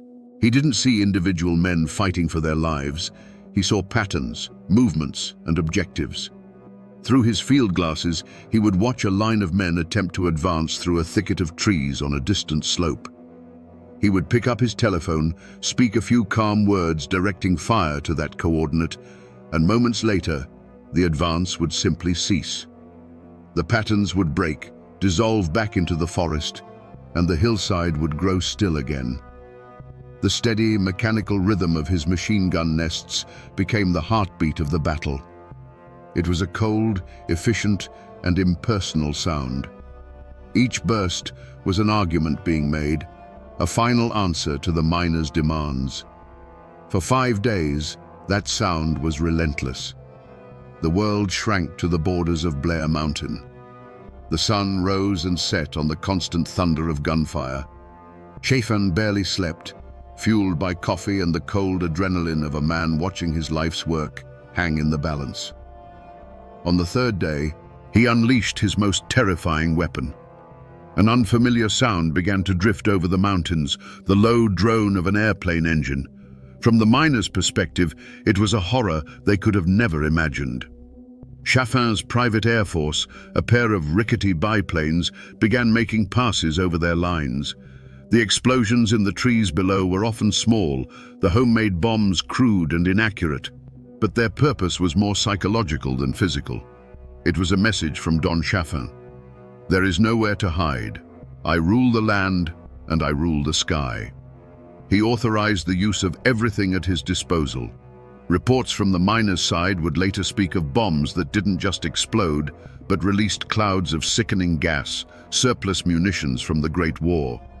Chaffin had brought the industrial slaughter of the European trenches to the hills of Appalachia. He was not just defending his county, he was attempting to annihilate the will of his enemy. The battle raged on, a brutal war of attrition. An estimated 1 million rounds were fired. The mountain itself seemed to groan under the assault, its trees shredded, its soil soaked in the conflict. Chaffin's fortress held. His lines did not break. He had met the largest armed insurrection in American history with a wall of fire and steel. Then, as suddenly as it began, it started to quiet. The federal troops were coming, and the miners knew they could not fight their own country.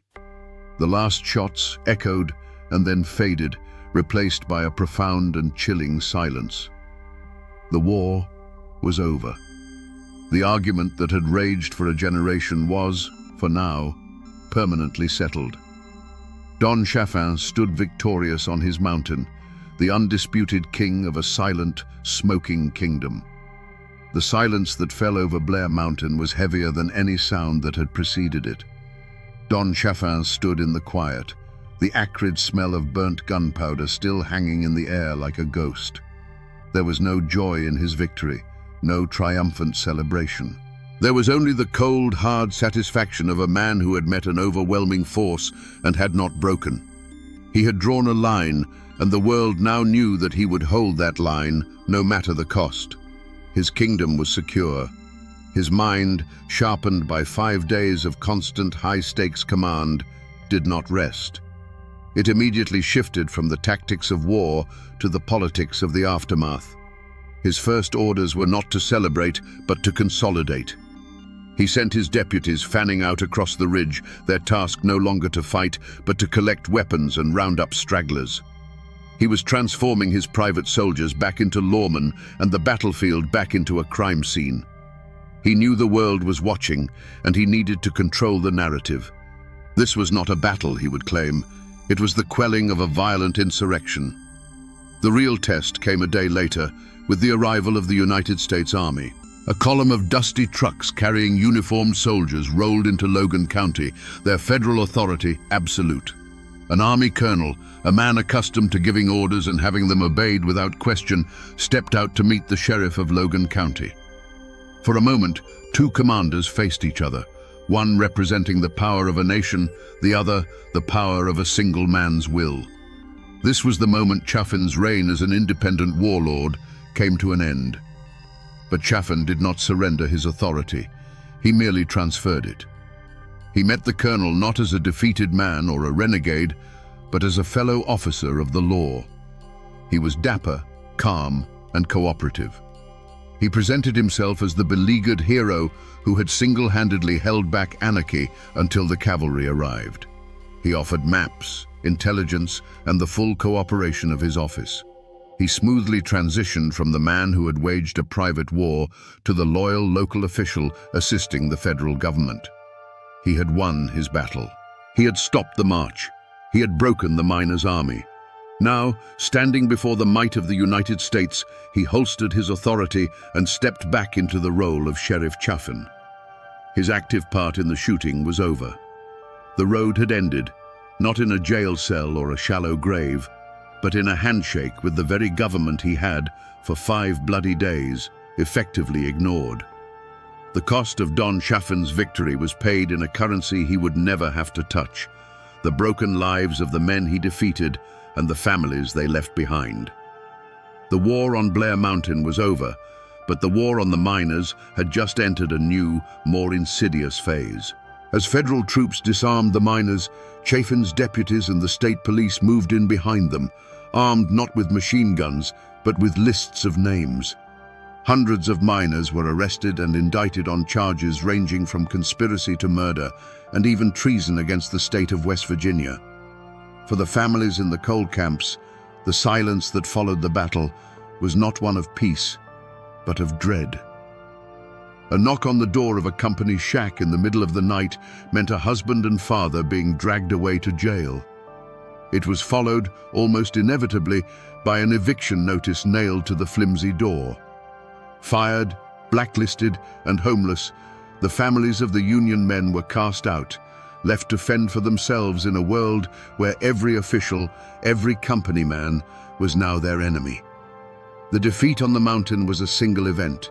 The suffering it caused rippled outwards for years, creating a quiet, desperate poverty that clung to the hollows like a winter fog. The dream of a union in southern West Virginia, a dream that had seemed so close, was dead and buried on the slopes of that mountain. Chaffin's victory didn't just crush an army, it crushed a spirit. The United Mine Workers of America was effectively broken in the region for more than a decade. The grip of the coal operators, once challenged, now tightened into a stranglehold. Fear replaced hope. Miners who had once talked openly of their rights now spoke in whispers, terrified that a stray word could cost them their jobs and their homes. Chaffin's system of control was now absolute, reinforced by the memory of what happened to those who dared to challenge it. The tragedy was not just the miners' own, it belonged to the entire community. The battle left scars that divided neighbors and kin for generations. Men from Logan who had joined Chaffin's army returned to live in the same county as the families of the men they had fired upon. A cancer of silence grew over the memory of the battle. It was too painful, too divisive to talk about. Don Chaffin had not just defended Logan County, he had plunged it and the surrounding region into a long, dark winter of fear and submission, leaving behind a wreckage of lives that would take a generation to clear. With the shooting over, the war moved from the mountainside to the courtroom. The state of West Virginia, backed by the full weight of the coal industry, sought to make an example of the defeated miners. Hundreds were charged, but for the leaders, the state chose a charge so severe it was almost medieval: treason. Men who had fought for their country in the trenches of France now found themselves accused of betraying it in the hills of their own home. It was the ultimate clash of cultures, the state's formal written law against the unwritten mountain code of honor and retribution. The trials were a spectacle. The prosecution painted a picture of a Red Army, a Bolshevik mob bent on overthrowing the government and seizing private property. They presented evidence of the miners' military-style organization, their weapons, and their stated goal of marching on Logan. To the state, this was a clear case of insurrection. Don Chaffin and his deputies were presented as heroic defenders of law and order, the thin line that had saved West Virginia from anarchy. But the miners' defense told a different story. Their lawyers argued that these men were not traitors to America. They were patriots engaged in a second American Revolution, fighting against a domestic tyrant. They hadn't marched against the government. They had marched because the government had failed them. They were marching against the state of Chaffin, a private kingdom where the law was a weapon used against them. Their defense was simple and powerful. A man has the right to defend his home and his family, And when the law itself becomes the tool of an oppressor, the people have the right to seek their own justice. The community, and indeed the nation, was fiercely divided. Pro-union newspapers hailed the defendants as heroes and martyrs of the working class. Company-owned papers condemned them as violent radicals. In the coal camps, prayer meetings were held for the men on trial. In the gentlemen's clubs of Charleston and Huntington, they were toasted as villains who had finally gotten their due. The soul of Appalachia was on trial, forced to defend itself in a language it did not fully understand. The most famous trial was that of Bill Blizzard, one of the key field commanders of the miners' army. The state threw everything it had at him. But then, a West Virginia jury, made up not of miners, but of farmers and small-town merchants, delivered a stunning verdict: not guilty. They had listened to the stories of the company guards, the low pay, the beatings, and the assassination of Sid Hatfield, and they could not bring themselves to call this man a traitor. While many other miners would be convicted on lesser charges, the treason trials collapsed. Was justice served? In a narrow legal sense, a jury had acknowledged the miners' grievances. But in the wider world, nothing had changed. The Logan County system remained intact. The Union was shattered. Don Chaffin was still sheriff. The law had rendered a verdict on the battle, but it had remained silent on the long, brutal war that had caused it. True justice, it seemed, was still a luxury the miners of West Virginia could not afford.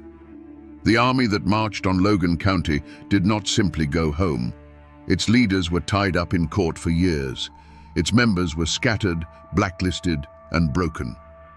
The United Mine Workers of America, the great boogeyman that Don Chaffin had waged a war against, was effectively banished from the southern coalfields.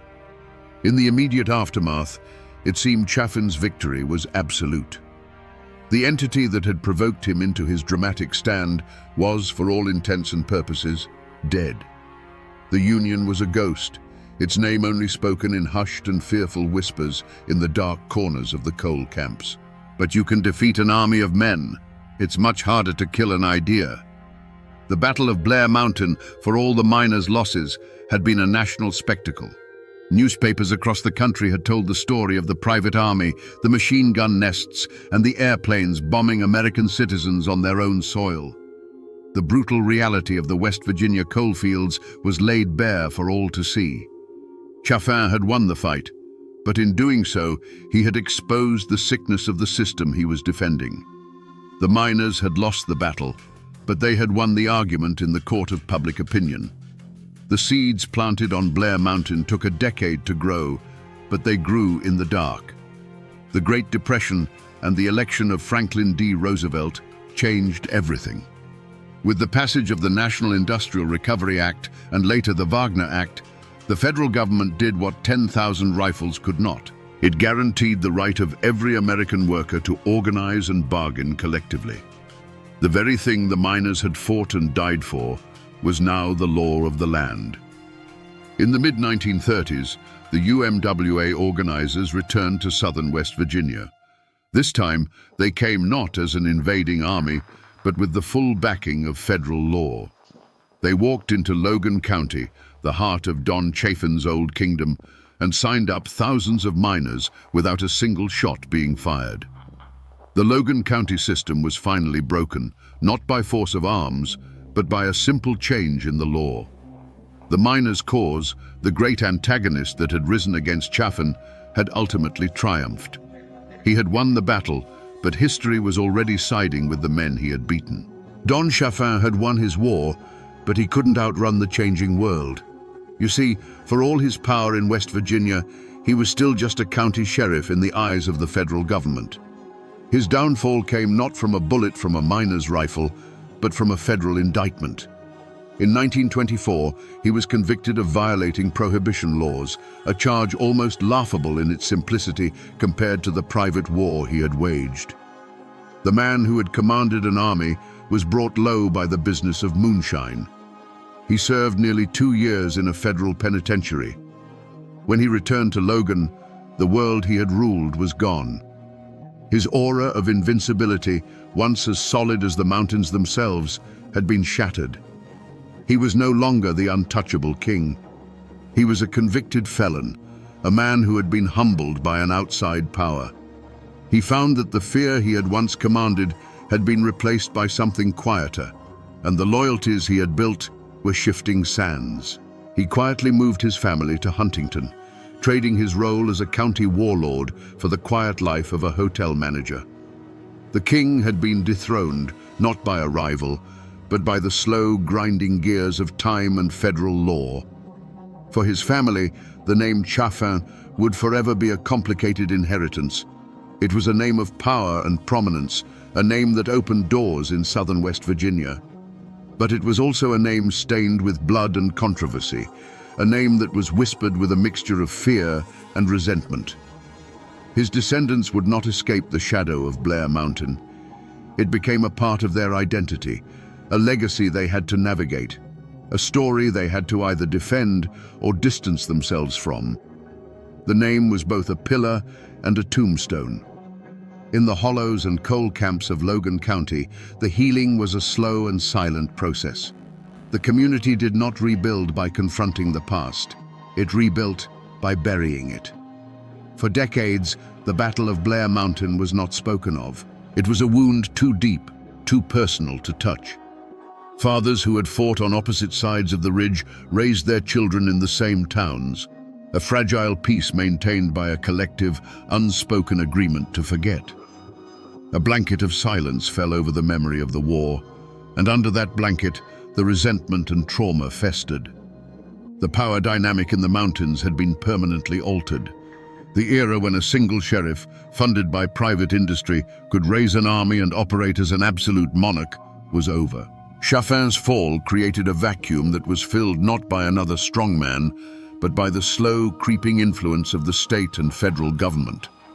The isolation that had allowed his kingdom to flourish was broken, and the brutal feudal system he had perfected died with his conviction. If you go to Blair Mountain today, you won't find any grand monuments. For the better part of a century, the mountain kept its secrets. The trenches filled with leaves, the shell casings were swallowed by the earth, and the story was buried under a deliberate silence. Then, in the 21st century, a new war for Blair Mountain began. Not with rifles, but with lawsuits and bulldozers, as coal companies sought to strip mine the historic battlefield, to literally erase the history from the landscape. Preservationists and descendants of the miners fought back, a struggle that continues to this day. The ghosts of 1921 are still fighting for their ground. And what of the name Don Chaffin? In Logan County, it is still spoken with a complicated mix of awe and revulsion. To some, he remains the strong man who brought order, the only one tough enough to tame a lawless land. To others, he is the Appalachian Caesar, a tyrant who sold his soul and his people to the company store. You can drive to Huntington and find his grave, a quiet stone marker for a man whose life was a roaring fire. It's a peaceful end for a man who brought so little peace to the world. But his legacy echoes in a way most people never realize, in a word you hear every single day. Think of the word redneck. That word was born in the fire of this conflict. It came from the red bandanas the Union miners tied around their necks to identify themselves as they marched on Logan. It was their uniform, their flag, a symbol of solidarity and defiance against the guns of the coal companies. Before it was an insult, before it was a caricature, it was a badge of honor worn by men willing to die for their rights on the slopes of Blair Mountain. So the ghost of Don Chaffin still walks these hills, but it's not a man in a fine suit with pearl-handled pistols. It's a question. It's the question of how much power is too much, of where the line is between lawman and king, between order and tyranny. His name is a reminder, etched into the very soul of these mountains, that while men die and battles end, the struggle for justice is never truly over. So we come back to the question we asked at the very beginning. Was Don Chaffin a hero or a villain? The easy answer is to call him a monster, a corrupt tyrant paid to crush the common man. And he was certainly that. But the more unsettling truth is that he was the perfect, brutal instrument of his time and place. He was a product of a lawless system that demanded a strong man, and he played the part better than anyone. He was a king who ruled a county as his personal property, and like any king, he saw a rebellion not as a plea for justice, but as an act of war against his very person. In the end, this is a story about how a man's greatest strength can become the engine of his own tragedy. Chaffin's unbending will, the very quality that made him the undisputed master of Logan County, was the same quality that made compromise impossible and bloodshed inevitable. He was a man who could command an army, but could not comprehend a changing world. He won his battle on Blair Mountain so completely that he ultimately lost the war against history itself, a feudal lord swallowed by the tide of the 20th century. The law eventually caught up to him, but his true judgment was delivered by time. He died a relic, a dethroned king living out his days while the Union flag flew freely over the very mines he had once sworn to protect with blood and fire. His story serves as a dark and powerful lesson from the heart of these mountains, that a man who seeks absolute control will one day be confronted by an absolute truth, that no kingdom and no king lasts forever. And that, my friends, is the ballad of Don Chaffin, a man who believed in the law so long as he was the one writing it. Imagine the morning fog over Moorhead, Kentucky on June 22nd, 1887. It doesn't carry the smell of wood smoke or damp earth. It carries the deafening roar of 100 rifles firing at once. This wasn't a simple duel.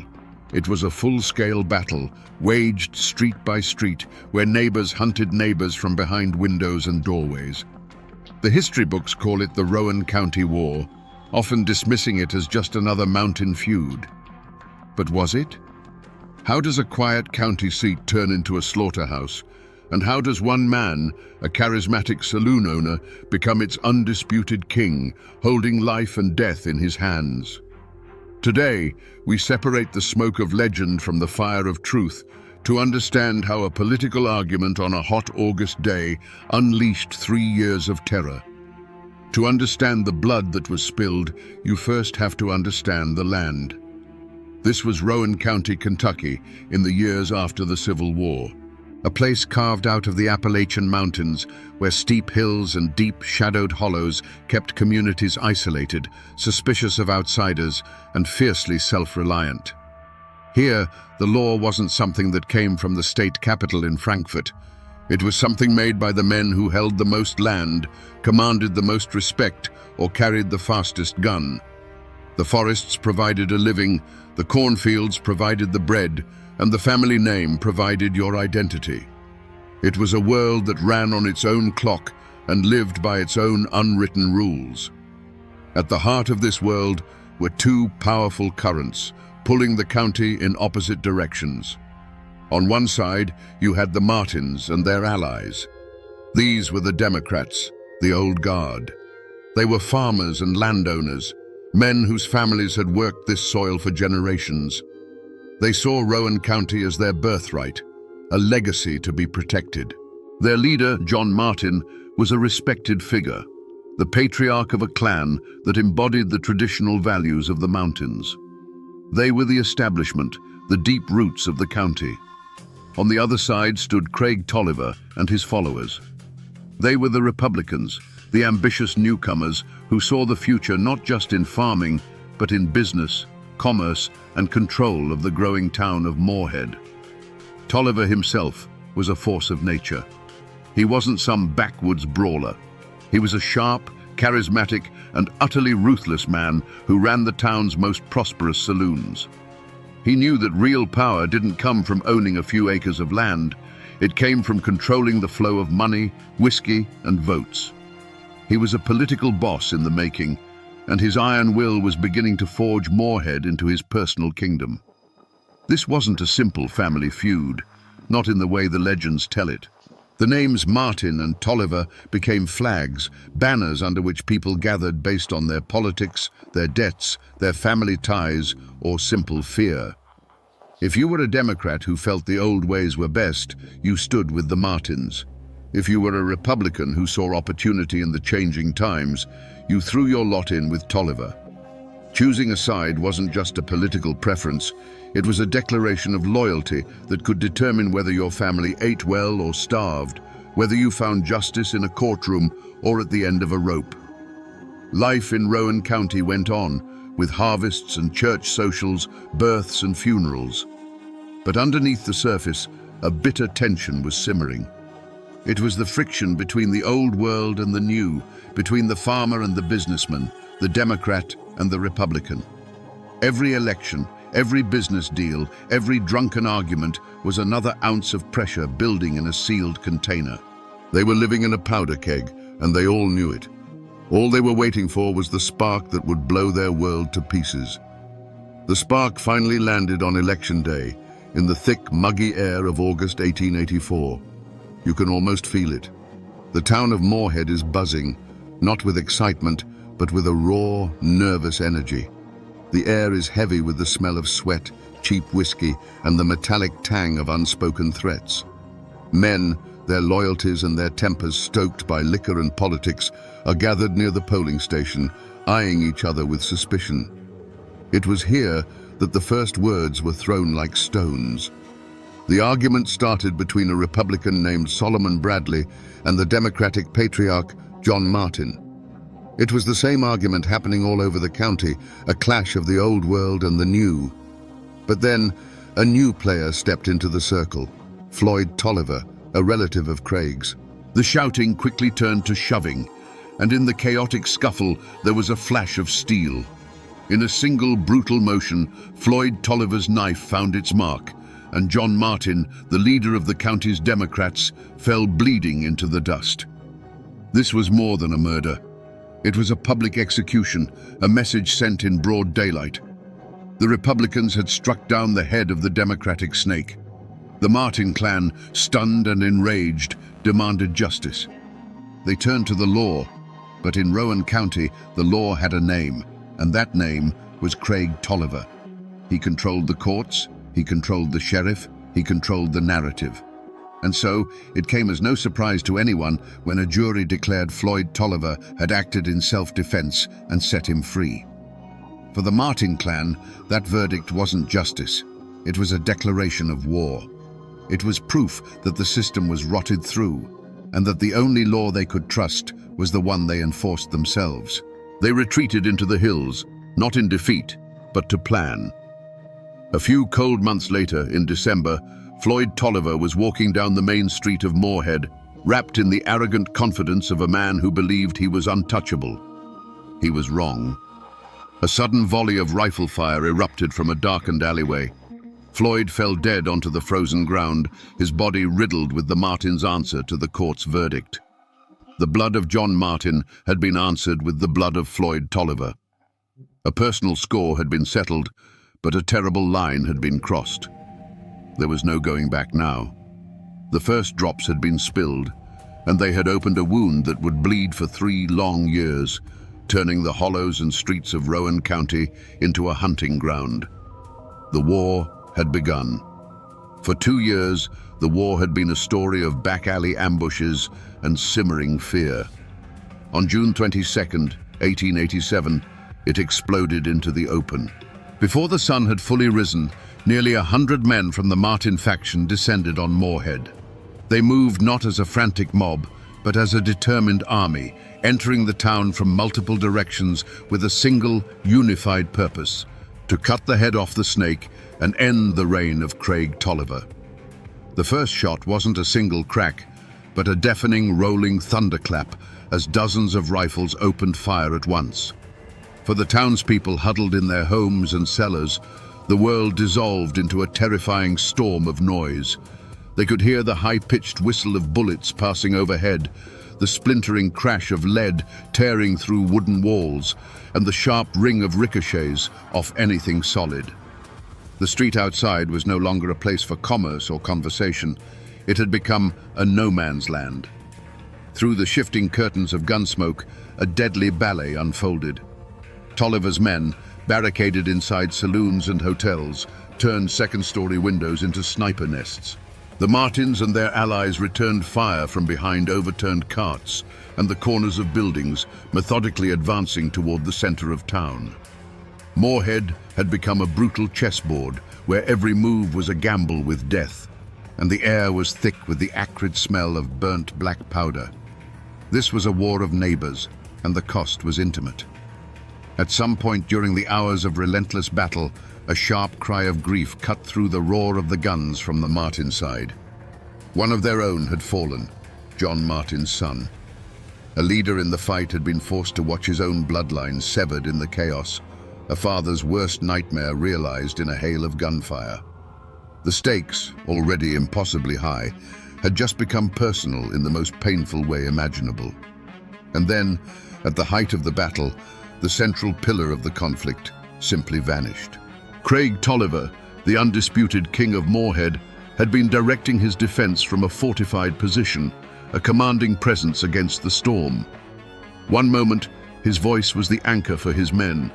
The next, there was only silence from his post. There was no heroic last stand, no dramatic duel, just a sudden, shocking absence. A single, unseen shot, fired by a Martin sharpshooter or a treacherous ally no one would ever know for sure, had found its mark. As the news rippled through the ranks, the fighting faltered. The organized defense collapsed into confusion. The gunfire sputtered out, replaced by an eerie, ringing silence. When the smoke finally began to clear, it revealed a town that had been brutalized. The walls of buildings were scarred with hundreds of dark marks, silent witnesses to the fury that had just passed. The battle was over. The king was dead. When the last echo of gunfire faded, a stunned silence fell over Moorhead. It was the silence of a graveyard. Slowly, cautiously, doors creaked open. Townspeople emerged from their cellars and hiding places, not to a town celebrating a victory, but to a scene of utter devastation. The streets were littered with shattered glass, splintered wood, and the dark, still shapes of men who had been alive just hours before. The air, thick with the lingering scent of gunpowder, now carried the heavy weight of shock and grief. The war was over, but the town felt like it had died with it. For the Martin faction, their objective was complete. Craig Tolliver was dead. They hadn't stayed to claim Moorhead as a prize. That was never the point. Their army of 100 men melted back into the hills and hollows from which they came, leaving the chaos behind them. They had rid the county of the man they saw as a tyrant, but in doing so, they had declared war not just on a rival faction, but on the state of Kentucky itself. They were no longer just feuding mountaineers, they were now fugitives. The Tolliver faction, once the iron fist that ruled the county, was shattered. With their leader gone, they were a body without a head. Panic and fear replaced the arrogant confidence they once held. Some of his most loyal men lay dead in the streets, while others, wounded or terrified of what was to come, fled the county, knowing that either the Martins' revenge or the state's justice would soon be coming for them. The empire Craig Tolliver had built with bullets and fear had crumbled into dust in a single morning. This time, the news of the slaughter didn't just prompt a temporary response from the governor, it demanded a permanent solution. The state of Kentucky had had enough. Soldiers of the state militia were dispatched to Rowan County, but they didn't come as peacekeepers to separate two bickering families. They arrived as an occupying force, with orders to disarm the populace and impose state law by force. Martial law, ineffective not in name, descended on Moorhead. The era of clan rule was over, brought to an end by the cold steel of state-issued bayonets. With the militia securing the town, the gears of official justice began to grind. Warrants were issued for dozens of men from the Martin faction. Rewards were posted for their capture, turning neighbors against one another with the promise of gold. But the fear in Rowan County didn't disappear. It simply went quiet. People who had witnessed the battle locked their doors and their mouths, terrified of getting caught in the crossfire between the vengeful Martins and the newly empowered state authorities. The gun smoke had cleared, But a new, suffocating fog of suspicion and fear had settled over the hills. The gavels that fell in the Rowan County Courthouse weren't just calling a room to order. They were trying to hammer a new reality into place. The trials that followed the Moorhead massacre were meant to be a display of state power, a clear message that the days of clan law were over. The courtroom itself was a theater of tension. It was the same building whose walls were still pockmarked with bullet holes from the battle. Armed militia guards stood at every entrance, their presence a constant reminder that this was not business as usual. The benches were packed with onlookers, family of the accused, Tolliver sympathizers, and curious strangers, all watching to see if the law of Kentucky was stronger than the code of the mountains. In the defendant's box sat the men of the Martin faction. But they didn't look like defeated criminals. You have to understand, in their own eyes, and in the eyes of many in the county, they weren't murderers. They were liberators. They had faced a tyrant that the law itself had failed to control. So they sat there, not with remorse, but with a quiet, stubborn dignity. They had done what they felt they had to do, and they were prepared to face the consequences, convinced of the righteousness of their cause. Their defiance was a silent challenge to the entire proceeding. The legal battle was as fierce as the gunfight that preceded it. Cunning lawyers for the defense didn't just argue points of law, they put Craig Tolliver's entire reign of terror on trial. They painted a picture of a county held hostage where the legal system was a corrupt tool in the hands of one man. They argued that the attack on Moorhead wasn't an act of aggression, but an act of desperation, a people rising up to reclaim their own government. It was a powerful narrative that resonated deeply with a jury of their peers, men who had lived through those same dark years. And then came the verdicts. One by one, the men who had marched on Moorhead and waged open war in its streets faced the judge. And one by one, the astonishing results came in. Some were convicted of lesser charges and given light sentences. Others were acquitted entirely. In the end, not a single man was executed for their role in the battle. The most prominent leaders of the Martin faction eventually received pardons from a sympathetic Democratic governor, effectively wiping their slates clean. The state had flexed its muscle, but the outcome felt less like a verdict and more like a negotiated truce. The old power structure was broken, and a new one, led by the Democrats, had taken its place. The men who had taken the law into their own hands had been vindicated, not by the mountains, but by the very system they had attacked. So, was this justice? The Tolliver faction was gone, their leader buried. The Martin faction, despite laying siege to a town, walked free. The law of men had been spoken in the courtroom, but the final judgment sounded an awful lot like the justice of the mountains. It left a profound and unsettling question hanging in the Appalachian air. Who really won the war? The war ended, but the peace was a fragile, bitter thing. The hatred stirred up by the feud didn't vanish with the last puff of gunsmoke. They seeped into the soil of Rowan County and poisoned the roots of the community for generations. For decades after the massacre, the names Martin and Tolliver were spoken with caution. They dictated who you did business with, whose children your children were allowed to marry, and which side of the aisle you stood on in local politics. The shooting had stopped, but the war lived on in quiet, resentful hearts. If you visit Moorhead today, you might think the past has been completely erased. It's a bustling university town now, full of students who know more about textbooks than blood feuds. But the ghosts are still there, if you know where to look for them. For many years, the old courthouse stood as the most stubborn witness. Visitors could run their hands over the dozens of pockmarks scarring its brick walls, each one a physical memory of that terrible morning in 1887. And up in the cemetery, you can still find the grave of Craig Tolliver, the fallen king, a simple stone marker for a man who once held the county in an iron fist. But the most powerful reminders aren't the ones you can touch. They're in the landscape itself. The main street of Moorhead is no longer a battlefield, but the ghosts of the men who fought and died there still linger in the local lore. The winding back roads and shadowed hollows leading out of town were once the sites of countless ambushes and secret meetings. They are quiet now, but it's a heavy kind of quiet, the kind that holds stories. Most people who walk those streets today have forgotten the names of Craig Tolliver and John Martin. The story of the Rowan County War has faded from living memory into the dry pages of history books. But the story hasn't truly vanished. It has simply become part of the place itself. It's a lesson embedded in the land, a reminder of how quickly order can break down and how thin the line is between neighbor and enemy. The people may forget the details, but the mountains always remember everything.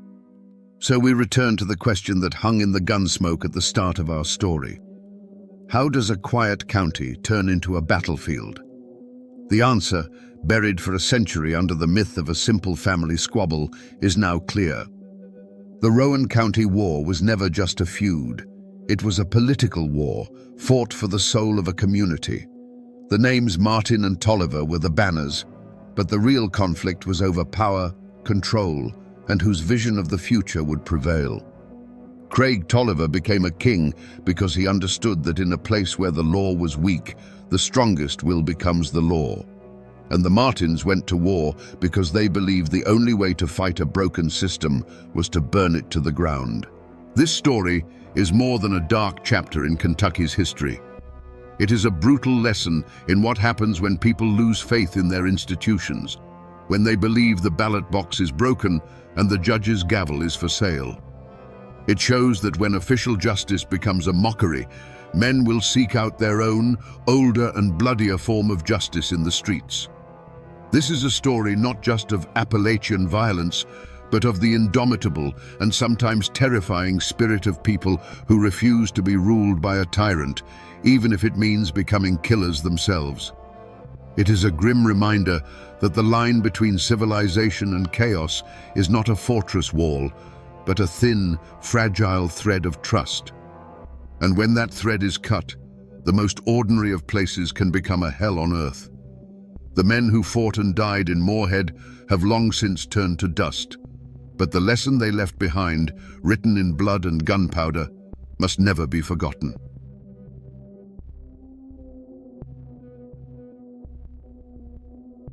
They say if you walk the old McCoy lands on a cold January night, when the wind moans through the bare sycamores, you can still hear her.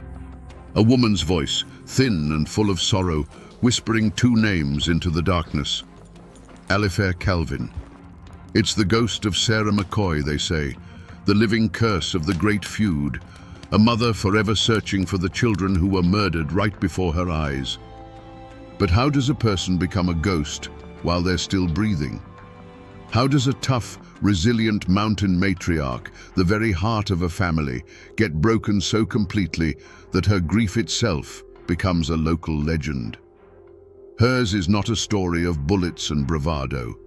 It's the story of what happens after the guns fall silent, and of a sorrow so deep it haunts the hills to this very day. Today, we separate the woman from the haint and trace the path that led Sarah McCoy into that long, lonely darkness. To understand the woman, you first have to understand the mountains that made her. Sarah Mullins was born in 1829 into a world of sharp ridges and deep, isolated hollows along the Kentucky side of the Tug Fork. This wasn't a land of easy living. It was a place that demanded everything from you: your strength, your sweat, your resilience. The seasons were harsh, the soil was rocky, and the outside world with its formal laws and governments was a distant rumor. Life was governed by a different set of rules: the turning of the seasons, the needs of the family, and the unwritten code of the hills. She was a Mullins before she was a McCoy, and like all mountain families, they lived by a simple, powerful creed: you take care of your own. Sarah's childhood wouldn't have been one of play and schooling. Her education came at her mother's side, learning the hard-won lessons of survival. She learned how to birth a child and how to bury one. She learned which roots could break a fever and which berries were poison. She learned to mend clothes, cure meat, and stretch a handful of cornmeal to feed a hungry family through the dead of winter. It was a life that forged a quiet, unbreakable strength into the very marrow of her bones. There are no documents that tell us of a single, defining moment in her youth. But the life of every mountain girl was filled with them. You can imagine a winter so fierce it threatened to starve the family out, and a young Sarah, not yet a woman, helping her mother keep a dying fire alive. You can picture her nursing a younger sibling through a sickness, learning for the first time that hollow-eyed fear that comes when a loved one's life hangs by a thread. These small, forgotten battles were her forge, tempering her into a woman who could endure hardship without complaint, because complaining was a luxury the mountains never afforded. In 1849, that quiet strength was joined with the formidable pride of Randolph McCoy. Randall, as he was known, was a stubborn, unbending man, quick to see a slight and slow to forgive a debt. When Sarah married him, she wasn't just becoming a wife, she was becoming the bedrock of a new dynasty. Her life's work would now be to build a family, to raise sons and daughters who carried the McCoy name. He was the stone wall facing the world. She was the mortar holding it all together, the quiet force that turned a rough log cabin into a home. Her code was not the code of the gunman or the feudist, not yet. Her code was the ancient, unspoken law of the Appalachian matriarch. It was a law written in the rhythm of a rocking chair, the smell of baking bread, and the fierce, protective glare she'd give anyone who threatened her children. Her honor wasn't tied to land disputes or stolen hogs. It was tied to the well-being of the 13 souls she brought into this world. Her domain was the hearth. Her ambition was a full pantry, and her loyalty was absolute, not to a cause, but to the lives she had created. Before the first shots of the feud echoed in her memory, Sarah McCoy's world was one of simple, profound purpose. Her domain wasn't the courthouse or the battlefield. It was a rough-hewn log cabin on a Kentucky hillside, a home that was overflowing with the noise and chaos of life. While Randall was out wrestling a living from the rocky soil or nursing a grievance with a neighbor, Sarah was the quiet gravity that held their chaotic world in orbit. The cabin wasn't just a shelter, it was her life's work, a testament to her endurance, filled with the smell of wood smoke and stew and the constant hum of her children's lives. And what a life it was. She was the mother of 13. Imagine that. 13 times she went through the trial of childbirth, and 13 times she held a new life in her arms. Her days weren't measured in hours, but in the tasks required to keep that many souls alive and well.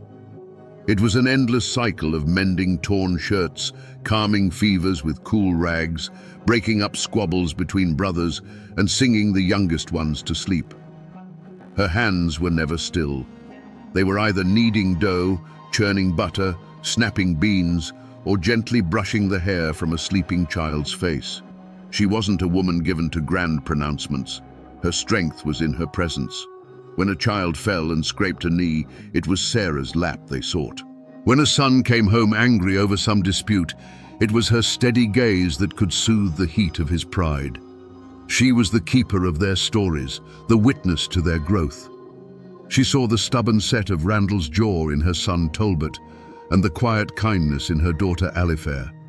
She knew their fears, their dreams, and the secret hurts they hid from the world. For 2 decades, that world, while never easy, was whole. The rhythm of their lives was tied to the land. There was the hard work of planting in the spring, the relief of the summer harvest, and the huddling together for warmth and stories in the long, dark winters. This was the world Sarah McCoy had built and fought to protect. It wasn't a kingdom of wealth or power, but it was rich in what mattered most to her, the sight of her family, gathered and safe, under one roof. Her treasure wasn't a plot of land. It was the sound of her children's laughter echoing through the hollow. This was what was at stake. Not honor, not a family name, not the ownership of a stray pig. For Sarah, the escalating tensions with the Hatfields across the river were a terrifying threat to the only thing she held sacred. Every angry word Randall brought home, every dark rumor that drifted over the tug fork, was like a tremor beneath the foundation of her home. She was a mother standing guard over a precious, fragile peace, and she could feel a storm gathering on the horizon that threatened to wash it all away. Every great tragedy is driven by a fatal flaw, a crack in an otherwise strong foundation. For Randall McCoy, it was his unbending pride. For his sons, it was their quick, violent temper. But Sarah's flaw was something far more subtle and heartbreaking. It wasn't a sin, but a virtue taken to a terrible extreme. Her absolute, unconditional love for her family.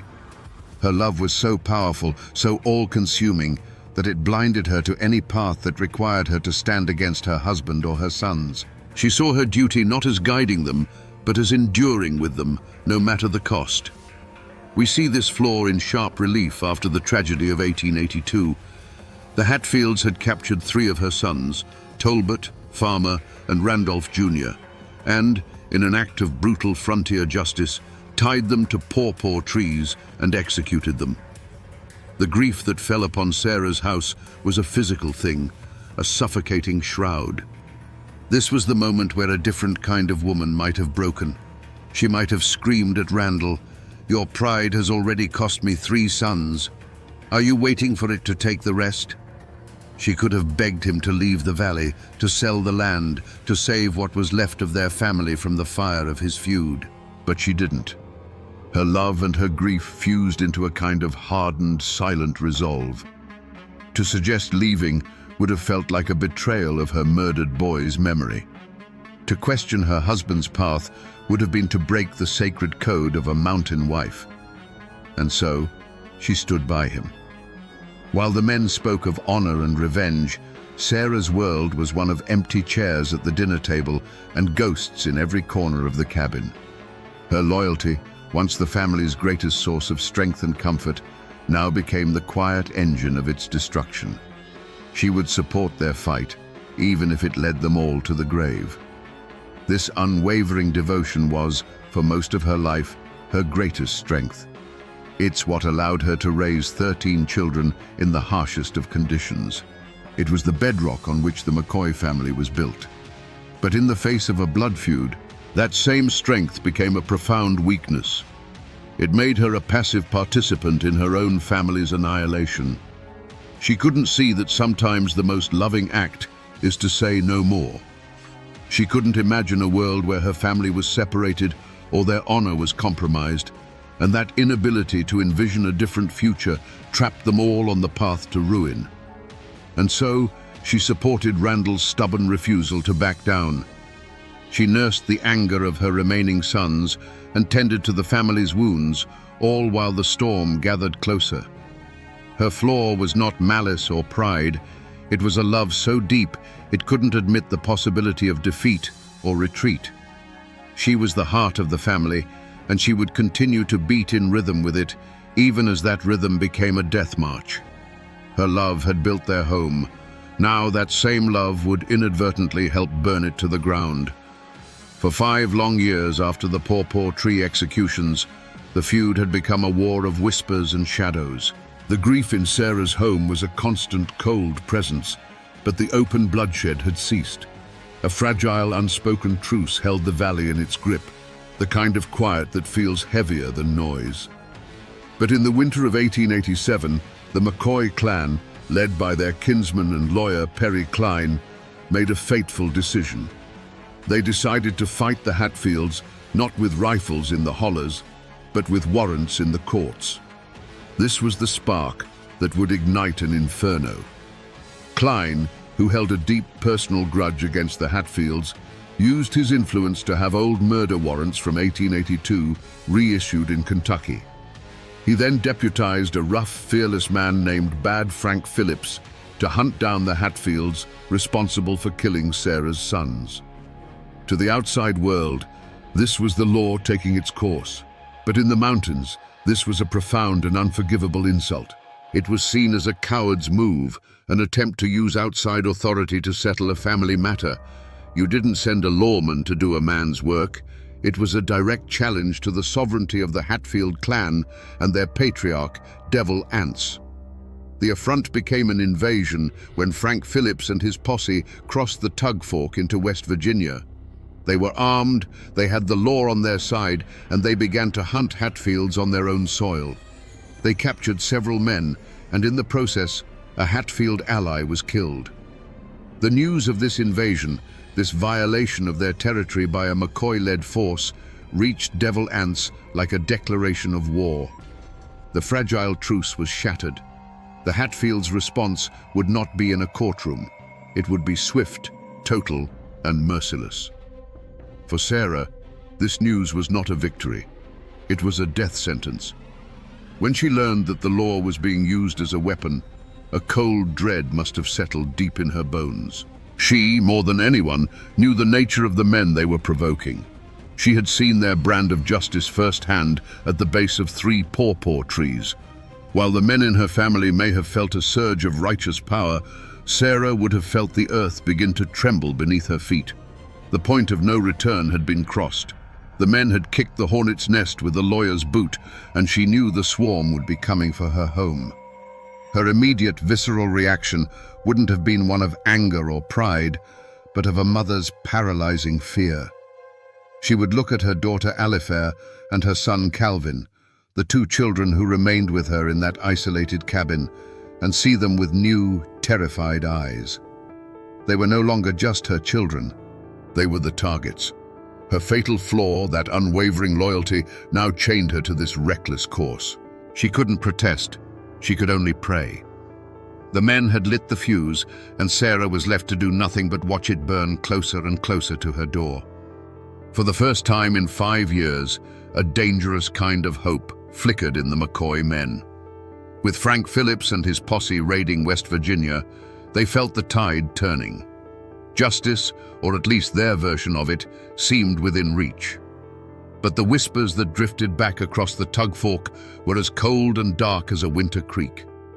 Friends and neighbors, men who knew the Hatfields not as names on a warrant, but as flesh and blood forces of nature, brought warnings to Randall. They spoke in low, urgent tones of men gathering at Devil Anse's command, of the cold fire they'd seen in Jim Vance's eyes. These weren't formal offers of peace. The time for that had long passed. These were the desperate pleas of a community that could feel the ground getting ready to shake. "Take your family and go, Randall," one might have said. "Go to Pikeville, anywhere, just until this blows over. A piece of paper won't stop a bullet." They were warnings born of experience, a deep mountain wisdom that understood that provoking a man like Jim Vance was like cornering a rattlesnake. You might have the right to do it, but you'd be a fool to expect to walk away unharmed. But Randall McCoy, his pride now buttressed by the authority of the law, was deaf to these pleas. To him, leaving would be running. It would be an admission of defeat, a betrayal of the sons already in the ground. "We have the law on our side now," he'd retort, his jaw set like stone. He mistook the warrants in his pocket for a shield, believing the outside world's rules now applied to this ancient, personal war. He and his remaining sons walked with a newfound confidence, blind to the fact that they were marching their families straight towards an open grave. Sarah saw it, though. She saw the truth not in Randall's defiant words, but in the silence that followed them. She saw it in the way neighbors averted their eyes, in the sudden quiet that fell over a room when she entered. She could feel her family being walled off, isolated by her husband's stubborn pride. The warnings the men ignored, she heard as a deafening roar. She knew the Hatfields. She knew what they had done to her boys at the pawpaw trees, and she knew they had done it without the pretext of a legal invasion. What would they do now, with their homes raided and their kinfolk dragged away in irons? Her path of no compromise was one of silent, terrified endurance. Every day that passed was another missed opportunity to flee. Every sunset that painted the winter sky felt like a final act.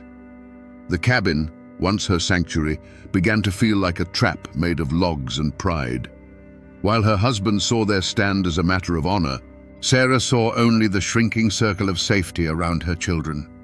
The men were too busy listening to the lawyers and the deputies to hear the sound that Sarah heard every night in her sleep, the sound of approaching footsteps in the snow. And so, with every warning ignored, with every chance for escape dismissed, the certainty of a violent end grew. The feud was no longer a simmering conflict.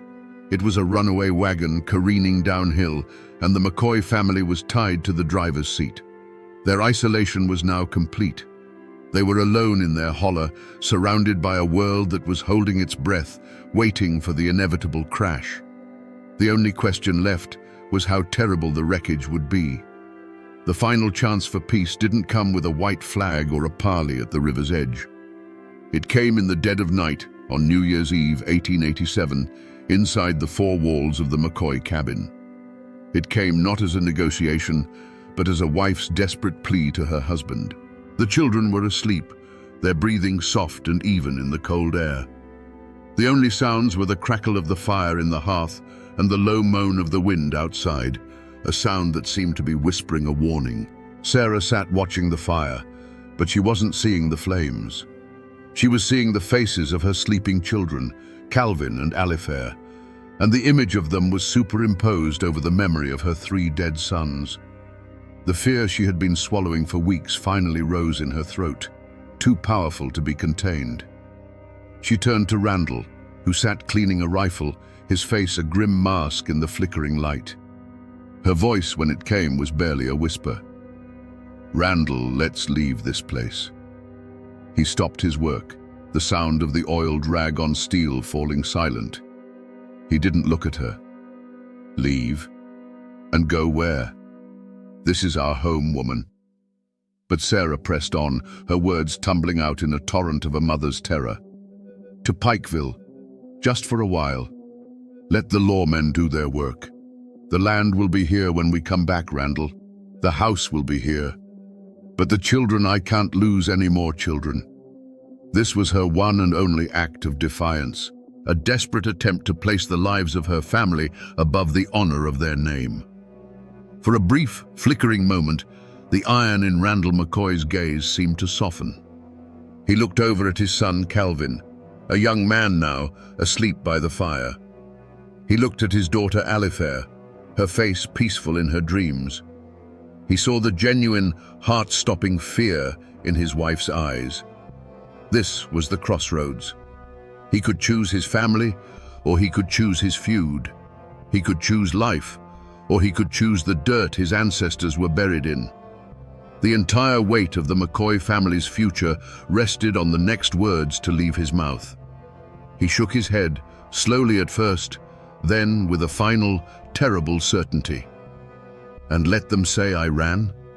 Let Jim Vance and his murdering kin tell their children that Randall McCoy was a coward who abandoned his home and the graves of his sons."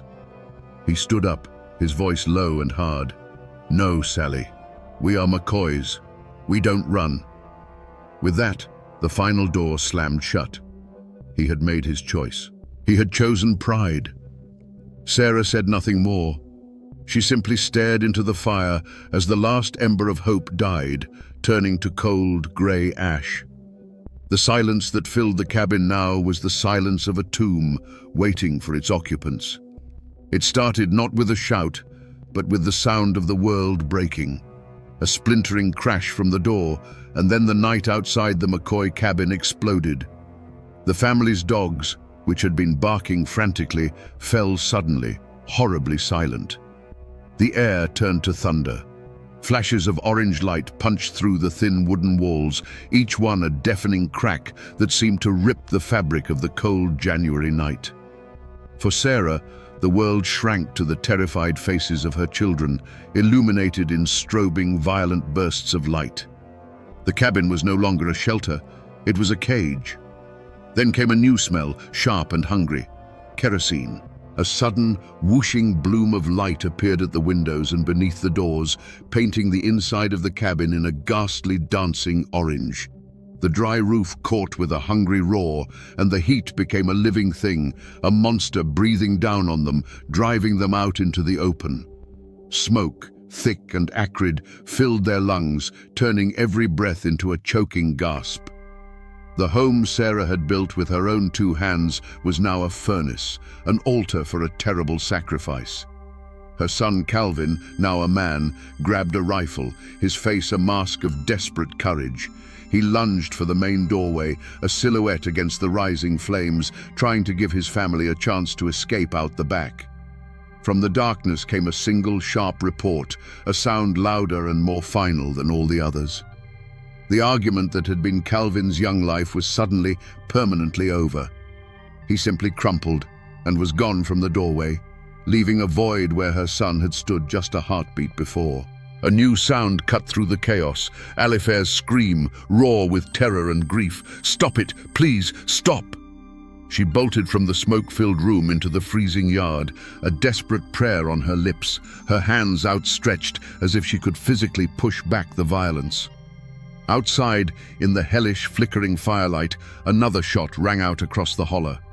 The screaming stopped, just like that. In the snow, her daughter's frantic motion ceased, and a terrible, unnatural stillness took its place. Instinct, the purest and most primal force a mother knows, took over. Sarah scrambled out into the freezing air, her world narrowing to the still shape in the yard. She fell to her knees beside Alifair, a mother's wail tearing from her throat, a sound of absolute ruin. A dark shape loomed over her, a man's form silhouetted against her burning home. There was a swift, dark movement in the air above her. Not a sound, not a pain, just a blinding flash of white light behind her eyes. The world tilted on its axis. The roar of the fire and the crackle of gunfire faded to a distant, muffled hum. The cold, soft snow rose up to meet her, and the night, which had been so full of fire and noise, went utterly and completely black. The first thing she felt was the cold. Not the bracing cold of a winter night, but a deep, seeping cold that seemed to be coming from inside her own bones. Consciousness returned not as a gentle dawn, but as a slow, agonizing crawl out of a black, silent pit. There was a ringing in her ears, and the ground was wet beneath her cheek. The sharp, bitter smell of wet ash and burnt pine filled the air. For a moment, there was nothing else, just cold, silence, and the smell of ruin. Slowly, she pushed herself up. A crushing weight of pain exploded in her skull, a blinding agony that made the world swim. Her hand went to her head and came away slick and dark, with something that wasn't melted snow. Her eyes focused. Above her, the stars were still glittering, cold and indifferent. But where her home should have been, there was only a jagged black skeleton, its ribs smoldering faintly against the night sky. And then, she remembered, fire, gunshots, screaming. Her gaze fell upon a shape in the snow nearby, a dark bundle, unnaturally still. Alifair. The name was a thought, not a sound. Sarah crawled towards her, the pain in her head forgotten, her body moving with a will of its own. The snow beneath her daughter was stained a dark, impossible color. She reached out a trembling hand and touched her child's face. It was as cold as the frozen earth. A great, silent bell had been struck inside her soul, and the ringing had shattered everything. There was no scream, no cry. The sound was trapped somewhere deep inside her, unable to escape. Her eyes lifted toward the charred remains of the doorway. She saw him then.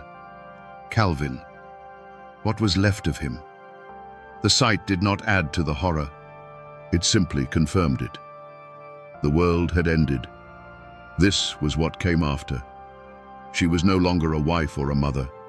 She was a witness, a survivor left behind in the graveyard of her own life. There was no triumph, no shock, no regret. There was only a vast, hollow emptiness where a heart had once been.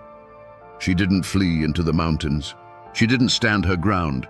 She simply knelt there in the blood-soaked snow, a frozen statue between her 2 dead children, staring at the smoldering corpse of her home.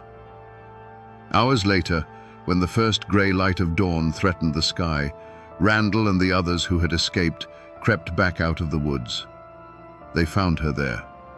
She looked at them, but her eyes were vacant, seeing something far away, or perhaps nothing at all. Randall had survived the night, but the woman he found in the ashes was not the wife he had left behind. The Sarah McCoy, who had raised 13 children and anchored a family, was gone forever, and in her place was only a ghost. The fire that consumed the McCoy cabin sent shockwaves of a different kind across the mountains. The immediate wreckage wasn't just timber and ash, it was human.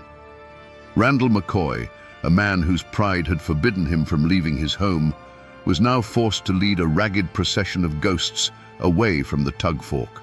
They were homeless, landless, and carrying with them a grief so heavy it was a physical burden. Their destination was Pikeville, a town that offered safety, but also the quiet shame of exile. They were refugees from a war they had helped start, driven from their ancestral land not by an army, but by the hatred of their neighbors.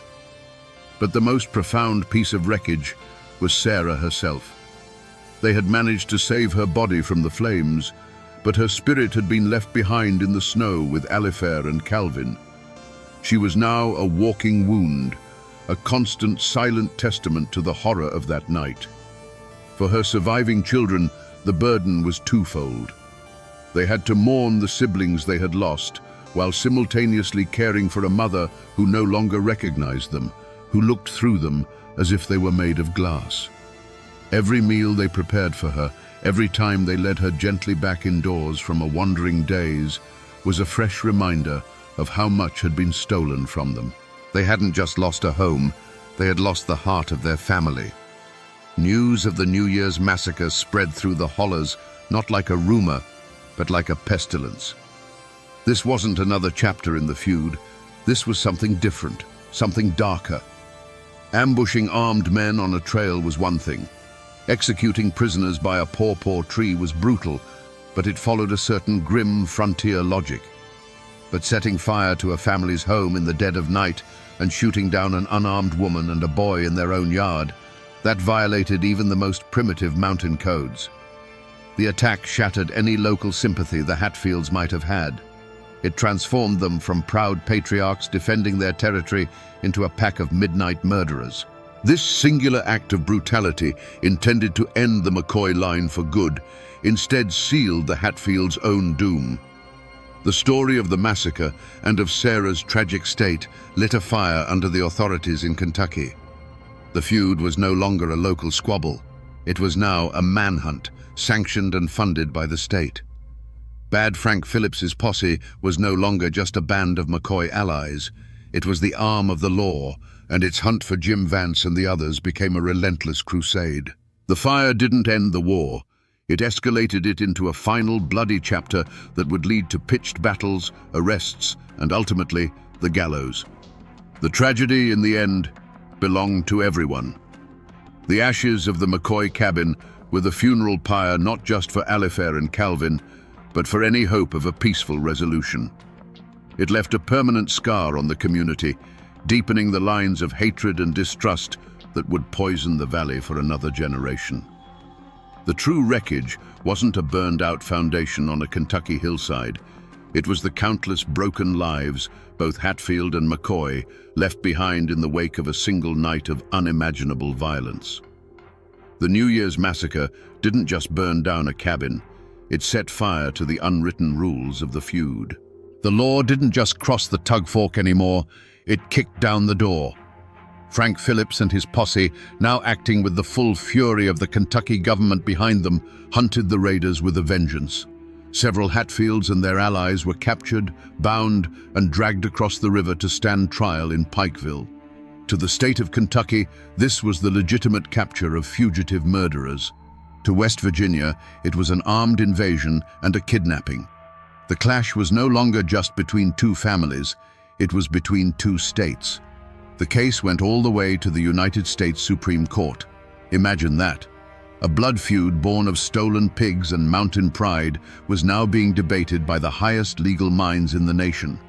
In a landmark decision, the court sided with Kentucky, ruling that they had the right to prosecute the captured men.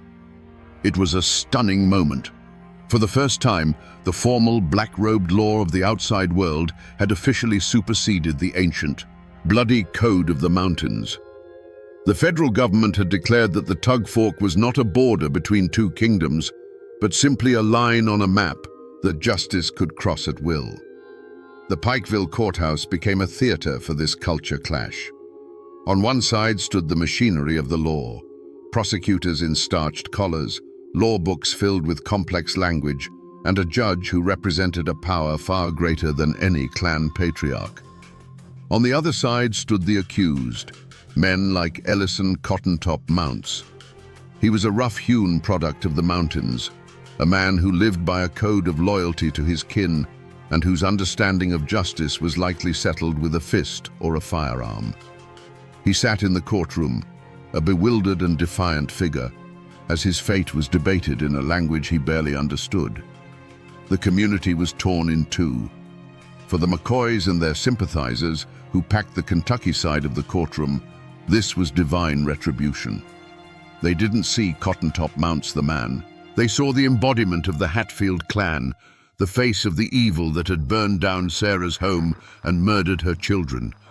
Every word of the prosecution was a vindication of their suffering. But across the river and among the Hatfield allies, the trial was seen as a sham, a legal lynching. They saw Cottontop not as a criminal, but as a political prisoner, a scapegoat being sacrificed to satisfy a Kentucky vendetta. He was their martyr. The verdict, when it came, was as swift and certain as a Hatfield bullet. Guilty. The sentence was even more final. Death by hanging. The law, which had for so long been a distant and irrelevant concept, had finally bared its teeth. Its judgment was absolute, and it promised a public, orderly, and legal end to a man's life, a stark contrast to the chaotic, passionate violence that had defined the feud for decades. But was it true justice? That's the question that still hangs over the valley. Cottontop Mounts was just a follower, rumored to be simple-minded, a man caught up in the powerful currents of clan loyalty. The masterminds of the raid, Jim Vance and Cap Hatfield, had escaped the noose. Vance was already dead, shot by Frank Phillips, and Cap would eventually be pardoned. The law had claimed its pound of flesh, and the hanging of Cottontop Mounts officially marked the end of the feud. But for many, it felt less like a resolution and more like a final bitter irony. A war started by powerful men had ended with the execution of one of their weakest soldiers. So, what became of the men who brought hell to Sarah McCoy's doorstep? Did they face a reckoning of their own? The answer, like everything in this story, is a tangled mess of violence, irony, and unsatisfying justice. The fates of the Hatfield leaders show that in the mountains, the ledger of right and wrong is rarely balanced so neatly. Jim Vance, the old wolf of the clan, the man widely believed to have delivered the crippling blow to Sarah's head, met a fittingly violent end. He was hunted relentlessly by Frank Phillips, who pursued him not with a warrant, but with the cold fury of an avenger. In January 1888, just weeks after the massacre, Phillips cornered Vance in the woods. There was no trial, no judge. There was only a final, brutal shootout. Jim Vance, who had lived his life by the gun, died by the gun, his body left in the frozen wilderness. For the McCoys, this was the only kind of justice they could truly understand. But for the others, the law's judgment was far more elusive. Cap Hatfield, Devil Anse's hot-headed son and another leader of the raid, was a ghost to the law. He dodged posses and hid in the mountains until the political winds shifted. Thanks to the bitter jurisdictional disputes between Kentucky and West Virginia, Cap was eventually granted a pardon. He never spent a day in jail for the New Year's raid. In a twist of staggering irony, the man who had acted as judge, jury, and executioner in Sarah's yard went on to become a lawyer and land agent, living a long and prosperous life. He died an old man, a respected member of his community, the blood of that night, a distant, unpunished memory. And what of the patriarch himself, Devil Anse Hatfield? He was the man in whose name it was all done, yet he never faced a single legal consequence for the feud. He outlived Randall McCoy by a decade, transitioning from a feared clan leader to a successful timber baron. The Hatfields, far from being destroyed, became a powerful and influential family in West Virginia politics. On the surface, it seems Devil Anse won. But a strange thing happened in his old age. In 1911, this man who had seemed to fear neither God nor the law waded into the waters of Island Creek and was baptized. The image of the old feudist, his hands now trembling with age, seeking to wash away a lifetime of sin, suggests a man who was, in the end, haunted. He may have escaped man's law, but it seems he was making a final, desperate peace before facing a higher judgment. For the surviving McCoys, life in Pikeville was a long, quiet epilogue written in the ink of grief and exile. Randall, the proud patriarch who had refused to abandon his home, now lived out his days as a ferryman, a humbled and broken man. His children grew up under a long shadow, forever known as the feud McCoys. They couldn't escape the name. It was whispered in the general store, it followed them to school, it clung to them like the smell of wood smoke. Some tried to build new lives, to distance themselves from the bloody history, but the story was a brand on their family name, a legacy of loss they would carry to their own graves. Back in the Tugfork Valley, a strange and heavy silence descended. The hanging of cotton-top mounts had drawn a formal line under the conflict, and the community, exhausted by years of violence and fear, collectively decided to bury the memory. Neighbors who had once aimed rifles at each other from opposite sides of the river now had to pass on the same dusty roads, trade at the same stores. The only way to survive was to not speak of it.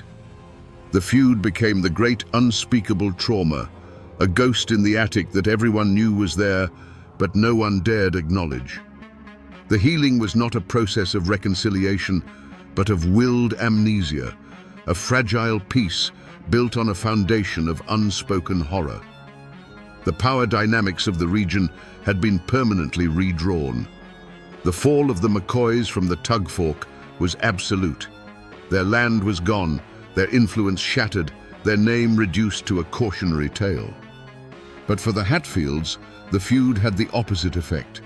It cemented their legend and consolidated their power in West Virginia. They transformed their notoriety into political and economic capital. Devil Anse's sons became sheriffs, lawyers, and businessmen. The Hatfields, far from being destroyed by the conflict, had emerged as a formidable Appalachian dynasty, their success built, quite literally, upon the ashes of the McCoy homestead. And in the middle of this silent, shifting landscape was the memory of Sarah. While the men's names became synonymous with the fighting, her story endured as the symbol of its true cost. She was the ghost that haunted the community's silence. The men's legacy was one of pride, violence, and shifting power. Hers was a legacy of pure, inconsolable sorrow. Long after the last shot was fired and the last grave was dug, it was the image of the broken mother, wandering the hills and calling for her lost children, that served as the feud's most chilling and enduring epitaph. If you travel to the Tugfork Valley today, you can find the place where it all happened. The state has put up a historical marker, a neat metal sign that tries to tame the wildness of the story with dates and official language. But the sign isn't what holds the power of that place. A little farther in, you can still see the foundation stones of the cabin, half buried in the earth. And you can see the old well, its stone ring, a silent, hollow mouth in the ground. To stand there is an eerie experience. The air is heavy with a profound and unsettling quiet, and you can't help but feel you are trespassing on sacred, sorrowful ground. A few miles away, in a small cemetery, you can find their names carved into weathered stone. Randall lies there, and Sarah is beside him. Their graves are simple, unadorned, the final factual statements in a story that has since become a legend. People come from all over the country now, tracing the feud's bloody map from one site to another. They take pictures of the tombstones, treating them like relics of a distant, almost mythical past. But the names etched there, McCoy, Alifair, Calvin, are a stark reminder that these were real people, with real lives that were violently, tragically cut short. The story of Sarah, however, did not get buried in that cemetery. It seeped into the soil and became part of the folklore of the hills. Long after she died, people kept telling the stories. They weren't talking about Crazy Sally anymore. They were talking about a true spirit, a haint bound to the land by the force of her grief. Hunters moving through the woods at dusk would swear they heard a woman's voice carried on the wind, whispering those two names. Travelers would tell of a sudden, bone-deep cold that would settle over them near the old cabin site, the kind of cold that has nothing to do with the weather. Her tragedy has been transformed. It's now a key chapter in the American saga of the Hatfields and McCoys, a cautionary tale told to children about the poison of hatred. It has been written into books, acted out on television, and even sung about in mournful mountain ballads. The raw, private agony of one woman has become a public ghost story, a piece of our shared dark heritage. The world remembers the feud as a story of stubborn, violent men, but it is the ghost of Sarah McCoy that gives the legend its soul-chilling power. And so, she endures. Devil Anse, Randall McCoy, Frank Phillips, they are figures of history, their actions debated and analyzed. But Sarah is a figure of pure, human tragedy.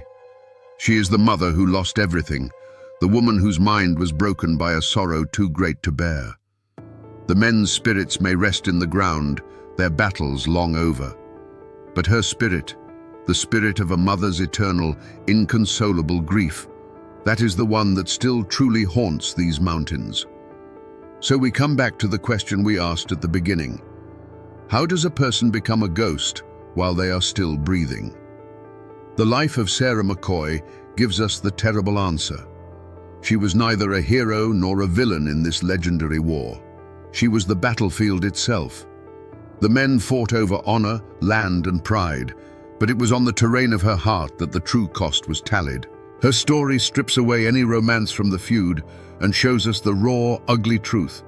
The deepest wounds aren't made by bullets, but by the memories they leave behind. In the end, this is a story about the terrible math of hatred. It shows that in a conflict fueled by pride, the price is always paid by the innocent. It is a brutal lesson that a mother's love, the most powerful force in the human world, cannot shield her children from the consequences of the foolishness of men.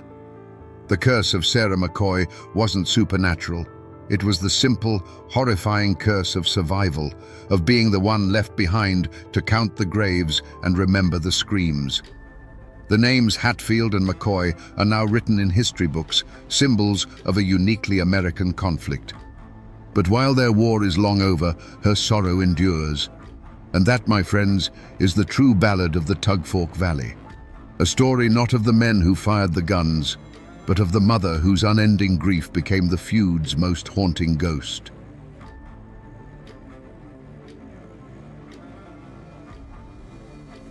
On a snow-dusted morning in Frankfort, Kentucky, a single rifle shot cracked the winter air.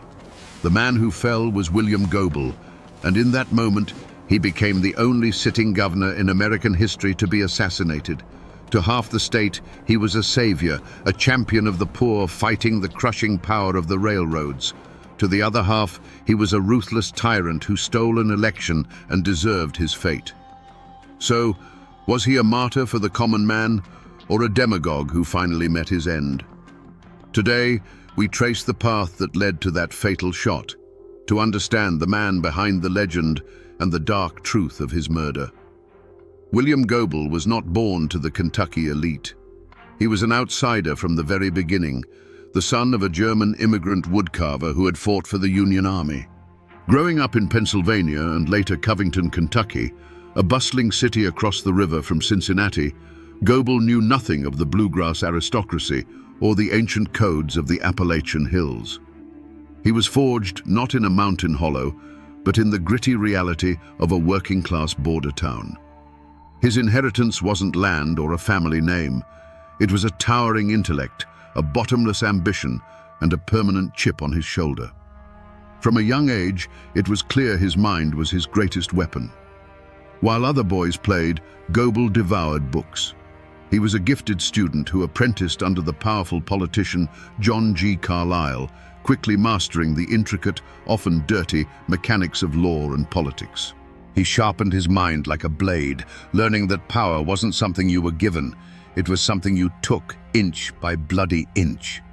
His battlefield was the courtroom and the backrooms of the State House, where he built a political machine that was ruthlessly efficient and fiercely loyal only to him. The moment that truly defined the man, the act that foreshadowed the governor, happened on the streets of Covington. Goebel, then a state senator, had a bitter rivalry with a local banker and political adversary named John Sanford. After a heated exchange of public insults, they met by chance outside Sanford's bank. Words turned to threats. Both men went for their guns. When the smoke cleared, John Sanford lay dead on the cobblestones. Goebel claimed self-defense, arguing Sanford drew first, and a jury acquitted him. But the event became his creation myth. The duel sent a chilling message across the Commonwealth.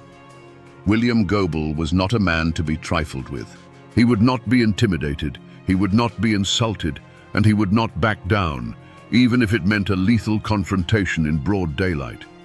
This single violent act cemented his reputation as a man of cold nerve, a political fighter who took every challenge as a personal war. It was the ultimate demonstration of his personal code.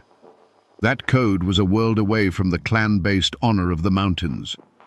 Goebel's loyalty wasn't to bloodkin, but to his political cause and the machine he built to serve it. His honor was tied to absolute victory. He saw the law not as a set of sacred principles, but as a tool, a weapon to be wielded against his enemies, the most powerful of which was the Louisville and Nashville Railroad, an entity he viewed as a corporate monster strangling the life out of the common people.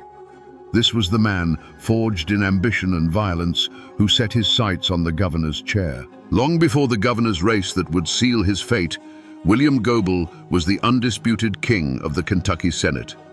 In the years leading up to the storm, he was at the peak of his power, a brilliant and feared legislative tactician. This was Goebel in his element, not as a target, but as a hunter. His supporters didn't just respect him, they revered him. They saw a man who had clawed his way up from nothing, using his formidable intellect to fight for them in the halls of power where they had never had a voice. His life's work was a single-minded crusade against the corporate behemoths that treated Kentucky like a private colony. Chief among them was the Louisville and Nashville Railroad. The L&N wasn't just a company, it was a shadow government. It owned politicians, controlled newspapers, and set freight rates so high that farmers often lost money just trying to get their crops to market. Goebel attacked them relentlessly, pushing for laws to regulate their rates, tax their vast properties, and break their stranglehold on the state's commerce. To the working man, he was David, fighting Goliath. Goebel's personal life was entirely consumed by this fight. He was a lifelong bachelor, a man of simple, almost Spartan habits. He had no wife, no children, no home life to retreat to. His law office and the legislative chambers were his only sanctuary.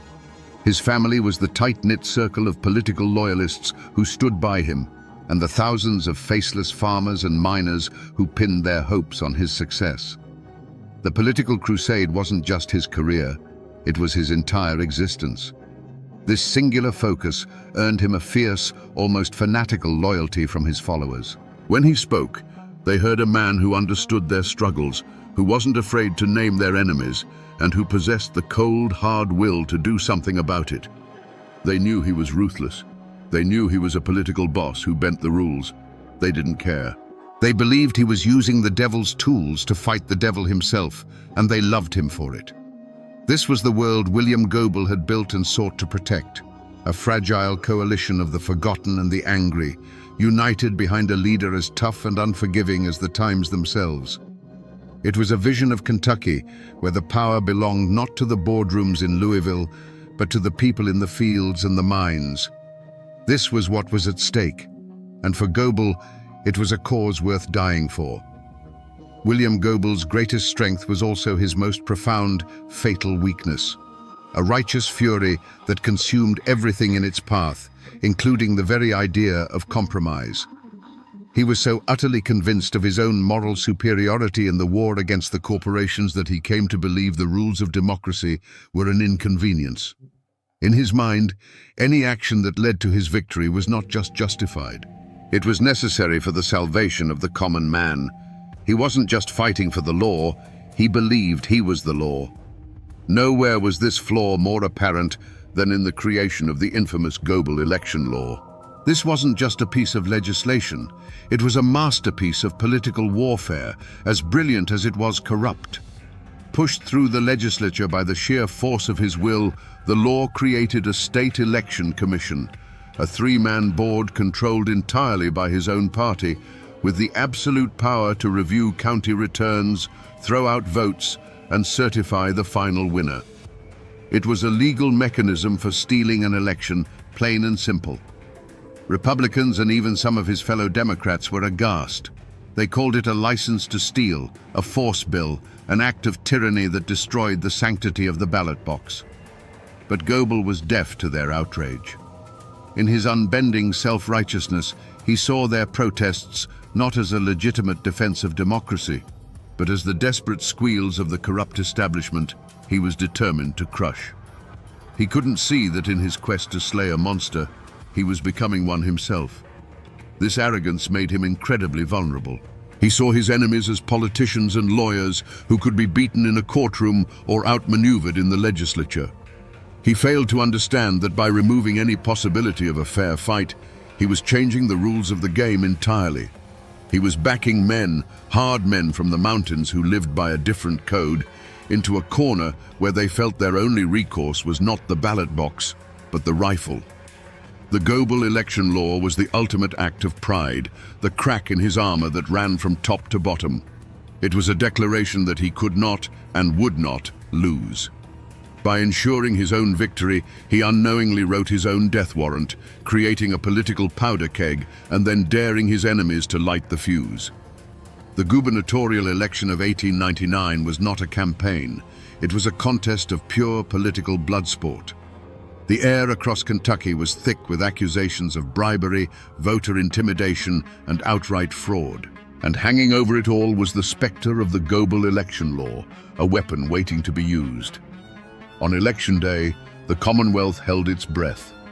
When the initial counts were tallied, a collective gasp went through the state. The Republican, William S. Taylor, had won by a razor-thin margin of just over 2,000 votes. For a man like William Goebel, this was not just a political defeat, it was a personal and unforgivable insult. He believed the mountain counties, the Republican strongholds, had stolen the election from him through widespread corruption. The people, in his view, had been tricked. But more importantly, his perfect system, his guaranteed path to victory, had been defied. The verdict of the voters was an affront to his entire crusade, and he would not accept it. His reaction was immediate and absolute. He did not hesitate. He did not concede. He declared war. Goebel immediately filed a formal contest of the election, turning the matter over to the very commission he had created. His political machine roared to life, preparing to use the full, crushing weight of the Goebel election law to invalidate just enough votes in Republican counties to reverse the outcome. To the Republicans, this was the ultimate betrayal of democracy. They had won the fight, and now Goebel was moving to steal the prize in broad daylight. This was the moment the conflict moved from the ballot box to the barrel of a gun. Enraged by Goebel's blatant attempt to overturn the election, Republican leaders sent out a call to arms. From the mountains of eastern Kentucky, a river of angry armed men began to flow towards Frankfort. These were not politicians, they were coal miners, farmers, and feudists, Men with rifles on their shoulders and generations of distrust for the bluegrass Democrats in their hearts. They came by the trainload, over 1,000 strong, to make sure their governor, William Taylor, was inaugurated and that Goebel's commission did not dare to steal their victory. Frankfort was no longer a capital, it was a tinderbox. The State House grounds became an armed camp. The local militia was called in, but their loyalties were divided. Republican mountain men, bristling with Winchesters, faced off against Goebel's Democratic enforcers. The air crackled with tension. Goebel's refusal to accept defeat, driven by his unshakable self-righteousness, was the spark. The arrival of the mountain men was the powder. All that was needed now was for someone to strike the match. The city of Frankfort was no longer governing. It was holding its breath. The sight of armed mountain men on every corner was a warning more potent than any telegram.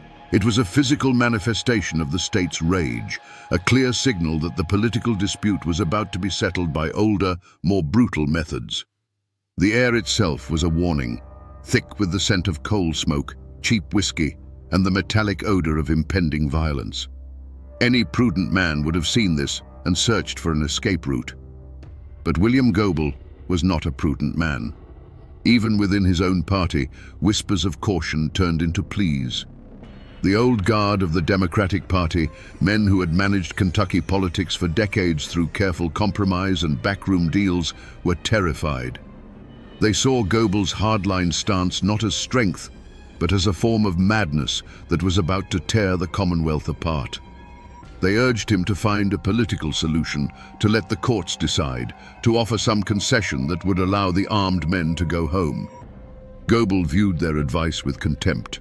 He saw them as weak, as part of the very establishment that had allowed the railroads to grow so powerful in the first place. His own bodyguards, former lawmen chosen for their nerve and loyalty, begged him to take precautions. They saw the cold, hard looks in the eyes of the mountain men. They knew a dozen good places for an ambush between Goebel's hotel and the state capitol.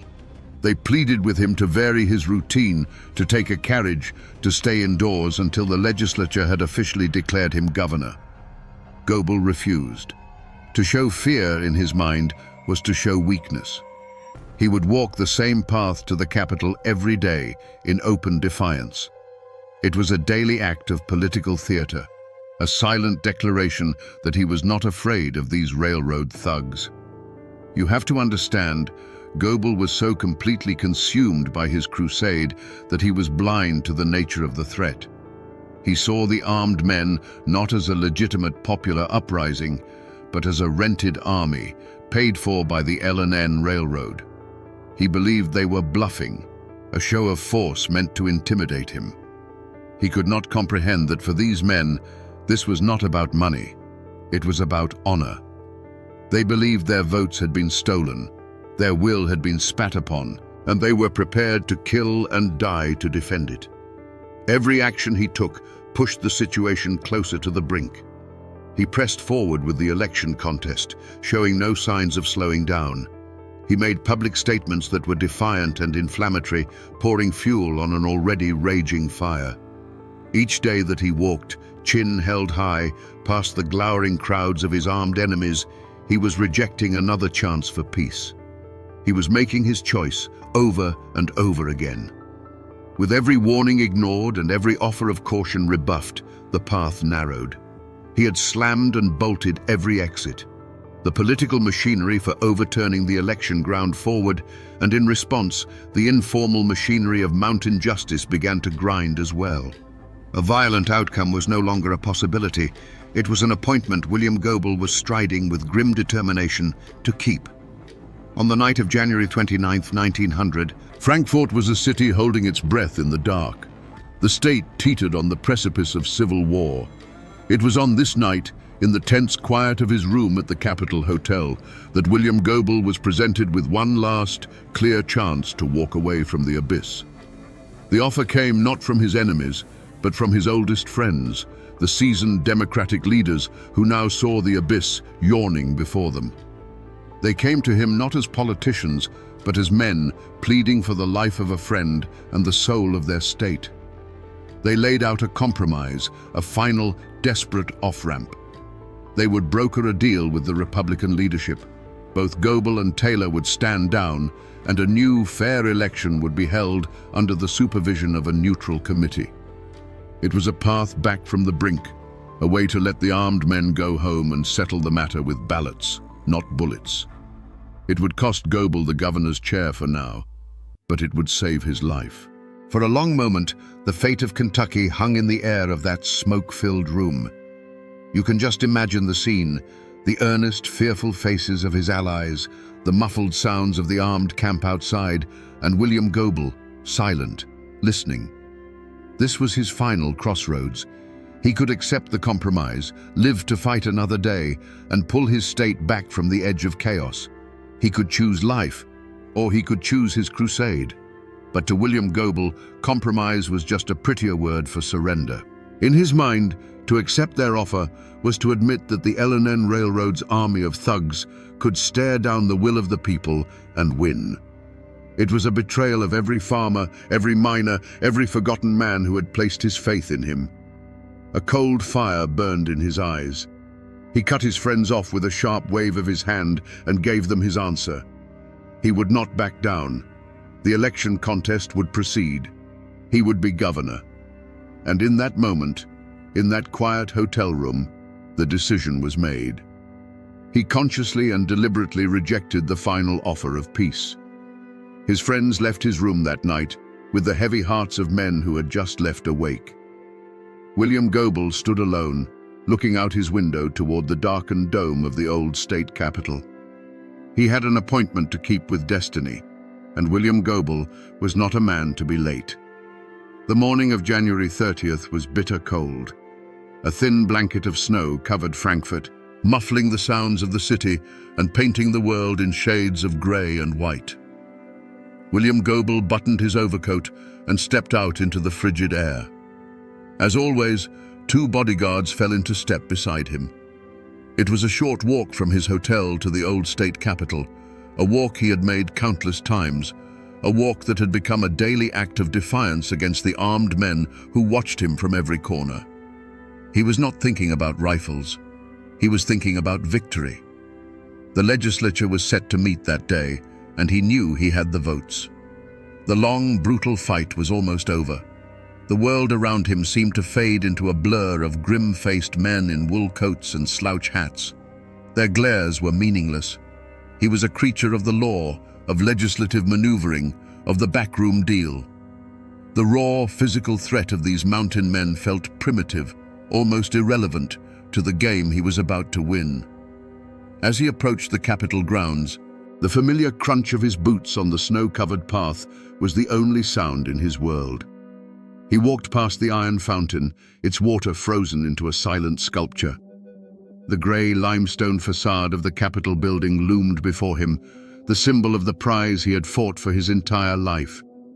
The world narrowed to that single point, that doorway through which he would walk in a matter of hours as the rightful governor of Kentucky. Then a sound, sharp and violent, split the winter air. It wasn't the sound of an argument or a carriage backfiring. It was a single, dry crack, like a massive tree branch snapping in the frozen woods. It was a sound of finality. For an instant, William Goebel felt nothing. Then a giant, invisible hand seemed to slam into his chest, stealing his breath and knocking him from his feet.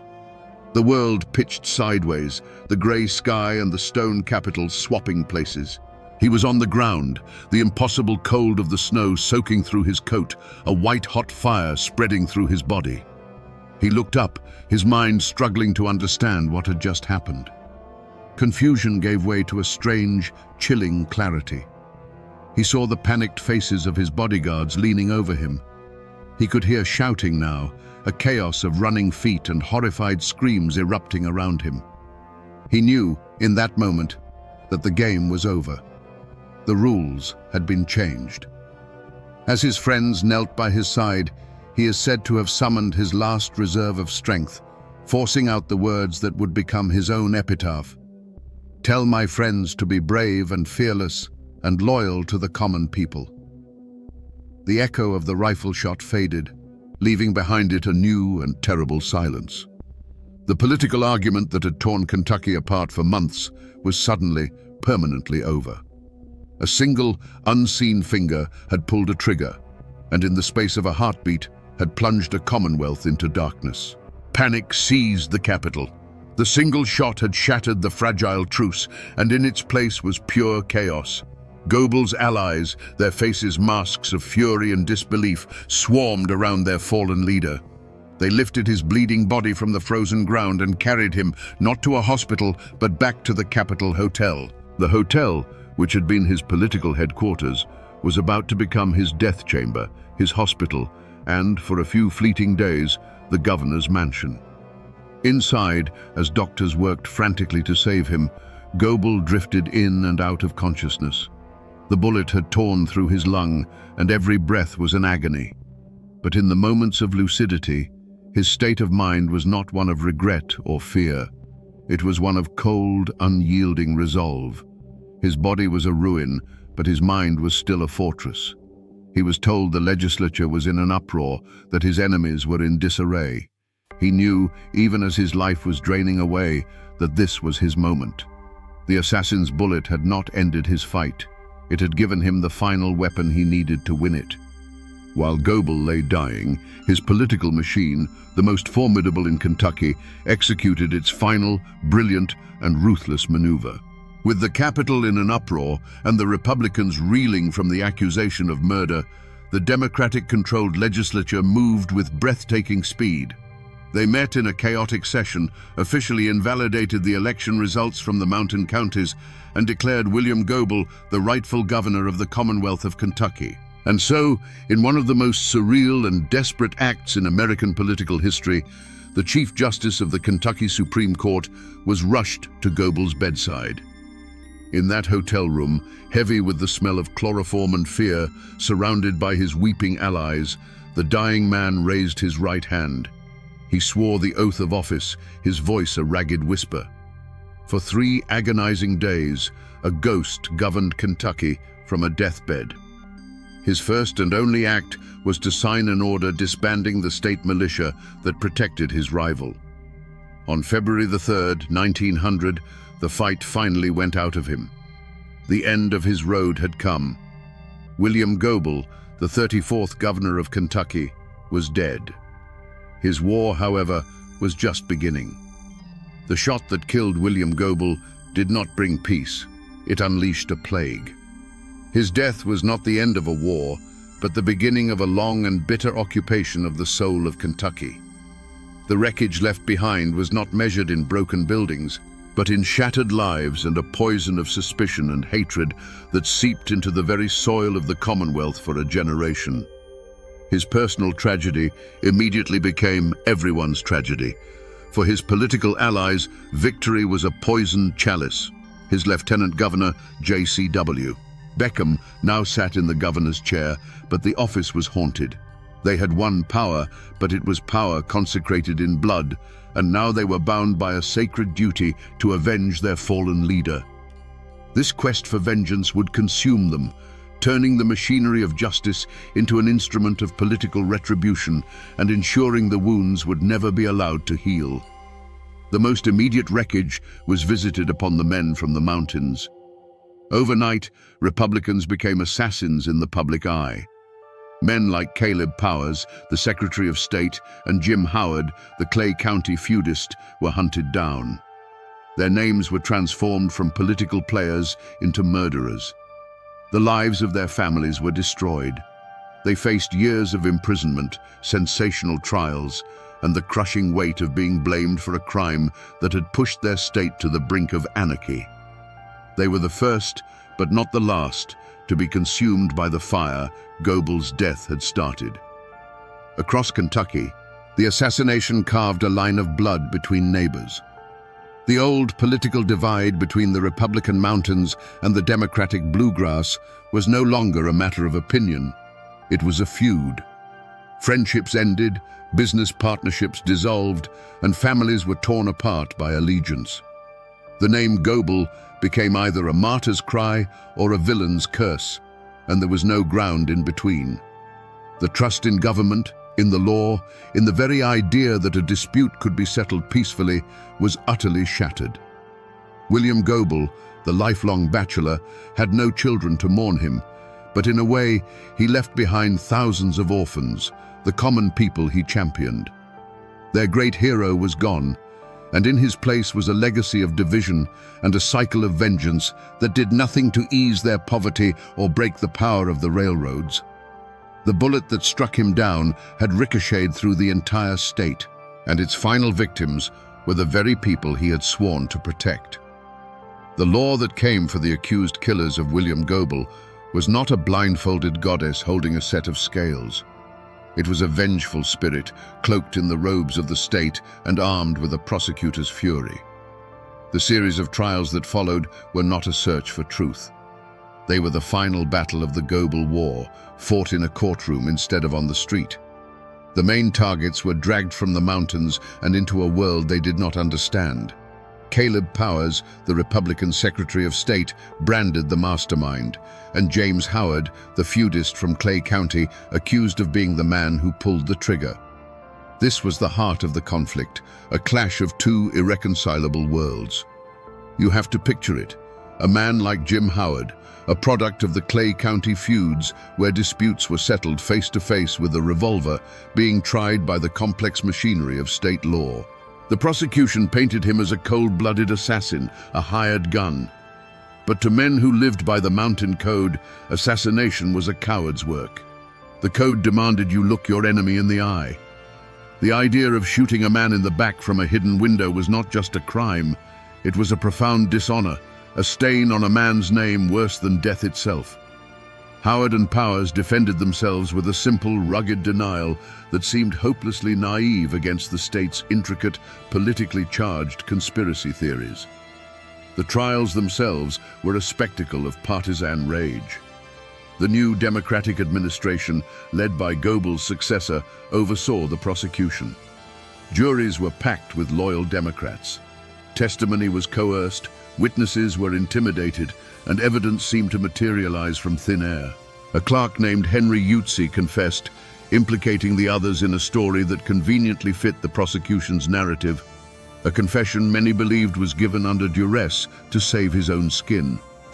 It was a legal bludgeon designed not to uncover a fact, but to secure a conviction at any cost. The community's reaction was as divided as the state itself. In the bluegrass and the cities, newspapers proclaimed that Goebel's murderers were finally facing their reckoning. They were seen as traitors, the agents of a corrupt railroad, and no punishment was too severe. But in the mountains, a different story was told. To them, Powers and Howard were not criminals. They were political prisoners, martyrs framed by the very same democratic machine that had stolen the election. They were heroes, sacrificed on the altar of Goebel's ambition. The verdicts came in again and again. Guilty. Powers and Howard were sentenced to hang, then sentenced to life in prison over the course of multiple, grueling trials. But the ink was barely dry before appeals courts, looking at the tainted evidence and partisan atmosphere, overturned the verdicts. For 8 long years, the men languished in prison while the legal war raged on. In the end, was justice served? Not even close. The trials did not deliver clarity. They only cemented the divisions. They were a legal feud, as bitter and personal as any fought with rifles in the hills of eastern Kentucky. The final judgment came not from a jury, but from a Republican governor who, years later, pardoned the last of the men still in prison. The law had failed. It had picked its villains, held its show trials, and ultimately had let the true killer of William Goebel remain a ghost. So what became of the men who stood against William Goebel? If this were a simple story, his death would have meant their victory. But in the tangled, bloody history of Kentucky, there are no clean endings. The other side of this coin is not stamped with triumph, but with its own dark and complicated fate. Consider William S. Taylor, the Republican who won the election only to have it stolen from him. Did he rise to power over his rival's grave? No. He became a man without a country. Implicated in the assassination plot and facing indictment by a vengeful Democratic administration, Governor Taylor was forced to flee. He escaped across the river into Indiana, a political exile, never to set foot in his home state again. He lived out the rest of his days as an insurance lawyer in Indianapolis, a man who won an election and lost everything. And what of the true antagonist, the shadow government that Goebel had dedicated his life to fighting? The L&N Railroad had seemingly won the ultimate victory. Their most dangerous and implacable enemy was gone, silenced forever. But the ghost of William Goebel proved to be a more formidable foe than the man ever was. His assassination transformed him from a ruthless politician into a populist martyr. His name became a holy word, a rallying cry for the very reforms he had championed. The movement he started didn't die with him. It was consecrated by his blood, and the fight against the railroad monopolies continued with a religious fervor for years to come. In the end, no one truly won. The men accused of the murder saw their lives shattered. The governor who defeated Goebel at the polls died in exile, and the corporation that wanted him gone created a legend that would haunt them for a generation. The other side of the coin, it turns out, was just as cursed. In the years that followed, Kentucky did not so much heal as it learned to live with a festering wound. The aftermath of the assassination was not a period of reconciliation, but one of grim consolidation. William Goebel left behind no wife or children, but he did have descendants of another kind, the political machine he built and the cause he embodied. His hand-picked successor, J.C.W. Beckham, rode a wave of public sympathy and righteous anger, establishing a Democratic dynasty that would dominate Kentucky politics for decades. The Goebel Democrats, once the insurgents, now became the establishment, their power cemented by the blood of their martyr. For the families of the accused, the legacy was a curse. Even after the eventual pardons, the names of Powers and Howard were forever stained. Their children and grandchildren grew up in the long, cold shadow of the gallows, marked as the kin of assassins. They lived under a cloud of suspicion and shame, a constant, unspoken reminder of the state's darkest hour. For them, the trials never truly ended.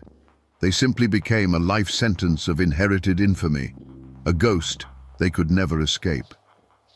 The community of Frankfort and Kentucky as a whole rebuilt itself by choosing to forget. A great, unspoken pact of silence descended upon the state. The assassination was too traumatic, the divisions too deep, the truth too murky. To speak of it was to risk reopening the wound, to reignite the hatreds that had almost plunged the Commonwealth into civil war. So they buried it. The story became a dark whisper, a piece of forbidden history passed down in hushed tones, a communal trauma hidden beneath a blanket of polite, desperate silence. But beneath that silence, the power dynamics of the state had been fundamentally and irrevocably altered. The Republican Party in Kentucky was crippled, branded as the party of murderers, a stigma that would take them more than a generation to overcome. And ironically, the L&N Railroad, the great corporate beast Goebel had fought, found itself facing a far more hostile world.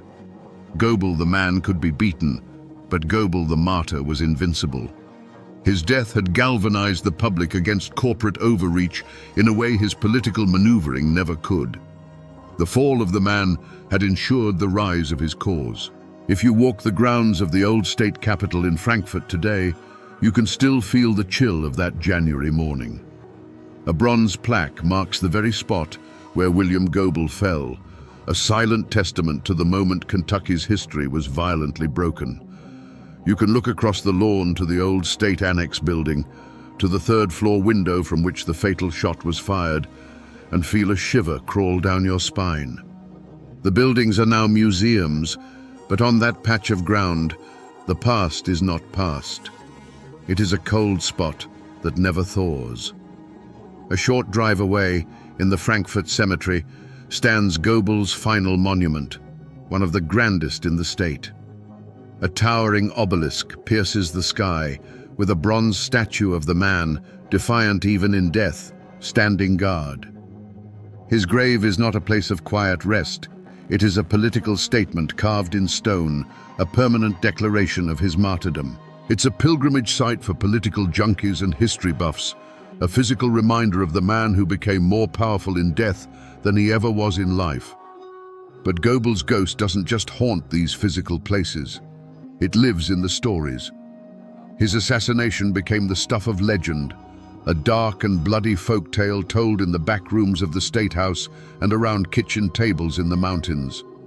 Folk singers wrote ballads about the man who fought the railroad and was shot down in the snow. His name became a cautionary tale whispered to young, ambitious politicians, a warning about the deadly consequences of pride and the refusal to compromise. The story persists more than a century later because it is a perfect, unsolved mystery. The question of who truly killed William Goebel was never answered, and so it can never die. Was it the Mountain Republicans avenging a stolen election? Was it a shadowy railroad conspiracy silencing a threat to their profits? Or was it the darkest theory of all, a dissident Democrat, tired of his tyrannical rule, who pulled the trigger knowing his enemies would take the fall? The lack of a definitive answer allows the ghost to belong to everyone, his legend shaped and reshaped to fit any political narrative.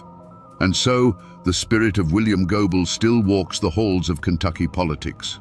Goebel's ghost became a term for the lingering bitterness, the deep partisan hatred that can still erupt in the state. The man is gone, his bones turned to dust beneath that stone monument. But the fury, the division, and the unanswerable question of his end, that part of him is immortal. It haunts the Commonwealth, a permanent echo of a single rifle shot on a cold winter morning.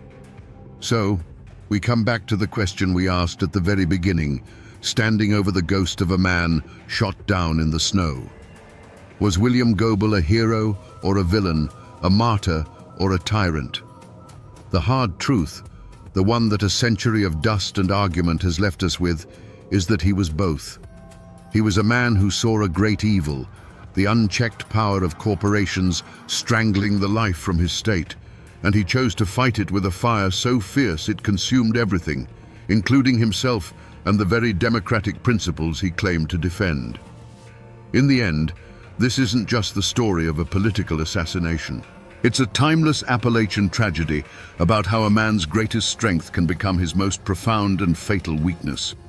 It's a chilling lesson on the poison of absolute certainty, a warning that when a man becomes so convinced he is on the side of the angels, he can't see that he's started using the devil's own tools.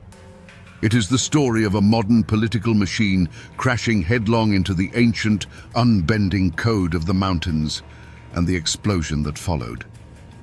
The shot that killed William Goebel was an echo of 1,000 conflicts born in these hills, a brutal reminder that when you strip away the laws and the politics, some things are only settled with blood. It's a story about a war for the soul of a state, a war that left no victors, only ghosts. And that, my friends, is the ballad of William Goebel, the man who fought a war for the common people, but whose own pride was the one enemy he could never defeat.